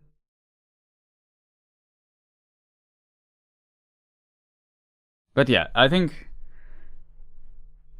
Fellowship is also fantastic. But yeah, this film does not have to hide. Like, it's just, seeing this film now, I kind of realized again if I say I like Fellowship more, just how narrowly that lead is. Like it's thin as a hair, you know. It's on equal grounds, and Return of the King is the same. Like it's just that good. pretty good films. So looking forward to the next and last film already next week and Saturday. We'll watch Return of the King. I'm not sure if it will be Saturday though, to be fair. But I think most likely, well, let me just double check before I tell you Saturday, and then it's not Saturday. Just the Christmas time is always a bit busy for me. Then find the dates to work. It's a bit difficult, especially if other stuff comes out. We now have in parallel War of the Rohirrim, which I also want to still maybe make a live stream. The live stream for War of the Rohirrim will be on the week. I might make a poll, as said earlier, when people can vote when people prefer doing stuff. On the 16th, so Monday, no, Sunday doesn't work because I have the German Tolkien Society discussion there. So it's either, I don't know, Tuesday, Wednesday, Thursday or something. Oh no, 21st potentially also doesn't work. Maybe we have to do that at the 20th Friday or at the 22nd. That's currently my options for this. 21st might not work, chat. I'm not sure though.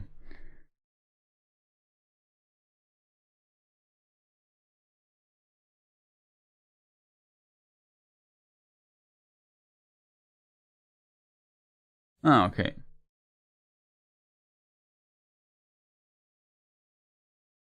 Friday's good for you, okay. So maybe Friday, the 20th, we might watch Return of the King. Or Sunday 22nd, I'm not sure yet. In theory, the 23rd would also be possible, but yeah, I have to see.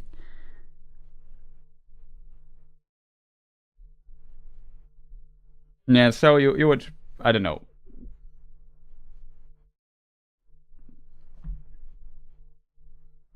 Gotta get up at 6, yeah, well that's of course a problem.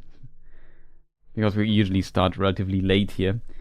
But yeah, that's kind of the plan for the upcoming for the next stream. How we started.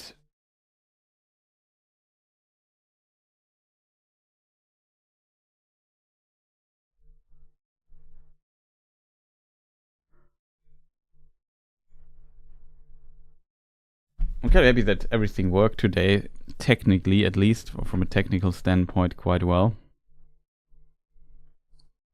That's always a good thing. Let me just maybe get my Blu-ray out of the drive.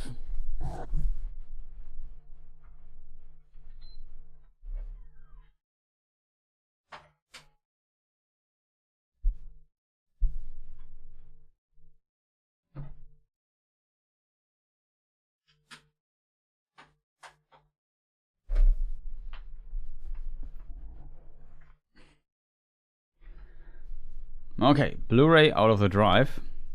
Can turn off then my thingy as well. Which also means I don't need this window here anymore.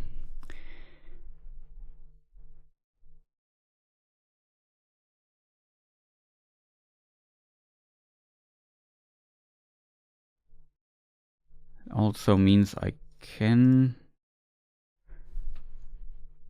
remove the timers now from screen. Yeah, we are done. It was a very nice watch party, I have to admit. Like, I like watching the film. Good night, everyone. Murray, sleep well. It was a nice chat. Thank you to all. Yeah, thank you for joining. Always like these watch parties. Also, don't forget to press the like button before you leave.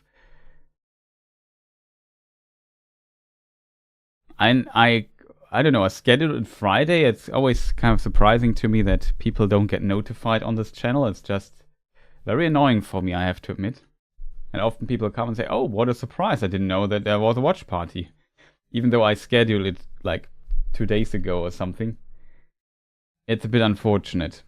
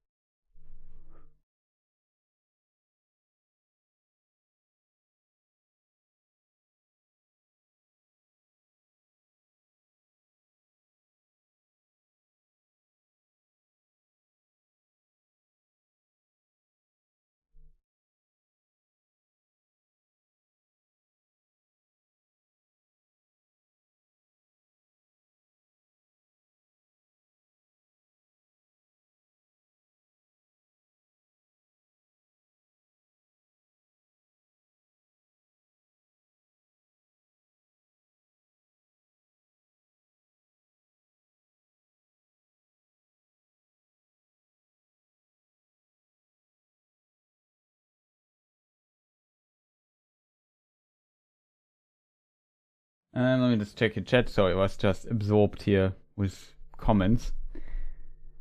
Touched on this during the watch. Wouldn't it have made more sense for Haldir to set Galadriel sent me instead of Elrond? It might be. We speculated that Galadriel was not that popular, or that among the people of Rohan. Though I guess saying, yeah, Galadriel sent us and we fight with you to the death would have maybe increased her standing with these people for sure. So that could be. Maybe the archers were actually Rivendell archers. I'm not sure, chat. I found this also a bit strange.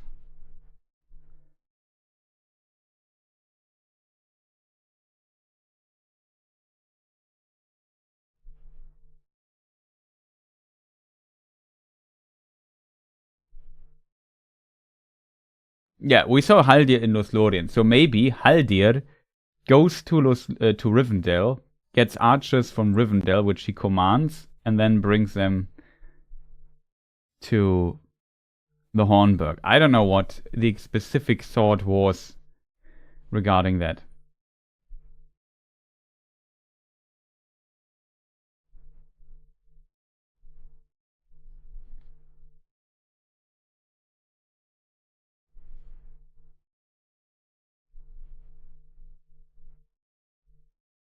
Oh, they come from Rivendell that fast. I don't know. The elf train?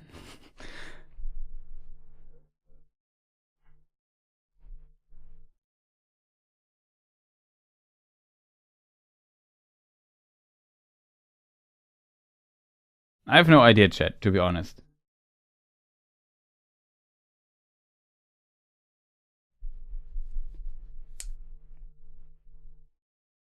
A secret dwarf tunnel, obviously. Yeah, that might do the trick. It was through the secret dwarf tunnel, yes. I don't know, like, it makes no sense, to be fair.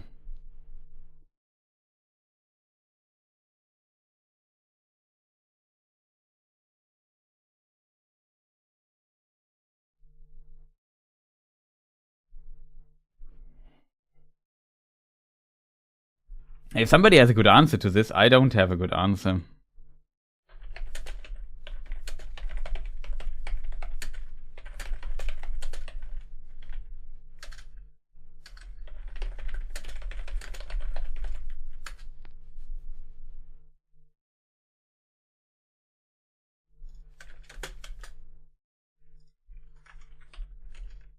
Let's try out what Google is answering.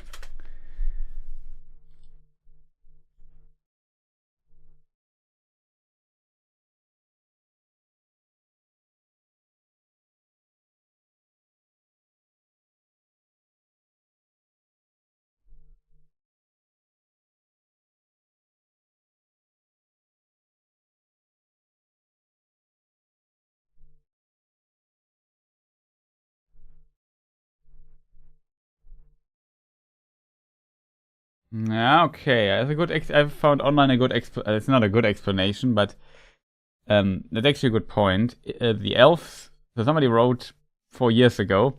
The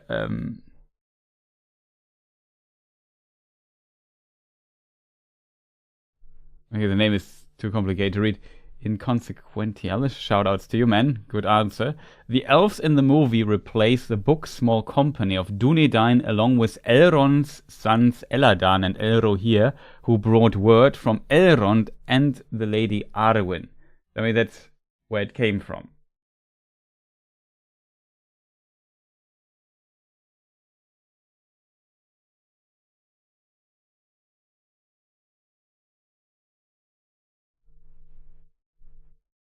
Another interpretation here, he adds that maybe Galadriel says how terrible the situation is and they will lose the ring and everything is over. Maybe Elrond says, dude, just send some troops to Hornburg to help, and that's how Galadriel sent these troops. But Elrond said to Galadriel, hey, you should send some troops. Maybe that's the interpretation. Not bad.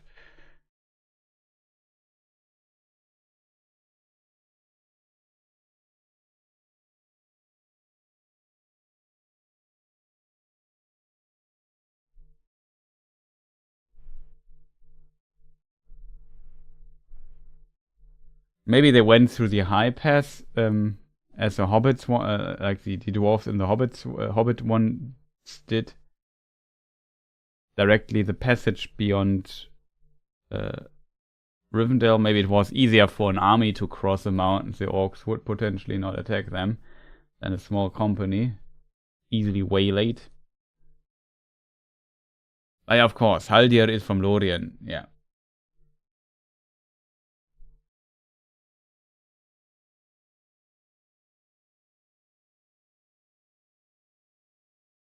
Message of the Last Alliance makes more sense coming from Elrond. Yeah, that's also true, I guess.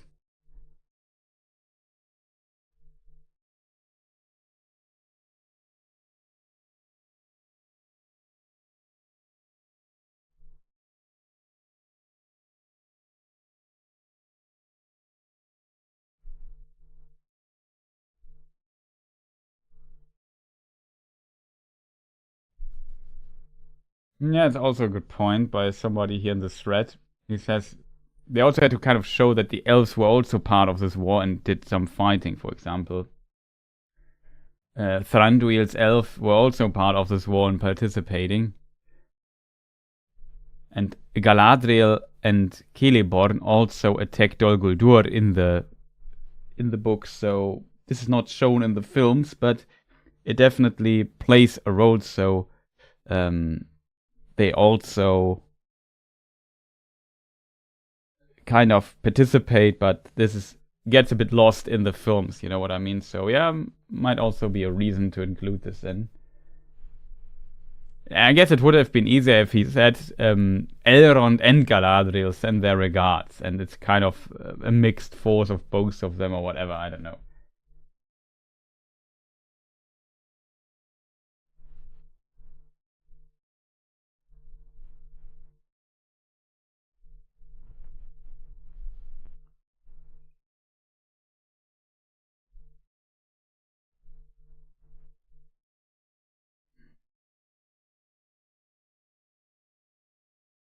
Miss me fangirling over Eowyn, getting teased for it.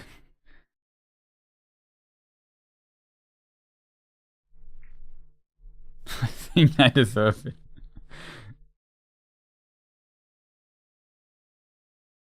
Yeah, there's some conflict going on the border area for sure.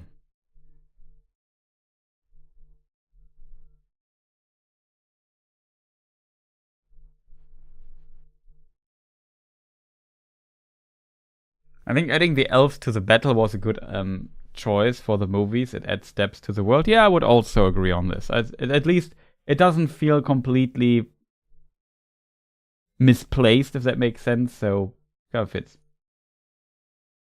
Should we check on the the border on the map?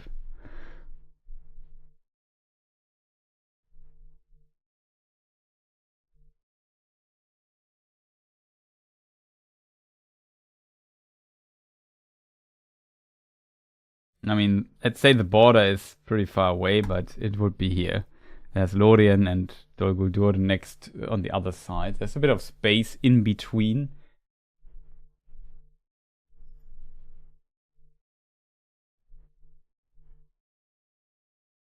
Have been no maps yet. Well, the watch parties were a bit short of maps. We had the commander of Faramir, or the lieutenant or whatever rank he might have had, forgot the name.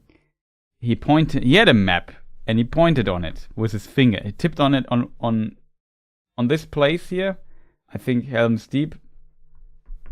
He tapped on it 2 times. I really like this. I don't know why, but I really love this shot.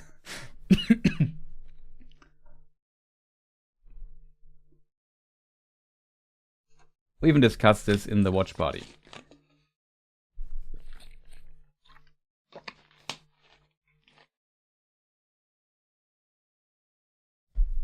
Yes, I also like the scene where Aragorn hacks Haldir.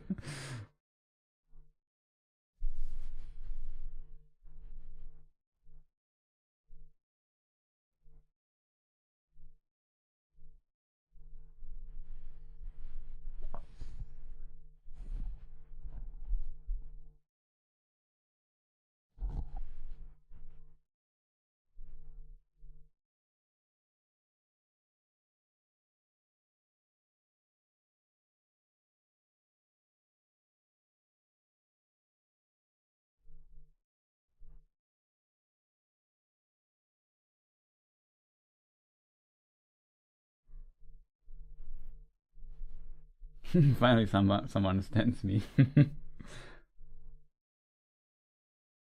I think it's not unusual that Eowyn is kind of popular.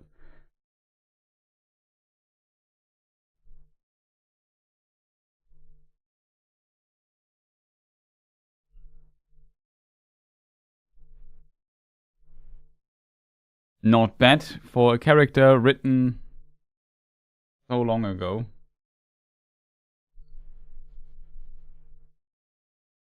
Invented by a man born in 1892, so very late, very early.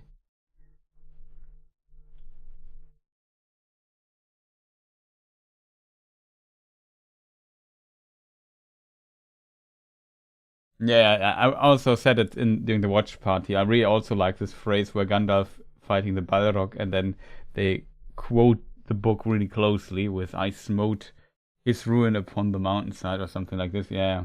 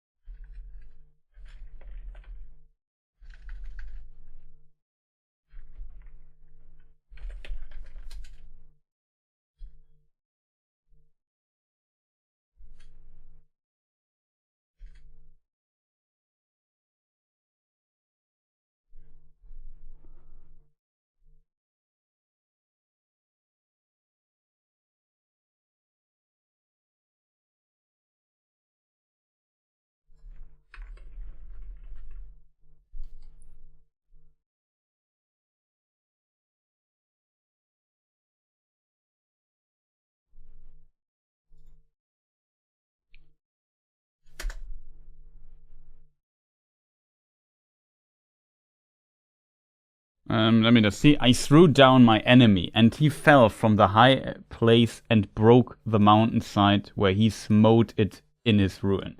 It's the original phrase from the book. I think they changed it a little bit, but overall kind of kept some of the words here for sure, so it's very memorable.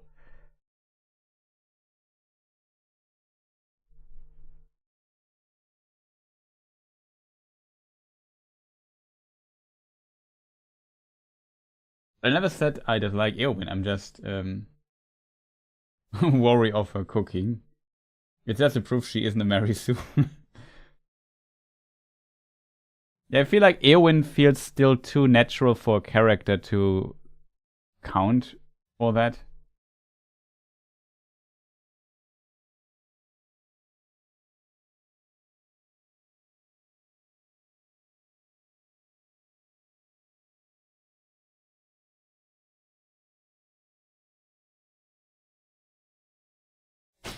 That is why they dance on the table, directly kicking away the stew made by Eowyn. Or with Eowyn's recipe. Yeah, potentially. I wouldn't blame them.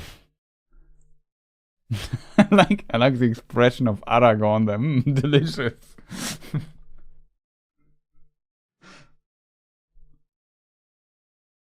Good. Oh, the scene is so funny.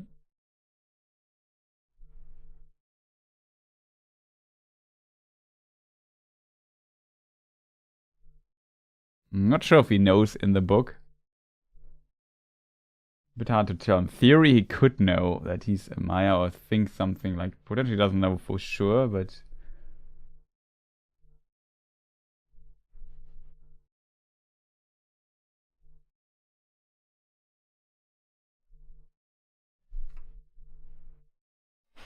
So, like how Gimli says that this new Gandalf is more grumpy than the old.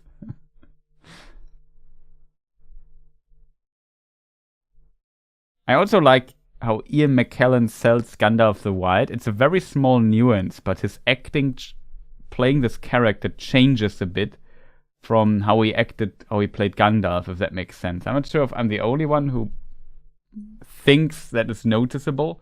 Maybe it's just my imagination, I'm not sure, but I feel like it makes complete sense that him portraying this new Gandalf definitely feels very different from how he portrayed Gandalf the Grey. They're still very similar in many ways, but there's also kind of something different about them. You know what I mean? And it's very subtle. In my opinion, also showing what a great actor Ian McKellen is.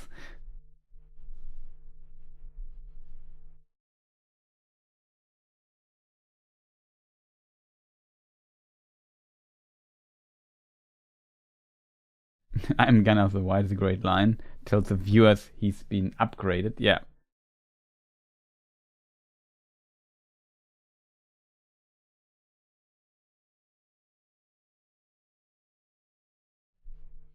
I can't explain exactly. It's a bit difficult to express how he changes it. I can't also put my finger on it, but it feels like there's some difference there.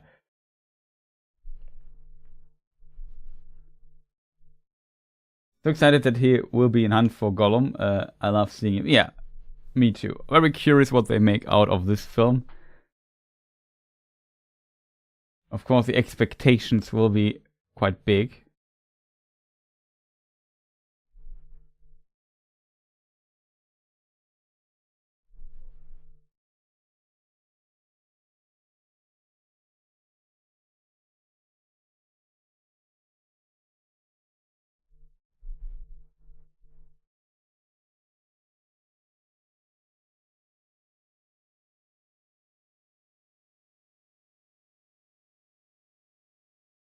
But yeah, very curious what they will do with Hunt for Gollum.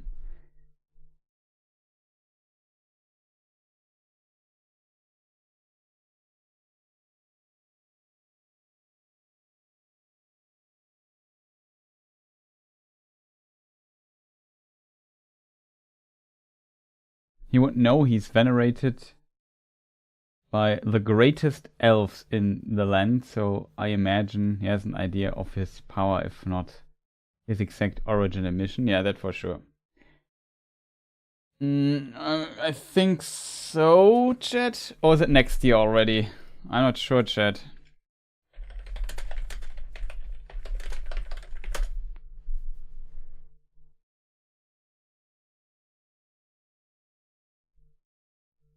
It seems 2026, yes.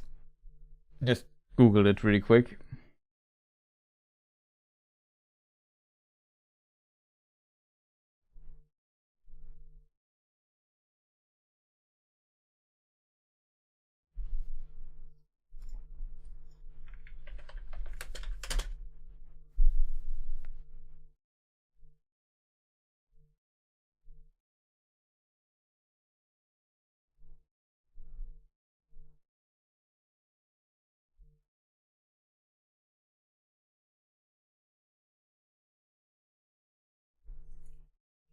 Is Chris muted at times? But currently I should not be muted. No. Thing is working. Sometimes I shut up for a moment.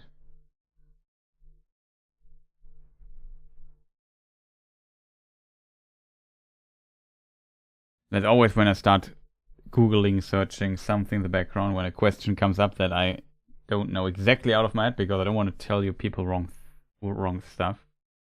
Might need to refresh. Okay, I potentially have then problems with the stream. It's unfortunate, of course.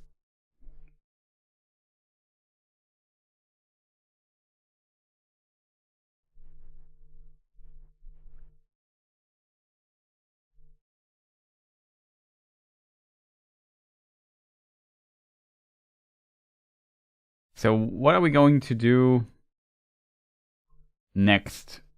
Like I said, I'm a bit tired, I have to admit. Well, it's 1:30 in the morning for me, so I guess it's a good time to be tired, if I'm completely honest with you people.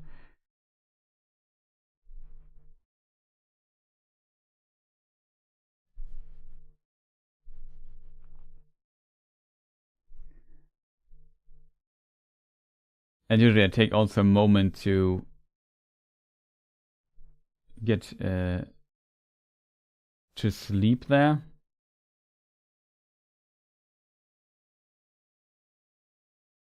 Like after stream, it's not like I close the stream and then can immediately go to bed. I need some time to calm down a bit.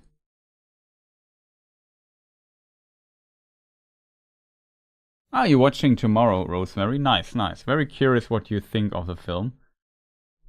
I know, shoutouts to my moderator. Andres has already watched it.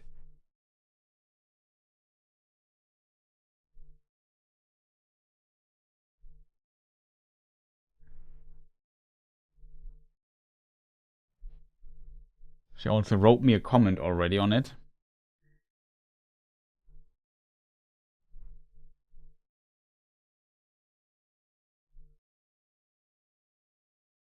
So yes, I think next week would be a good date for us to make a live stream and then with spoilers discuss some of the differences and whatnot of the film. I think that's a bit easier to set up, answer some questions maybe that might people have, if I can answer them at least, and have a good time together. That's, I think, better than producing a video, because sometimes I'm a bit lazy, you know, going through it. Especially I have to go through the film by memory. I can't rewatch the film right now without, I don't know, trying to find it online somewhere in illegal ways.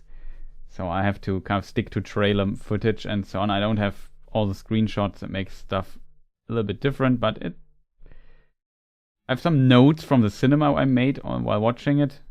That's all I have. But yeah, usually I have a very good memory when it comes to stuff like this, so should be okay. Tomorrow, as said, German Tolkien Society YouTube channel. There will be a guest and we discuss this film. Very curious. I'm not sure who's actually there tomorrow, if I'm completely honest.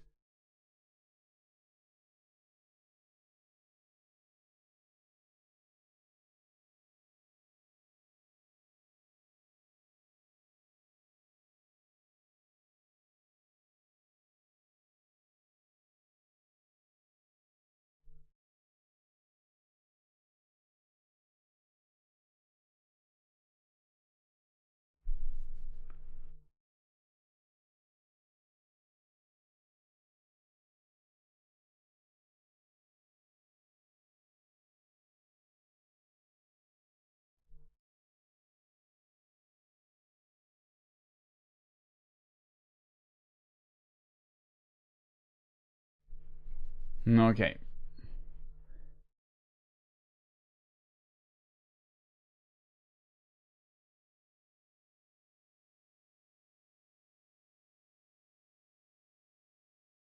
Okay, Lucas is there.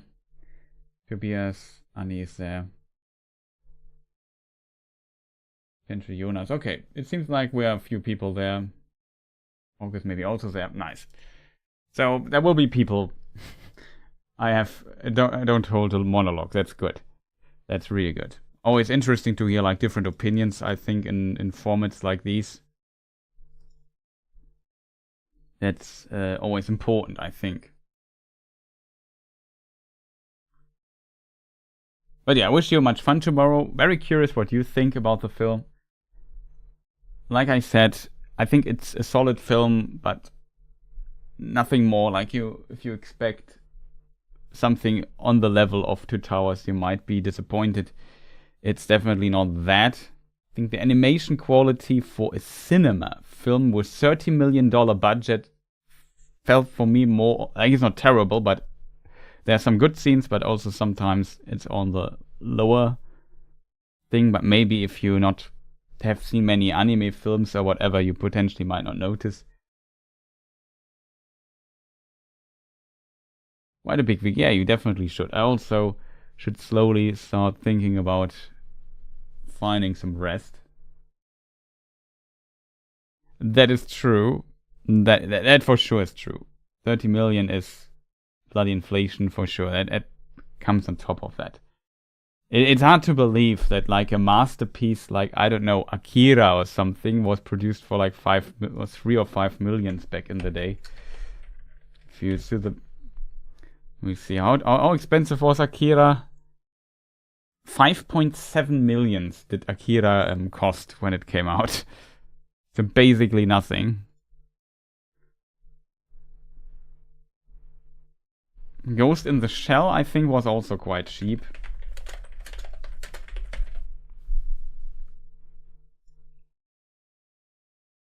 $3 million in 1995. Akira was 1988, I think. Yes, 88. 1995 was Ghost in the Shell.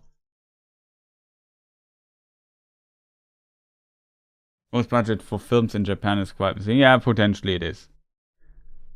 Especially in this field. To be fair, this film was also made in Japan, so there's that as well. Akira's on my watch list for about 10 years, and I still didn't watch it. Oh, it's an interesting film, to be honest. Definitely can be considered a masterpiece, but you have to like...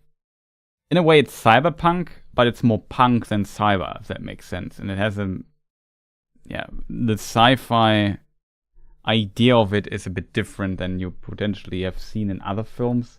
You could even wonder where's the sci-fi in it. But yeah. I like Akira quite a bit. So when it comes to cyberpunk, I prefer, I guess, Ghost in the Shell, which for me is also my favorite films of all time, but, well, a different topic.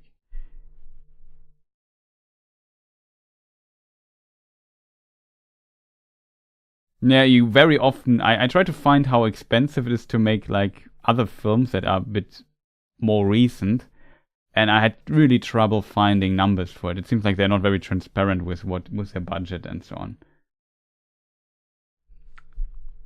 I like Merry and Pippin throwing rocks at orcs from Treebeard's branches. The book hobbits are said to be good at games of aiming and throwing. Yeah, that's a very nice touch, to be fair, yeah.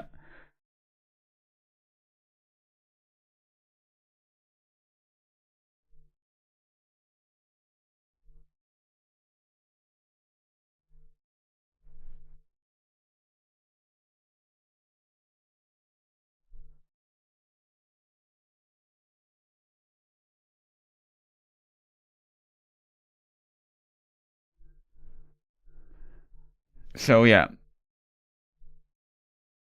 Oh god, please. The Amazing Bad Boy, don't. I mean, I think the Ghost in the Shell film might not be not the anime, but the weird, real actor, what do you call this? Real world? No. I forgot what the name it is, but yeah, with the live action, whatever the name for it is. Good night, lovely people. It was a great evening. It was. Thank you for joining, Rosemary. Have a good one. Sleep well. Live action, yeah. Is potentially not bad, to be honest, but like the original film is just a masterpiece, so it's kind of weird. You too. Take care as well. Thank you for tonight, Chris. Yeah. No, thank you for joining. It's always awesome to make a watch party and have some people in chat. Even though usually it's a smaller number watching here, which of course would be great if we would have a few more people watching, but I guess I hope at least when I do the War of the Rohirrim live stream thing, that then things might change.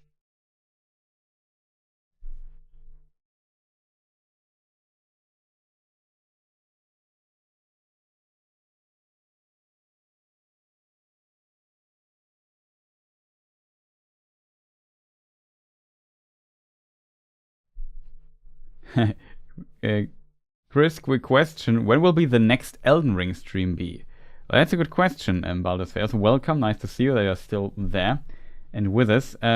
Next Elden Ring stream. Let me think. What is tomorrow? The problem is tomorrow evening I will discuss the film at 20 p.m., 8 p.m., 20 o'clock. So then I can't stream Elden Ring. The problem tomorrow is tomorrow I'm not at home for some time. Actually, I have quite a few things to do tomorrow. All pretty pleasant, but nonetheless preventing me from turning on the stream.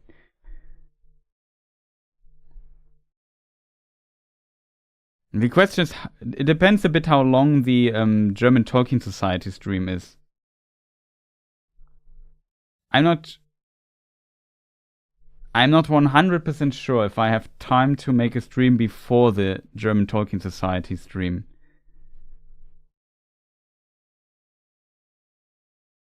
I might be too close, to be honest. Because I'm back at home maybe 6 or 7 p.m. I'm back at home. Then 20 p.m. Then 8 p.m. I have the other stream. So if I stream tomorrow Elden Ring, then it will be after that. I think we usually don't go longer than 2 or 3 hours. 3 hours would surprise me massively. I think it will be more 2 hours. So if I stream after that, then it will be let's say 10 p.m. or something, 11 p.m. I might do like a short stream, or maybe we can do a speed run or something. Depends a bit how destroyed I am from the day. It will be a long day tomorrow, unfortunately. So, in this regard, do I have a link for you? On Discord, I already posted it. So, if you want, I can post it here as well if you like. That will be in German, the stream, obviously, but just saying. Where do I have it? It is this link here. That is the link to the German Tolkien Society stream. It's already scheduled.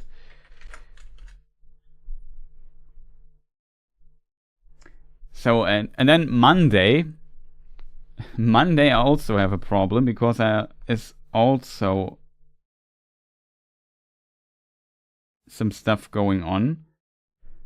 But I think in the evening I might stream on Monday. On Monday evening I most likely stream.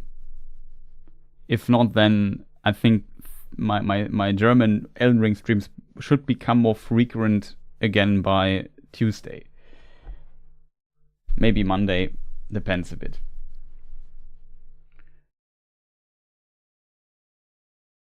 So yeah, that's it. Then like I said earlier, on this channel here, I will have I start a poll tomorrow or something when I hopefully find time to set it up. And tomorrow there will be a poll for when we do the War of the Rohirrim discussion live stream with spoilers here on this channel. So that's also coming up. My review is already on the channel, so check that out. Spoiler-free review. Don't want to start spoiling of the Rohirrim here for people who might not know the story or so.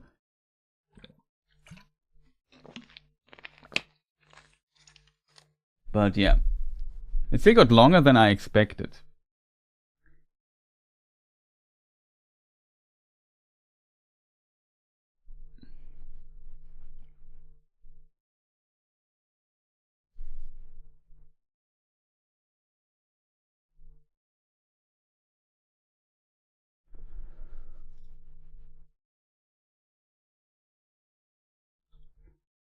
So chat, is there anything left? I don't know. Let's just run the credits. Okay, credits just had a massive hiccup.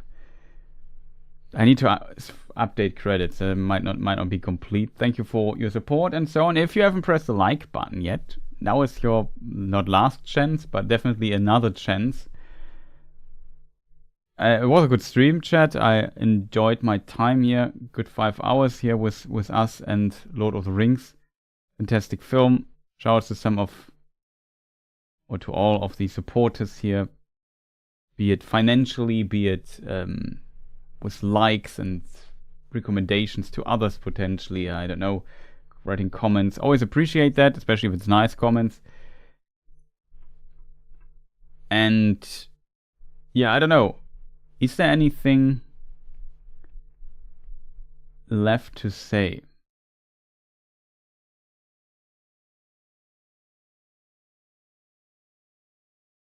I enjoyed the stream and the rewatch. Thanks. Yeah, glad you people enjoyed this. That's what the stuff here is for.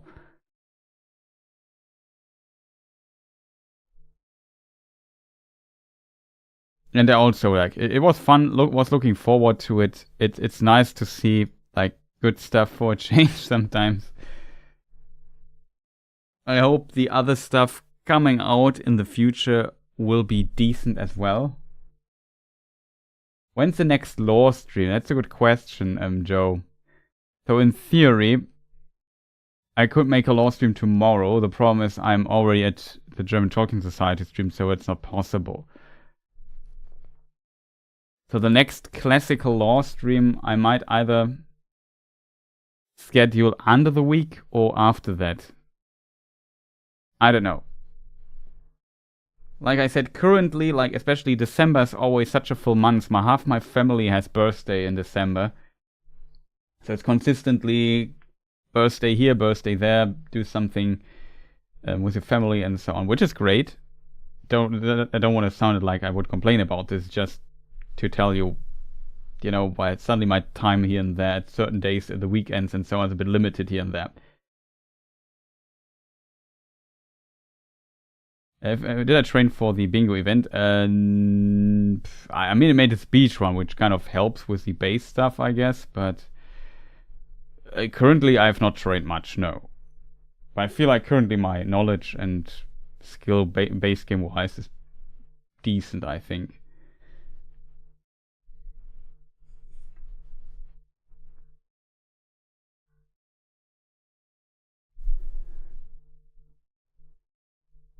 But yeah, that's why next week we play a bit more and then should be okay. Am I still lagging? Yeah, well, we will see. I need to start practicing DLC again. It feels like, because already losing it. I'm very curious about the new game, which we also discussed here today. Not here, but on the games channel. So yeah, there's that. But yeah, I was in the middle of saying goodnight, people. So I continue just there. Thank you again for watching. It was so much fun with you people watching this fantastic film, The Two Towers. Always what a great movie that is. So much fun. And like I said, it was great. Jamoxa also, good night. I wish you also a fantastic rest of the day wherever you are, whatever, or good morning when you watch from New Zealand or something. And well, it's almost noon, I think, for people in New Zealand, but that's another topic. a fantastic evening or a good night, and sleep well, because sleeping is what I will also start soonish, because I'm starting to get really tired and because it's already late. So I would also like to sleep, and I have to get up tomorrow also relatively early already. So in this regard, it's a good idea to end the stream here. And it won't be the last. Next LotR stream, like I said, since we have this other discussion stream here in next end of the week, maybe Friday. Well, Friday was watch party, right? Difficult to find a date for it, but I think, yeah, we will see. I think maybe when the Christmas stuff is a bit over, then I try to be more frequent on the LotR Q&A stuff, especially when we don't have these watch parties anymore, which, as you can see, like, this is a whole LotR stream, basically. 5 hours, so we're not discussing every LotR detail here. But we'll come back to the LotR stuff as well. So, again, thank you for watching, and see you people next time. Goodbye.